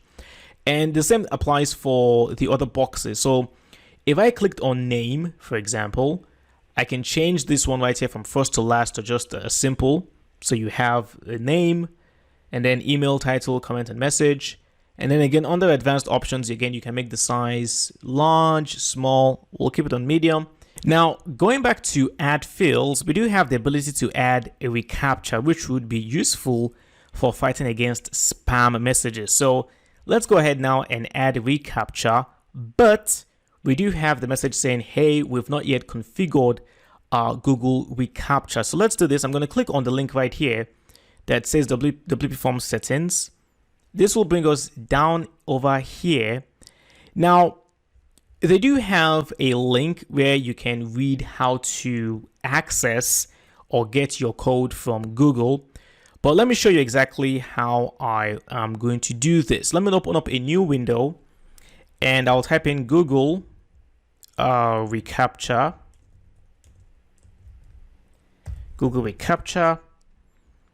And it is the link right here. So basically you can go to google.com/reCAPTCHA /intro version 3.html. All right, I'm going to click on admin console. Okay. And of course, you need to be signed into your Google account. So let me just put that out there. Make sure you have an account with Google and make sure you're already signed in. You can see I'm signed in because that's my picture right there. All right, so to add a website for reCAPTCHA, I'm going to click on the plus button right here, create, and then we're going to add a label. So let me call this Nomad. Will be the label just to represent my website. And we do have two different types, version 3, version 2. I'm going to go with version 2. It's the one I'm a bit more comfortable with. And you do have various types. We'll go with the I am not a robot checkbox.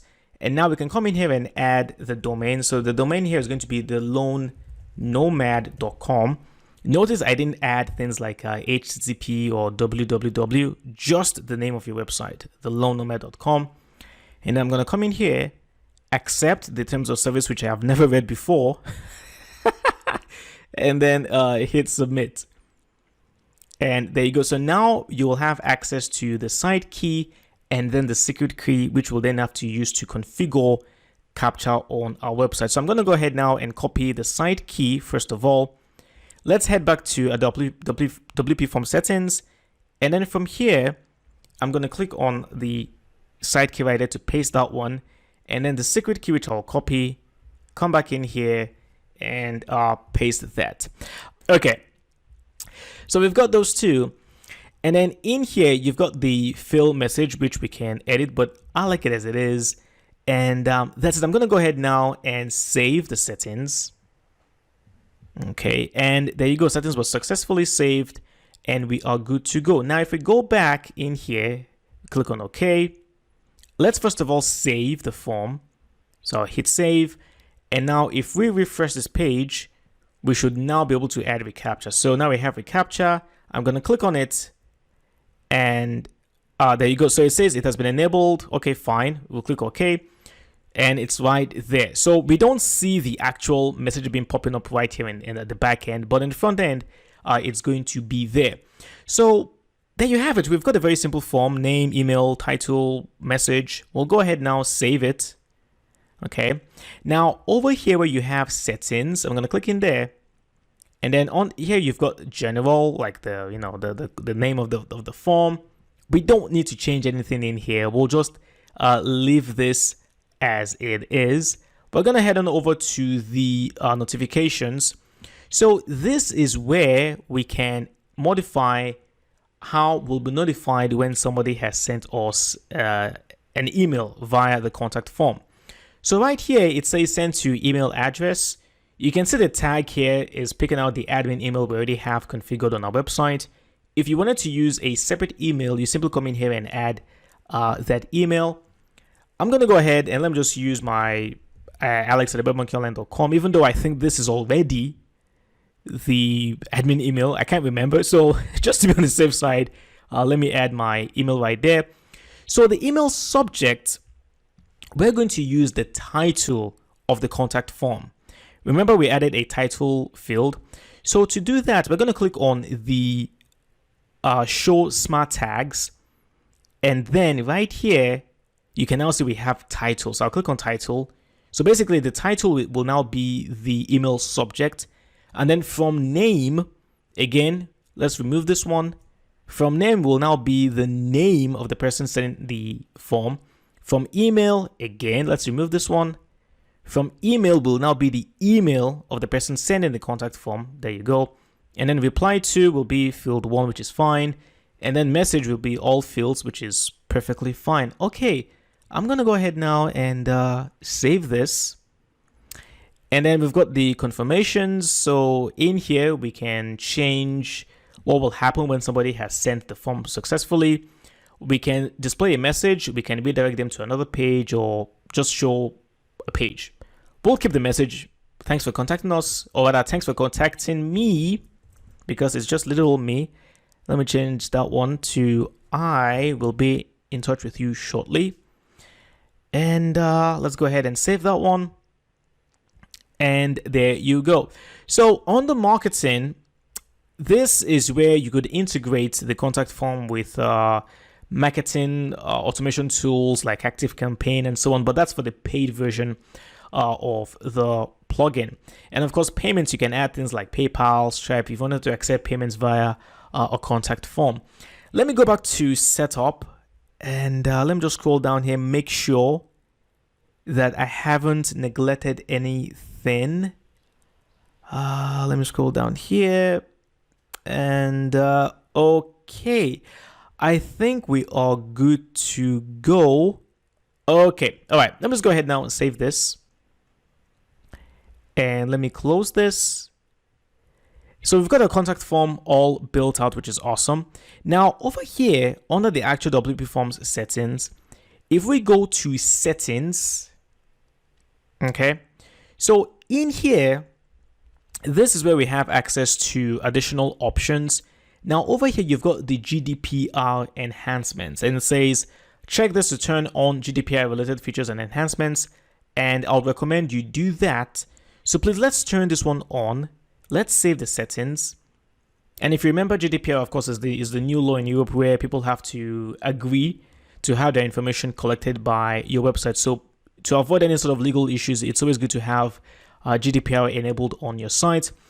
Okay, so we've got GDPR. Now, if we go back to all forms, go back to the contact form, click on edit. Over here, we now have access to the GDPR agreement field. So it's down here. I'm going to add that one as well.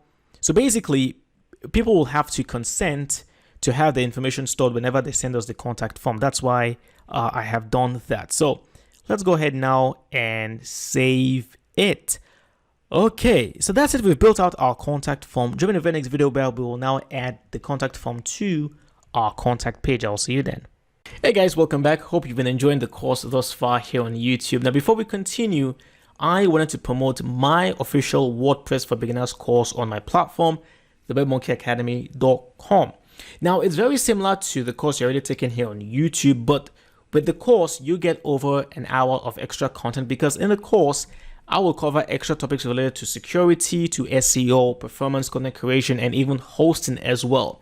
So you're going to get extra value when you sign up for the course. But the best part is that when you become a student of mine, you will get an invitation to join my special Facebook group called The Web Monks. And when you join the group, you can post whatever question that you have regarding WordPress. And of course, I will be there to assist and help you and of course, answer all your questions. So that's the value you're going to get when you sign up for the course. Now, it's usually $19.99, but for the first 25 people, I'm going to make it available at $14.99. So you'll have all the links in the description box below. So that's it for my very quick promotion.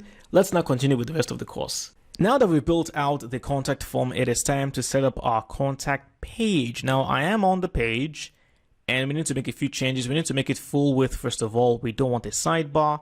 Let's click on edit page. And first things first, we'll come down here and we're going to change the content layout to 100% full width. And then up here, we'll click on the plus button to now add a paragraph, basically saying if you would like to get in touch with me, please fill out the contact form below. Okay, all right, so we have that one, and then we can add, oops, I'm sorry, we should have added a section first of all. I'm an idiot, sorry about that. Let me just cut this message first. Let me delete this block, remove the block. Okay, I'm sorry, let's start all over again.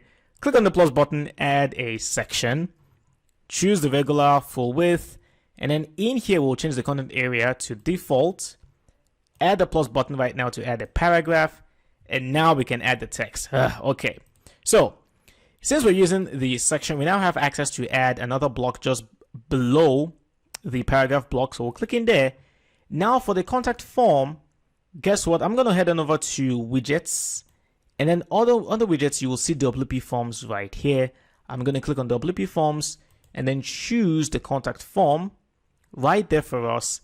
And there you go. We have the option of showing the title or description, but that doesn't make any sense because everybody knows this is a contact form. So there you go. I'm going to go ahead now and update. And let's take a look at what we have. View the page. And there you go.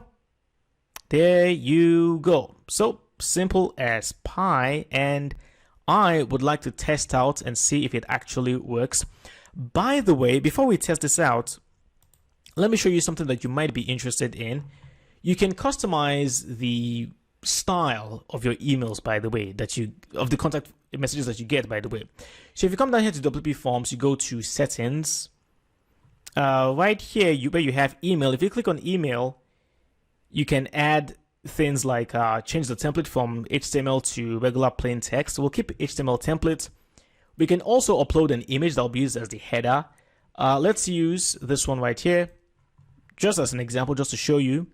And of course, you can choose a background color if you wanted to. Let's go with something like this, for example. And there you go. I'm going to go ahead now, save my settings. And let's test out this. So my name here is going to be Hannibal Lecter. My email is Hannibal Lecter at cannibal.com. Title, hello, I want to see you. Message here would be, hello, this is Hannibal, big fan. Okay. Let's go ahead now and agree to GDPR.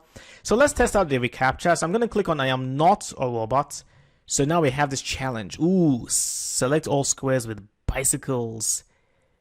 This is a tough one, actually. Isn't it every single square? Gosh. Okay. Well, let's just... I actually have no idea what I'm selecting. Let's just go ahead and select everything, okay? Click next. Okay, crosswalk. Select all squares with crosswalks. Okay, it should be this one, this one, this one. I believe... Let's verify. Okay, so we successfully confirmed I am not a robot, so now we can submit the message. And there you go. Okay, so now I'm going to open up my email and check to see if I actually received the email. And as you can see, I did in fact receive the email, and you can see this is the image that we used for the header. And of course, that's the message right there. Name is Hannibal Lecter, email, title, I want to see you, comment, big fan. And then Hannibal Lecter does agree to having his information stored. And of course, you can see it's from Hannibal Lecter, and hello, I want to see you is the title. So you can see the contact form actually works. So that's it for setting up the contact form. Thank you for watching. I will see you in the next class. Welcome back. So now let's add the ability for users to share our content on their social media platforms. This is a very, very important thing to have because it does help to bring in more traffic to your site. Now we're going to make use of a plugin called the Social Sharing for WordPress, Social Share Buttons and Toolkit by Social Snap. So let me go ahead and copy this, and I'm going to head over to the back end, and I'm going to go over to plugins, add new. Now, one thing you should note is that there are many plugins that you can use for similar functionality, but I prefer the one for Social Snap because it's very, very simple and it's very lightweight, meaning that it's not going to slow your website down. Now, the one to the left here, Social Media Share Buttons and Social Sharing Icons by Ultimately Social. This, I can tell you, is one of the most powerful, but it is very, very packed. You can do a lot of things with this particular plugin, and I'm just giving you that as an alternative. You may want to take a look at it if you're interested. But what we're going to install would be the one by Social Snap LLC. So it's the second one right here. I'm going to go ahead now, install now, and I'm going to activate the plugin. And there you go. All right, so this is the page we're going to see first of all, and I'm going to go ahead and just customize the Social Snap plugin.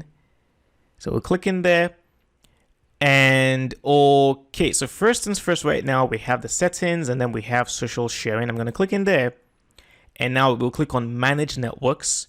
So we've got Facebook, Twitter, and LinkedIn all added by default. You can click on Add Networks, and we do have additional ones like email. All right.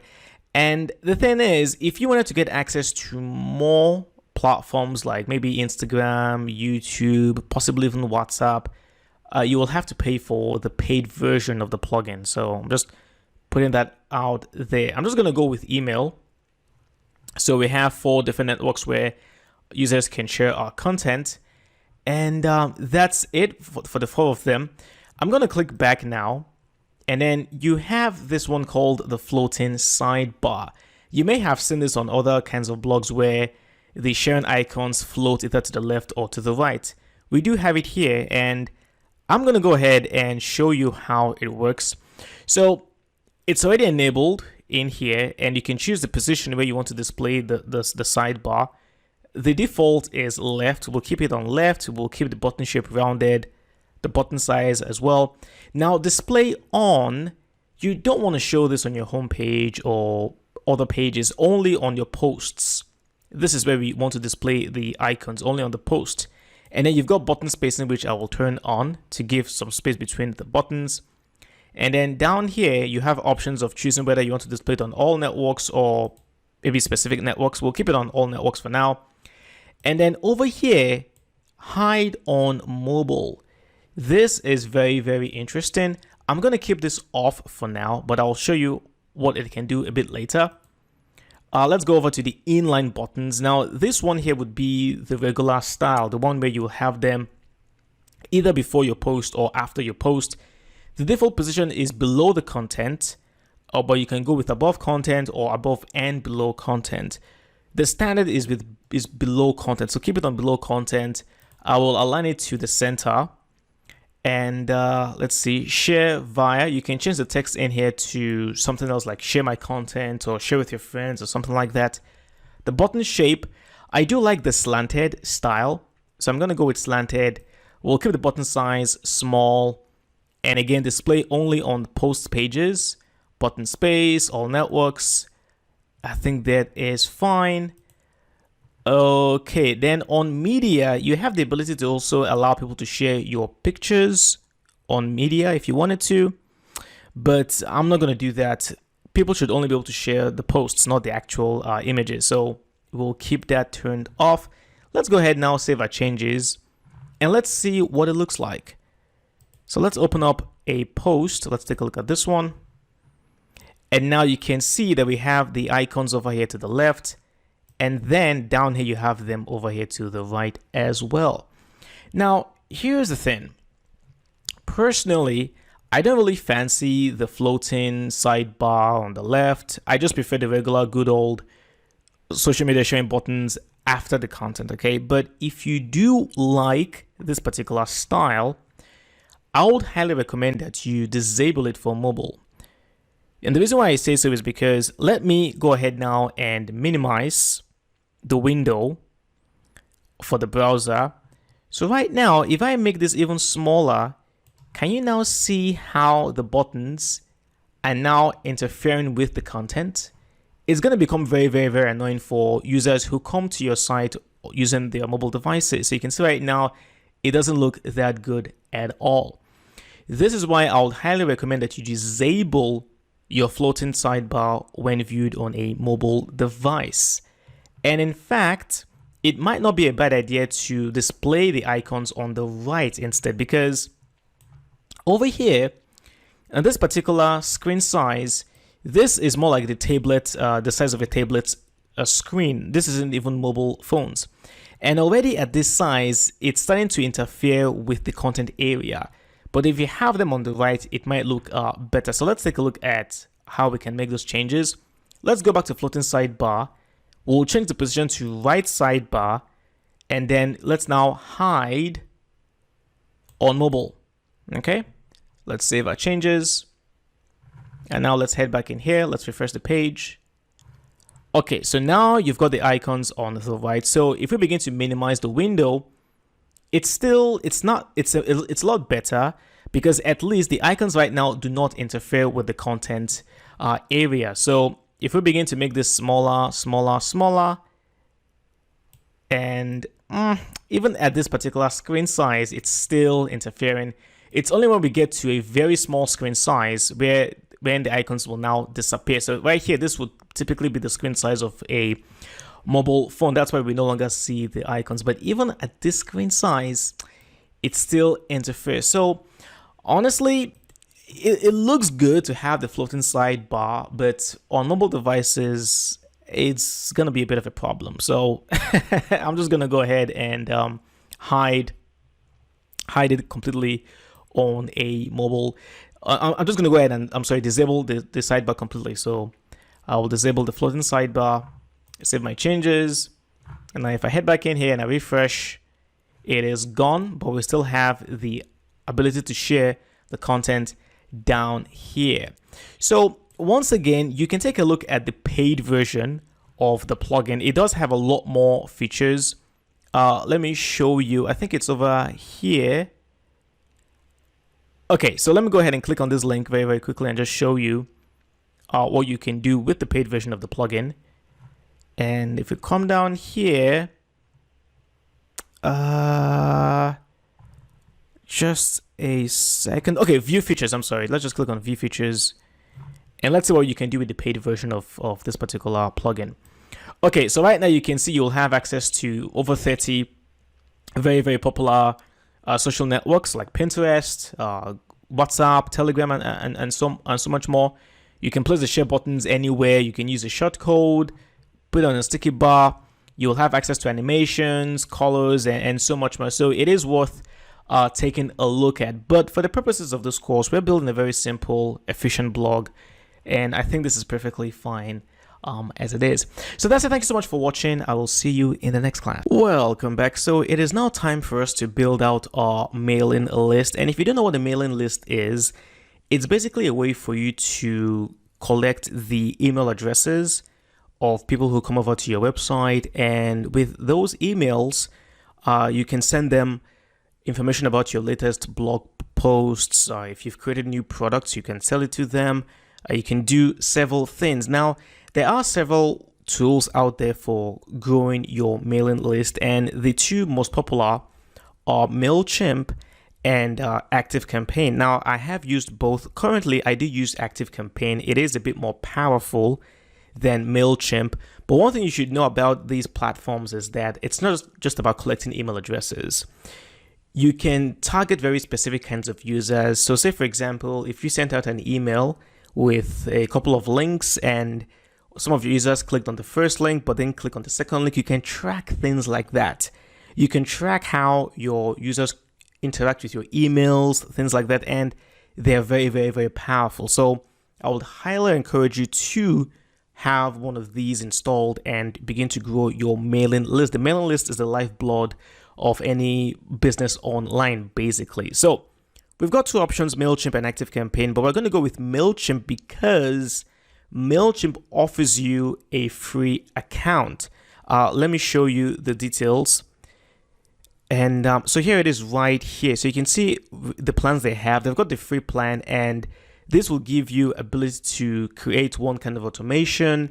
And then you can also get as many as 2,000 email addresses. So it's a good way to start. Eventually, once you begin getting more subscribers and you feel like, you know what, I want something a bit more powerful, you can move over to ActiveCampaign. The list that you've created on MailChimp, you can easily export that list and import that list into your account on ActiveCampaign. Now with ActiveCampaign, you will have to pay because, well, it is more powerful than MailChimp, but this is something to worry about later. Let's get started with MailChimp, and let me show you how you can create your account on MailChimp. So basically, you just head on over to MailChimp.com, and up here, you will have the sign up for free button. I'm going to click in there. Now, let me use my Gmail address first of all and see if I can create an account with it, because I have created several accounts on MailChimp and I really don't know if at this point I can still use this particular email, but we'll see.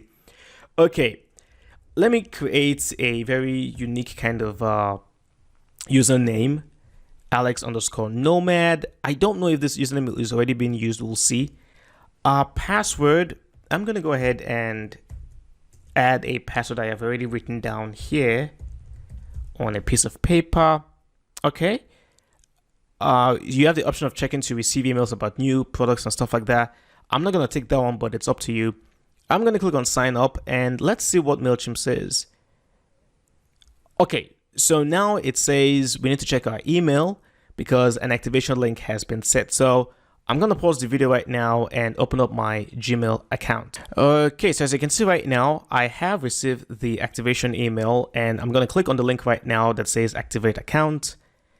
And we are good to go. Okay, so we didn't need to confirm to MailChimp that we're not a robot, that we're actually flesh and blood, we're human. So I'm going to click on I am not a robot. I am not Skynet. Okay, now we're going to go with the free plan. So I'll click on complete. And let's wait for a few seconds. Okay, so basically right now we'll have to set up the, the usual stuff. So Alexander, Oni, that's my first and last name. Tell us about your business. What's the name of your business? Loan. Nomad. Do you have a website? Yes, I do have a website. It is the one right here, loannomad.com. Let's continue. All right, now this is important. You do need to add an email address because it is required by international anti-spam laws that whenever you're sending emails to people, you do need to have a physical address. Now, some people might come in here, you could put, now you don't have to necessarily use your actual home address because the thing is, the address you put in here will be visible in the emails that you send.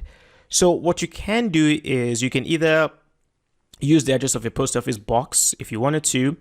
You could use the address of a building that you have access to, but I would highly recommend that you don't use your own personal home address because it's the internet. You don't know who is out there, and just to be on the safe side, I would highly recommend that you don't use your home address in here, but you can use any other address that you have access to. So in this case, I'm already in Chiang Mai in Thailand, so it already picked up my city, my zip code, because I have recently created an account on MailChimp, so it already knows me. So I'm just going to add this address right here, and there you go. So phone number is optional. I'm not going to add that one. So I'm going to go ahead now, click on continue. And do you have any contacts? We don't have.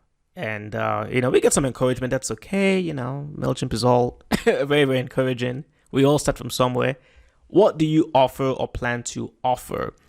In this case, I'm going to go with original content, blog, videos, photography, stuff like that. Let's continue. Where can people access your offerings?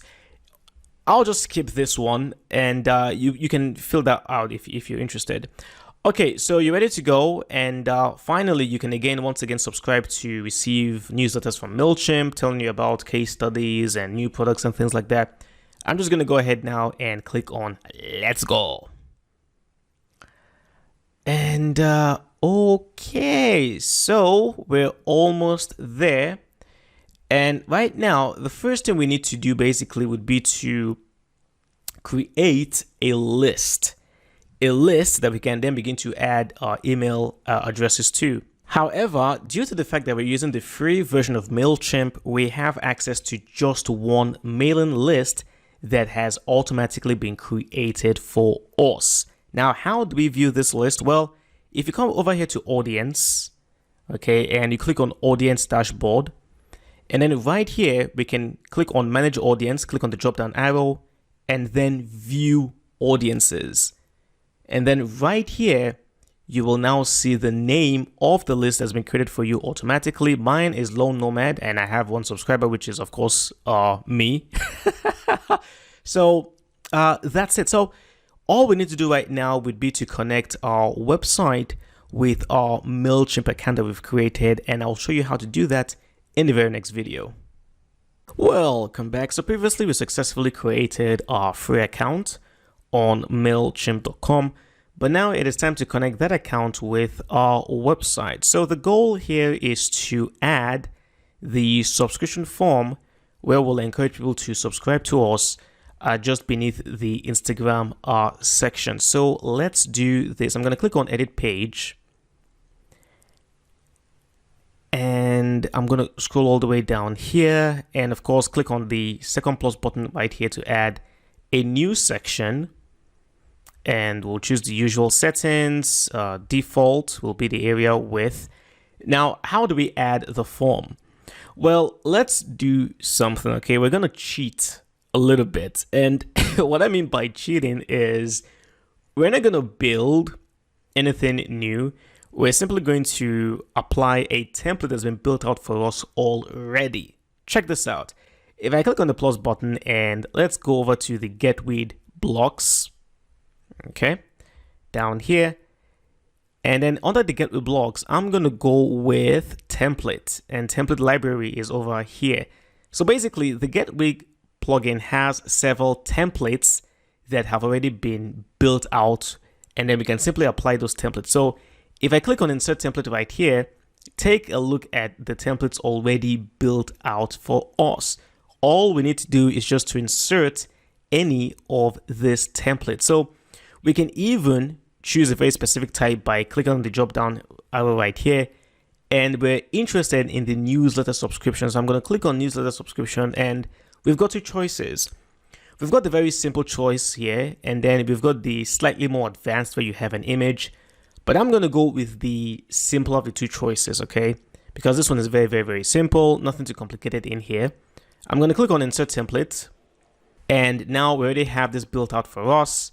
But now it is asking us to add a MailChimp API key. It is this key that will connect our account with our website. So how do we get this key? Well, let's head back to MailChimp. Now over here where I have my username, I'm going to click on Account. Okay, and then I'm going to go to Extras, and then under Extras, API Keys. Now, I already have one that I created earlier for testing purposes, but let's imagine we're creating an API key for the first time. I'm going to click on Create a Key down here, and automatically MailChimp will create a key for us. So this is the key right here, which I am going to now copy. I'm going to go back in here, and I will now paste the key, and then I'll save the API key. And then right here, you will now have to confirm that you want to connect this form to the Lone Nomad list that was automatically created for us. So I'm going to click on the Lone Nomad to connect that one. And of course, I will now click on Update. And there you go. So now, if we view the page, On the front end, we come down here. There you go. This right here is our subscription box. And whenever anyone comes in here and adds their email and click subscribe, that email address will be added to our Nomad list on our MailChimp account. But let's make this list a bit more, this section a bit more attractive, so to say. Let's go back in here, and this text right here, I'm going to click inside and just remove everything. And let me go ahead and grab some text I've already copied or typed out previously. And let me head back to the browser and I will paste that. So basically, it's just me saying, be the first to be notified of my latest blog posts, travel hacks, and tips. I promise to never spam you or sell your information. I'm going to make the text a bit bigger. So let's go with 18 pixels. And we'll go to style. We'll make the text very, very dark. Subscribe to our newsletter. Let's also make this one very dark as well. And we'll make it italic. The font style here will be italic. Now, for the form itself, I'm going to come in here and we can add an additional field for the first name. So what I'm going to do is I'm going to click on the plus block right here to add a block. And then you will see MailChimp. So under MailChimp, we can go with the first name. And then right here, where you have the move up, I'm going to move that one up. So we now have the first name and then email. But we can click inside to remove the label. So we don't need the label. But then inside, we'll write the placeholder and just type in name. Okay. And then right here, we will make the field required. Okay. So I'm going to go ahead now and update. And let's take a look at the new form and see what it looks like. And there you go. Okay, looking much better. Finally, we'll just change the background color of the button to match the other buttons that we have in here. So let's go back in here, click inside of the button, and then right here where you have the button background color, we'll choose the black, and that is it. Well, go back in here, update, go back in here, refresh the page, come down. And there you go. It's a shame though that we cannot make the button a bit bigger just to match the size of view the blog and view my guides, but it's okay. It's still pretty decent. And there you go. So we've successfully connected our MailChimp account with our website and the form now works. We're going to run a test in the very, very next video. And I'll also point you to a few things that you should be aware of when working with MailChimp. I'll see you then. Welcome back. So we've successfully been able to connect our MailChimp account with our website, and I'm going to run a few tests just to make sure that the form is actually working. So let's do this right now. If I head on over to audience and I click on audience dashboard, you can see I now have 2 people who have subscribed. I do have 1 person I have added just as a test. The person's name is Bob Jones at jones.com. So let's do this. Let's pretend I'm another user. I come in here and my name here is going to be, let's say, John. Okay. And my email is johnconnor@skynet.com. And I hit subscribe. And let's see what happens. Okay. So it says, thank you for joining our mailing list. Okay. Now, if I head back over here to our list on MailChimp, and I refresh, now you will see that John Connor has indeed been added to our mailing list. So the syndication, the connection between our MailChimp account on our website is perfectly fine and is working properly. So that is great to note. Okay, I want to show you a few things. Under your list, right? If you go to settings and you click on audience name and defaults, right here, you can change the name of your list to something else. And there are certain instances where in the future you might need to provide the ID of your list. You can find it here as well if you wanted to. Now in here, you will have these options for enabling a double opt-in and reCAPTCHA. This, by the way, only works if you're using the sign-up form that you've created specifically from MailChimp. There are forms that you can create from a MailChimp account, but they're usually very, very boring, very, very bland. And I was thinking about showing you how to do those, but I just decided against it. So anyway, over here, this is where you can modify the content that will be sent to your subscribers whenever you email them. So as it is right now, if I decide to send out an email to my audience, it will say from Alexander. So in here right now, I can come in here and change this to from Lone Nomad, because that's how my subscribers would know me. I can come in here and add the admin email address, and then you could add a default email subject line, but that doesn't really make any sense because all your emails should have different subjects. So I'll keep that one blank. And then of course, right here, you can choose to add an email where you'll be notified whenever anyone has signed up to your mailing list. So you can come in here and add your email address if you wanted to, but I would not recommend that. It's entirely up to you. I think the better option would be to come in here and add the summary instead, so that this way you don't get an email every time a new person signs up. You'll just get one email every day at the end of the day, just giving you a summary of what's happened to your mailing list thus far. Okay, still under settings, if you come down here to required email footer content, this is the content that will be sent in the footer of every email you send out. So right here, you will see the address. Remember when we signed up for a MailChimp account, we had to provide a physical address. So this is the address that will be used, but you could come in here and modify the address. Again, I would highly recommend that you don't use your home address. Use another address that you have access to. So those are the two things I wanted to point out regarding your list. Now, to send an email is pretty easy. You would go to campaigns. You can click on all campaigns. And then right here, just click on create a campaign. And then in here, you have email. So you can just click on email. So now we have to add a name for a campaign. So let's just call this one Belly Rub. No, not Belly Rub. Let's go with test email. Just as an example, click on begin. Now, by default, MailChimp will select all the recipients, all the subscribers in your audience. But over here, you can click on edit recipients and you can choose a particular segment. So for example, you could choose to send out to all new subscribers who have recently joined your mailing list since the last time you sent out a new email. You could choose active subscribers. These would be the ones who have opened up your previous emails. And then inactive subscribers, those who have never opened up emails before or very rarely engage with the emails that you send out. So you've got that option in there. I'm going to stick with all subscribers in the audience. And let's save this one.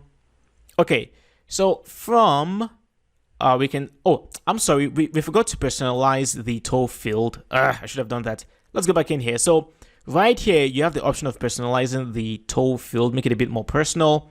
So we'll check that box and then we'll choose the fname tag to merge. So you will see how this works in just a minute. Let me click on save. All right, so from, we can come in here right now and edit the from name. So this is going to be from Lone Nomad. I'll keep the email address as it is. And then subject, let's add a subject. We'll call this one test email from Lone Nomad. Okay, let's save that one. And then finally, we can design the content for the email. I'll click on design email. And we already have several pre-built out templates. You've got ones for selling products, make an announcement, educate, things like that. Under themes, you've got themes that have already been pre-built for you. So I'm going to choose one that's very, very, very simple. And we'll just make some edits to it. Let's see. Most of this is actually not that simple. All right, I think I'll ignore the themes. Let's go back to layouts. And I'm just going to come in here and choose a simple text, okay? So we'll choose a simple text template. So it's kind of similar to the Gutenberg page builder. Over here, you already have some text typed out for you. So if you want to edit any of these existing blocks, you hover on them, you click on the pen right here, and now we can change this headline. Now I'll just call this one This is a test. I'll come down here, click on save and close. And then we could also edit the message in here, but I'll just keep that one as it is. And then you've got ideas of adding like a video. You can add image blocks. So you just simply click and then you drag and then you drop it wherever you want the image to go to. So you can drop the image right there, for example, and then you can come in here, upload the image, and so on. So it's fairly easy. If you want to remove blocks, you hover on the block right there, you click on it, and then right here, you've got the delete button. Let me go ahead and remove the image block, and that's it. So I'm just going to go ahead now, click on continue. And oh, it says there is still some placeholder text. Okay, let's make a few changes to what we have in here, just so that MailChimp will allow us to send out the email. So I'm just going to say this is Alex. Thank you for subbing. Okay, so save and close. Let's continue now. And okay, so I'm just going to go ahead now and send out this email. And just making sure everything is fine. And then right here, you can either schedule to send out your emails. You'll add a time, or you can just click on send. You will have the final confirmation. I'm going to click on send now. And that's it. So what I'm going to do right now is to pause the video and open up my email account. Okay, so as you can see right now, I did get the email from MailChimp, but you can see this warning from Google telling me that it appears that my account may have been spoofed. This is normal because I basically sent out an email to myself using my own email address. Remember that I used my Gmail account to sign up for the free account on MailChimp, and what MailChimp does is that it will add that same email that you used to sign up for an account to your automatic list. So if I go over here right now to 3 subscribed, over here, you will see that onlyalex14@gmail.com is in fact one of my contacts. That's the reason why Google has this warning. So yeah, there you go. You can see right now that the emails are working very, very well. And one more thing is that when you begin to send out your email campaigns, you can track them and get reports. So if I go back to campaigns right now, I click on all campaigns, and okay, so right here you can see the test email that was just sent. I can click on view report, and let's see, for example, so you can see right here the one bounced. That's because the other email address that I used to test the form is a fake email address. That's why it bounced. But you can see right now successful deliveries was 2, which is normal. And nothing much to report, but once you begin sending out more emails to more subscribers, you'll begin to get more reports like how many people clicked on the link in the email, how many were forwarded, how many bounced, and so on and so forth. So there's a lot more to MailChimp, of course, than what I've talked about, but hopefully this will be enough to get you up and running with your MailChimp account. Okay, one more thing that I would like to do before we round up this video is to make a change to the design of our homepage, specifically the mailing section and then the Instagram section. Now, the reason why I want to change the Instagram section is because of the background color. The background color is white, but so is the background color for our mailing list. And typically you want to have a different background color for each section. So no two sections that follow each other must have the same background color. It's better design when they have different background colors. So let's do this. I'm going to change the background color for Instagram. So over here, let's come down over to Instagram. So I'm going to click on the section. Notice that section has been highlighted down here. So we're editing the section for Instagram. I'll go over to style, and then for the background color, I'll choose the very light gray background color over here. And let's update. Let's go back in here. Let's refresh the page. Oops. And there you go. All right. So right now, it now looks a bit better because Instagram now has a different background color, but we do need to get rid of this margin between the About Us section and then the Instagram section. See this white space? It's not good. So we need to make a change in there, and we could also add some padding for the content. So if you've been watching about the difference between padding and margins, margins are used to create spacing between sections, okay? While if you want to create some spacing between the borders of a section and its content, you would use paddings, okay? So two things we're going to do right now. First of all, we're going to eliminate the margin between the bottom of the About Us section and then the top of the Instagram section. So let's do this. While we're still editing the Instagram section, I'm going to go over to margin right here. And then where you have margin top, I'll set this to none. Okay. And now we're going to go to the About Us section. Let's make sure we're editing the section. And then we're going to go over to style and then remove margin bottom. Okay. So margin bottom here will be set to none. Okay. That should eliminate the margin. Let's update, come back in here, refresh. Okay, there you go. You can see right now, no more white space.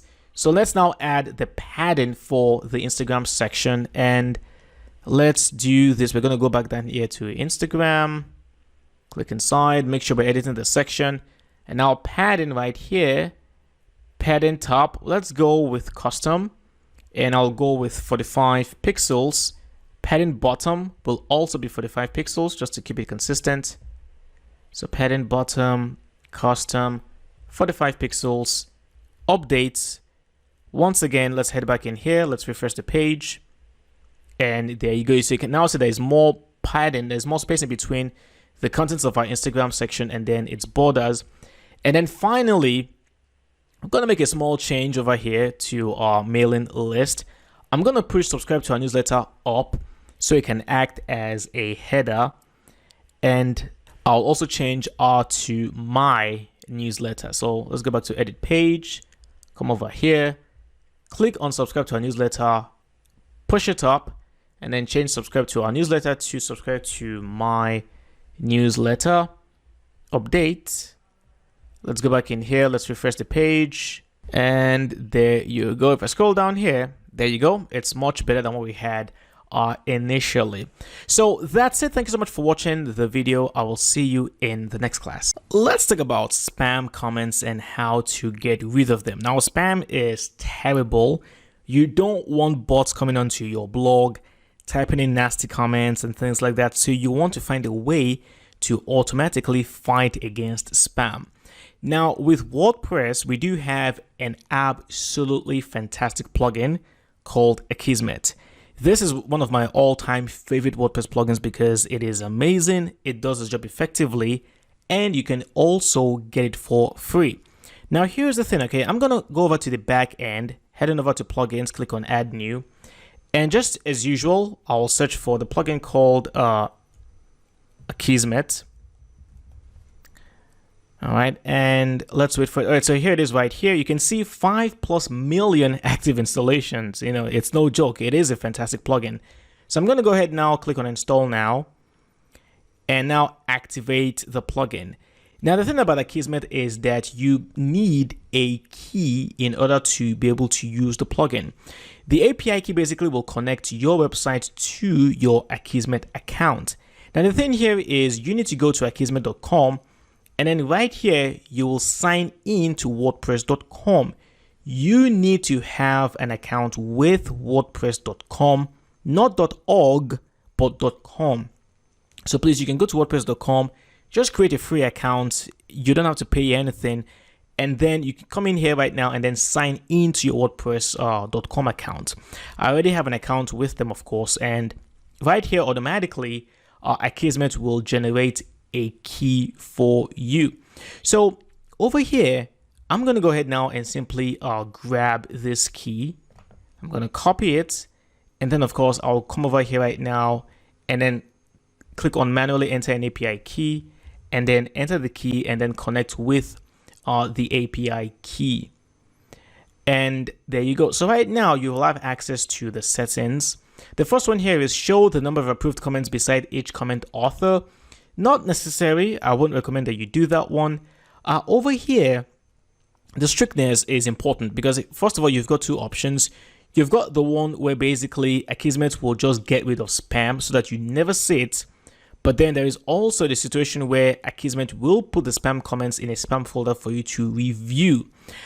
I would recommend that you go with the second option. It just gives you a chance to verify that indeed Akismet has chosen the right comments as spam. And then right here, you'll have the link to that spam folder. So if I click on the link, it will take you over here to the comments. And then right here, you'll begin to see all the spam comments that have been, or all the comments that have been listed as spam by Akismet. Let me go back to the settings. And over here, you've got the privacy, display a privacy notice on your comments forms, do not display a privacy notice. I'll just keep this on, do not display a privacy notice. There's no point in you displaying privacy notices in your comment forms. I don't personally know of any advantage of doing that. So that's pretty much it. Akismet right now is active on the website.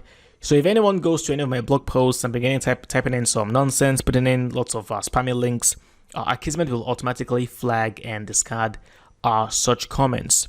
One more thing I should mention is that with Akismet, even though you do have a free account with them, you can get a free account. They actually have paid version. So right here, you've got the plus where you will have things like priority support, advanced statistics, and then also supports commercial sites. So if you want to build yourself a commercial site where you're selling things, you might want to go for the plus version. And then of course you've got the $50 per month, which, well, this would be for very large networks and multi installations. You might not need this one. So I just wanted to put this out there.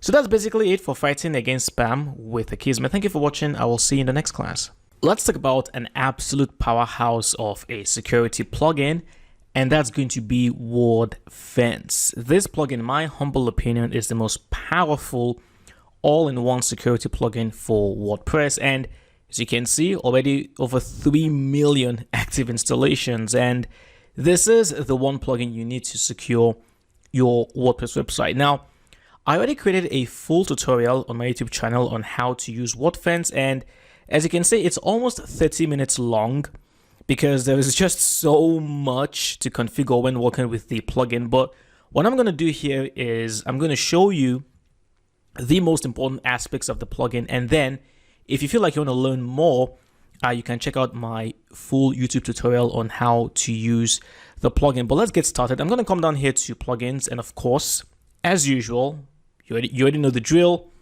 our WordFence.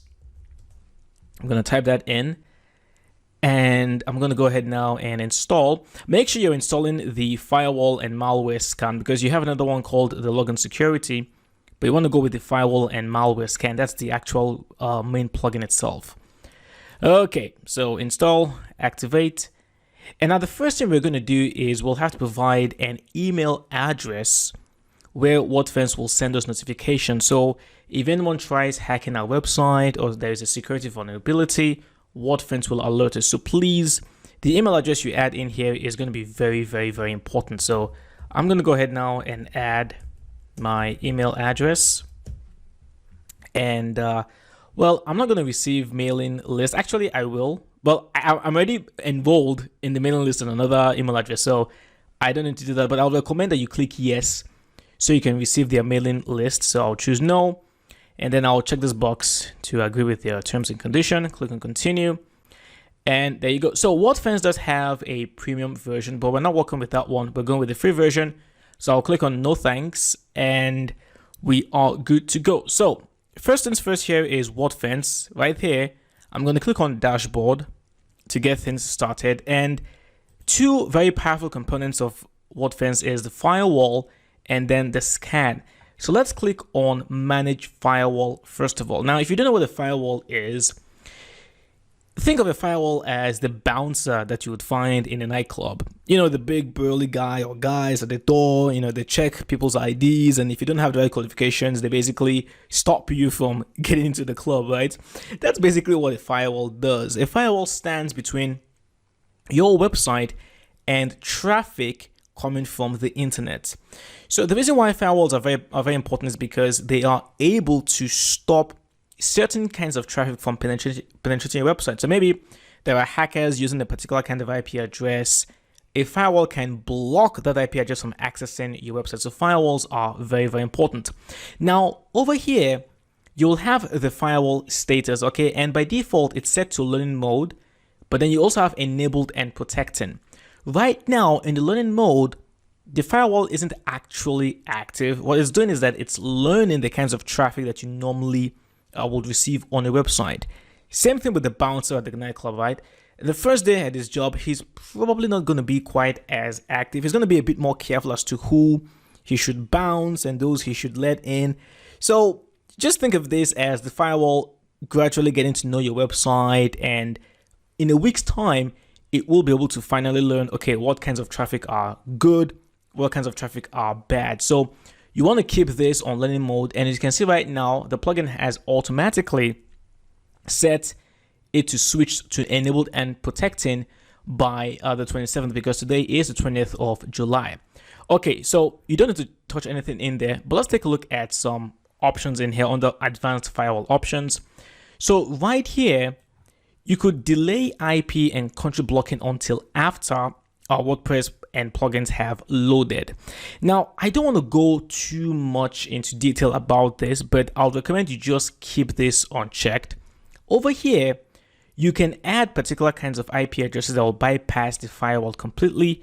These should be IP addresses that you trust completely, okay? So you can come in here right now and type in those IP addresses. And then right here, these are kind of self-explanatory. You can block IPs that try to access particular kinds of URLs. So maybe there is only one URL that you and maybe someone else are able to access, and then you notice somebody else from another country is trying to access that URL, you can block them.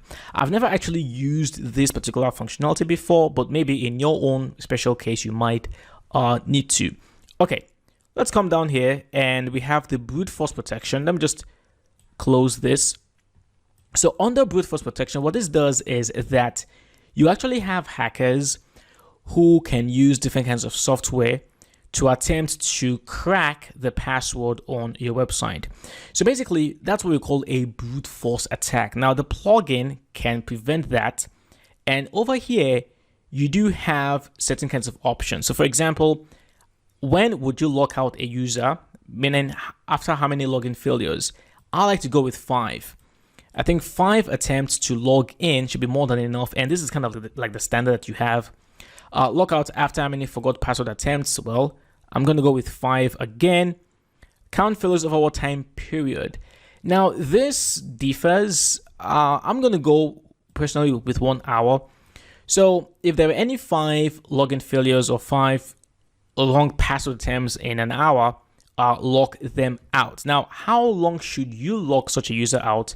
The default here is 4 hours. I'll keep that as it is. Okay, I'm not gonna change that one. Now, right here, you can also immediately block the IP of users who try to sign in as these usernames. Now, in here is where I'm going to add a username like admin, for example. I will also add administrator, because on my website, I don't have any of these usernames. In fact, I actually did create the admin username earlier, but that's just a trick, you know. So if anyone tries to access my website using the username of admin or administrator, immediately just block them, all right? Because these two, no one should be using these two to try to access my website except me, basically. All right, what else do we need to do in here? Pretty much everything in here is as it should. Don't let me bore you with the details in there. Let's come down here to rate limiting. Now, this is very, very interesting. Now, you must be wondering, what exactly is rate limiting? Well, this measures how many requests a particular user makes on your website over a period of time. So say, for example, you access a website and you go to the home page, that's one request. You click on the link on the homepage, that's another request. You go to the about page, that's another request, and so on. So the reason why this is important is because hackers and malicious software have a tendency to try to access as many resources on your website in as little time as possible. So over here, we have 2 basic options. We can either throttle users or block users. The difference here is that block just means block. They will not be able to access the website anymore. Throttle is kind of like a suspension. They'll be suspended for a period of time, and then once that time has elapsed, they will then be able to go back and access the website again. So in here, I'm going to go with the recommendations that they have. So basically, if you clicked on the question mark on any one of these, this will take you to the documentation for WordFence. And then in here, you will find the full explanation of what you're talking about, as well as their recommended options. So these typically are the recommended options. How should we treat Google's crawlers? Verified Google crawlers will not be rate limited. Basically, you want Google's crawlers to have unlimited access, because guess what? The crawlers have come to your website to audit your website, and you don't want to put them under any limitations. So let them have as much access as possible. Now, if anyone's requests exceed, basically, a good standard here would be 240 requests per minute. So if anyone has exceeded this, you can throttle them. If a crawler's page views exceed, again, I'm going to come in here and set this to 240 per minute as well. If a crawler's page is not found exceed, now this one, if you have a crawler trying to find broken links, 404s are basically what we call broken links. If you have a crawler trying to find broken links on your site, they're typically up to no good. So I'm going to make this a lot more strict. I'm going to say 15 per minute. So, okay, so in here it says this is very, very, very strict. Let's try something a bit less strict, 30 per minute. Okay, let's go with 60 per minute. Okay, so I'm just going to go with the recommendations that the plugin has provided. The reason why I set it to 15 is because if you find 15 broken links on a website in 1 minute, then that's usually suspicious, but I'm going to go with a recommendation with the plugin. So they recommend 60 per minute, and I will not argue with them. Okay, if a human's page views exceed, again, I'm going to go with 240 per minute, which is the standard. And then if a human's page is not found exceed, I'm going to go with, in this case, I'm going to go with 10 per minute. And even though it says very, very strict, I'm still going to stick with this. The difference between a human and a crawler is that a crawler basically crawls your entire website. It's its job to scan all the links on your site. A human being, however, why are you looking for broken links on my site? This is very, very, very, very suspicious. Now, I'm also very, very confident here because my website is well structured. I have no broken links. So in your own case, if you've already built your website and you have many pages, many posts, and you've been doing lots of editing, this might be a bit dangerous for you, because it's very possible that you may have quite a number of broken links on your site. But again, due to the fact that my website is very, very new, all my pages are intact, I have no broken links, I'm going to keep this on 10 per minute. And then, of course, how long is an IP address blocked when it breaks the rule? This is subjective. I'm going to keep mine on the recommended 2 hours, and that's exactly what I would do. Okay, finally, you've got the whitelisted URLs, and this is very, very, very similar to the firewalls. Basically, you can come in here right now and add any particular URL on your website that will not be affected by any of these recommendations, or any of these settings rather. Personally, I can't think of a situation where you would want something like this. Maybe a login page, I don't know, but I'm just going to keep this blank. Okay, that's it for the firewall. Let's come down here to scan. Oh, sorry, let me save my changes first of all. And okay, so let's come down here to scan, and WordFence does provide the ability to scan your website for malicious software, viruses, things like that. So right here, you can just click on start a new scan if you wanted to. And then right here, you've got the scan options and scheduling. Let's click in there and let's see what we can find.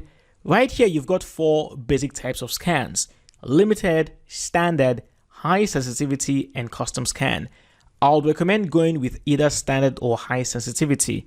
Standard for most cases, however, in a situation where you feel you've been hacked, maybe your website is acting strangely, then you can go with the high sensitivity.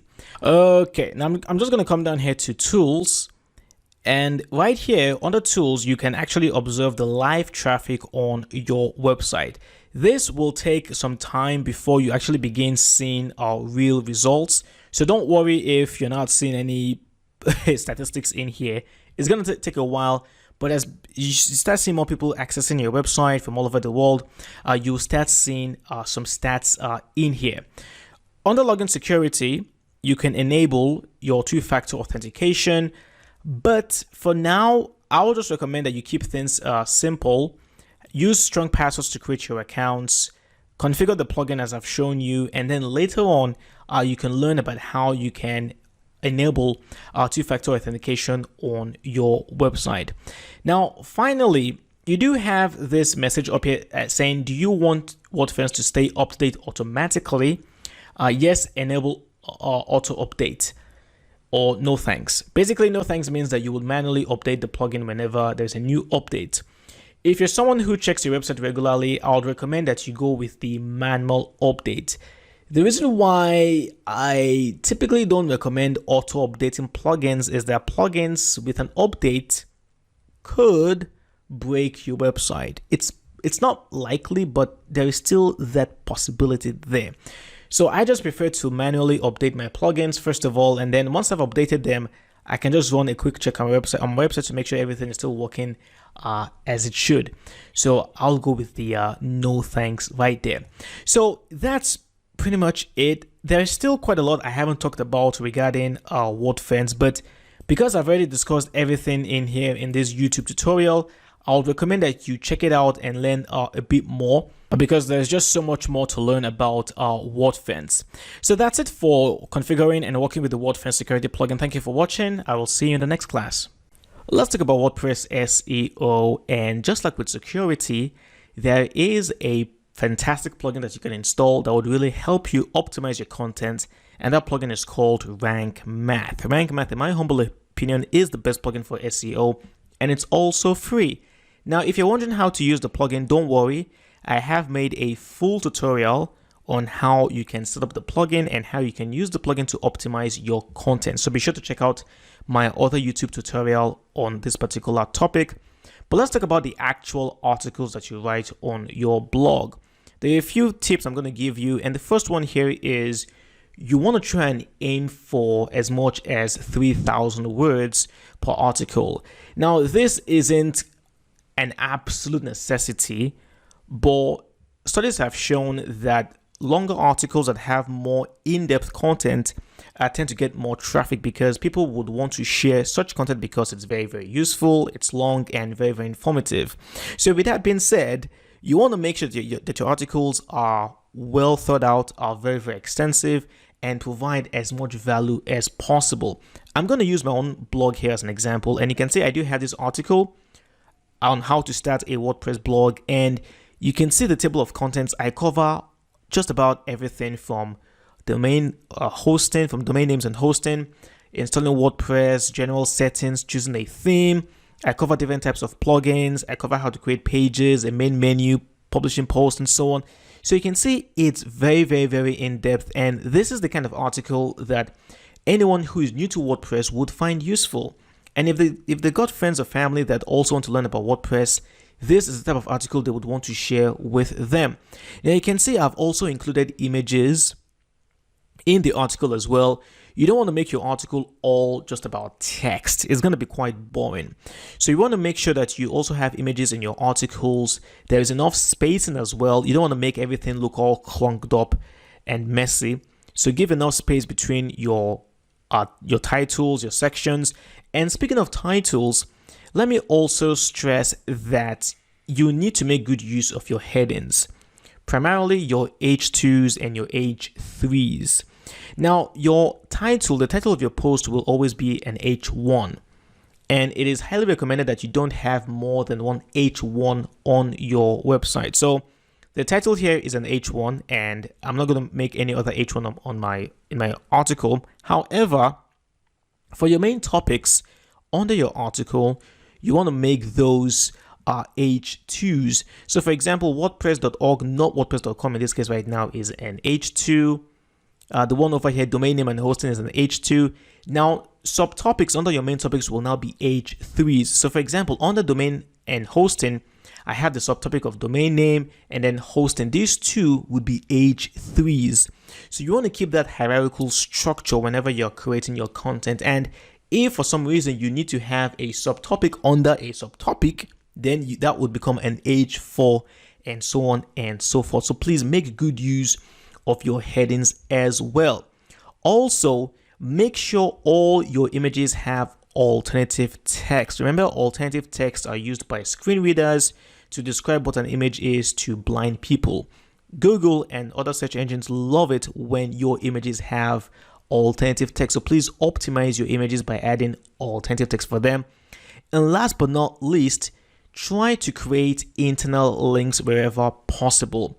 Now, what I mean by internal links here is basically in your articles, try to link them to other similar articles that you would have on your website. It's a great way to keep users on your website. So as an example, right here, I was talking about, okay, so under the SiteGround subtopic, okay, right here, I said I wrote an extensive review about SiteGround. Check it out here. And if anyone clicks on SiteGround review, it will take them to my article about SiteGround on my website. So right now, I am creating this internal linking structure on my site. The same way with Cloudways as well. You can see over here, I do have another article describing Cloudways, and I put it in there as well.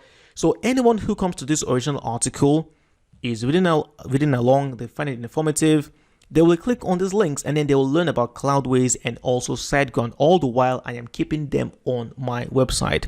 So keep that in mind. You want to try as much as possible to link to articles that are similar to the ones that you're currently editing or that you're working on. So please build your internal links. Last but not least, I'm going to refer you to this other website, onlinemediamasters.com. I don't know this person personally, but this is the guy who inspired me to create my own blog in pretty much the same way.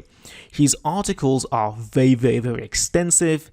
They're mostly on WordPress, mostly on SEO, but he covers a lot. You can see the kind of articles he writes, very in depth.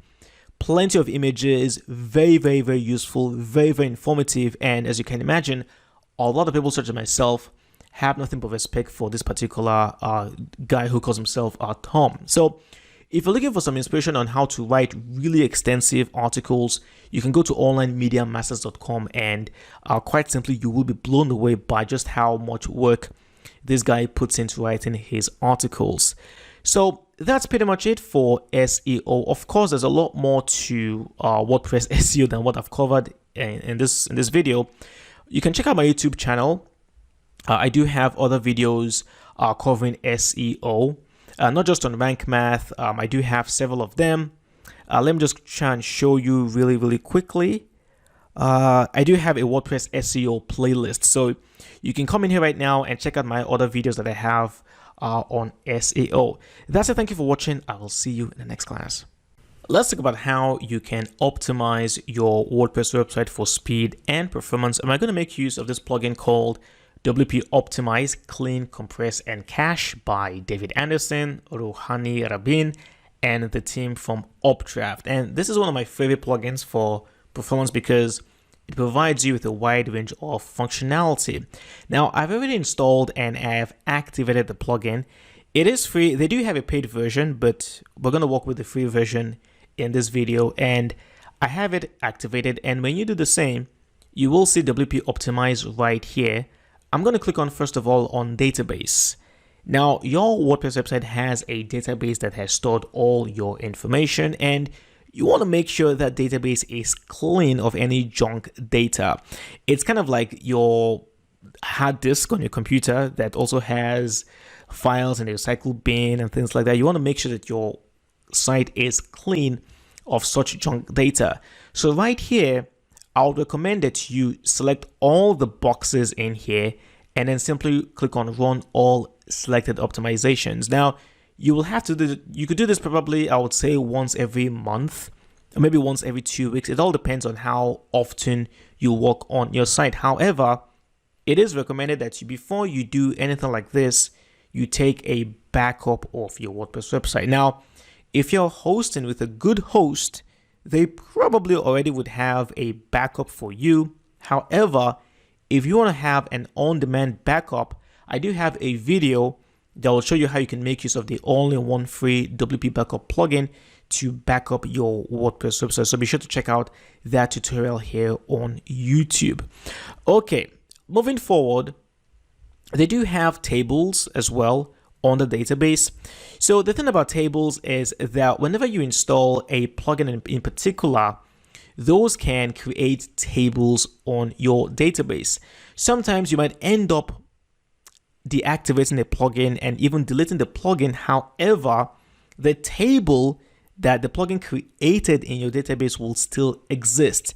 Now, unfortunately, I don't have an example here to show you, but you will see the message around here telling you that, hey, this table should be deleted because the plugin is no longer active on your website. So you would see something like that. That's how to make use of the tables column.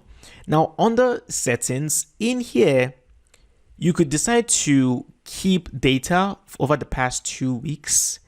It is an option for you. You can come in here right now and check this box, and yes, it will keep the data for you. But again, if you're hosting with a good hosting company, they're making backups for you, this option is not necessary. Okay, now up here, I'm going to click on images, and you can also optimize your images even further by compressing them, making them a bit smaller in size so that they can load faster. You have the option right here to automatically compress newly added images. Be careful with this option. It should work for you in most cases, but just be careful. I'm going to enable the option in here.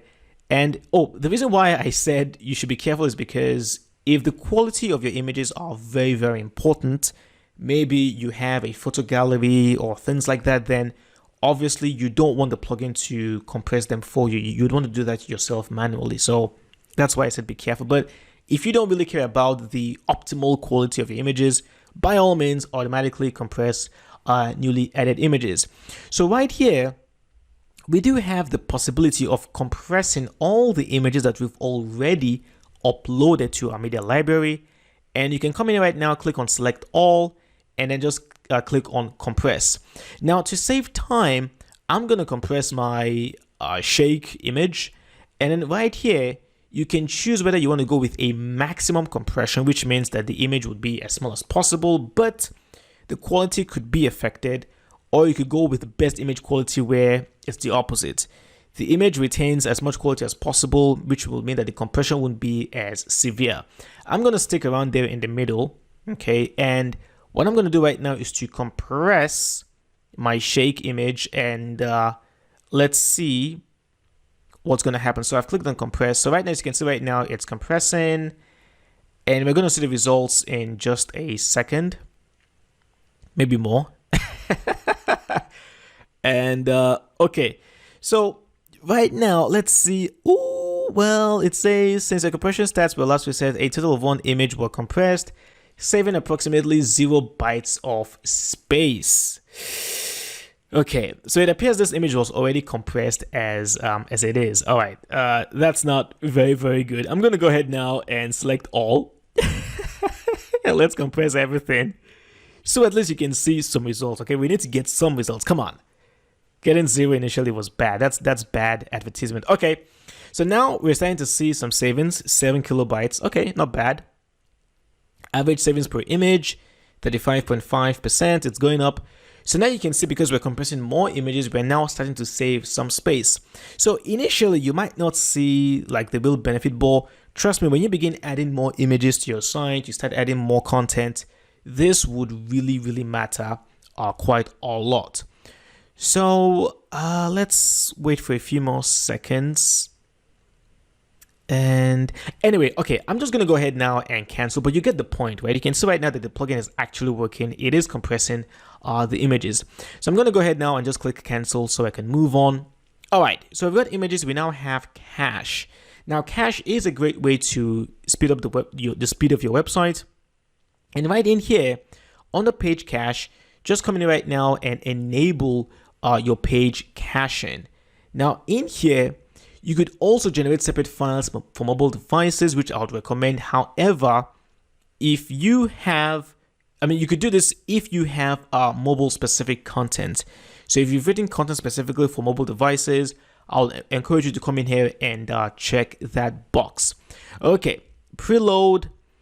In here, I'm not going to recommend that you do this one. Just leave this as it is. Under advanced settings, again, this is some pretty advanced stuff, so I'm not going to go into that one. GZIP compression as well, it's already automatically enabled, so you don't need to do anything in here. And then static file headers, again, this has already been enabled because we've enabled caching previously, so there is no need to touch anything in here. All right, last but not least, we've got Minify, and what Minify does is that it tries to optimize your code, mostly your CSS code, your HTML code, and so on. So in here, you can come in right now and turn this one to enable the Minify, and then just leave that as it is.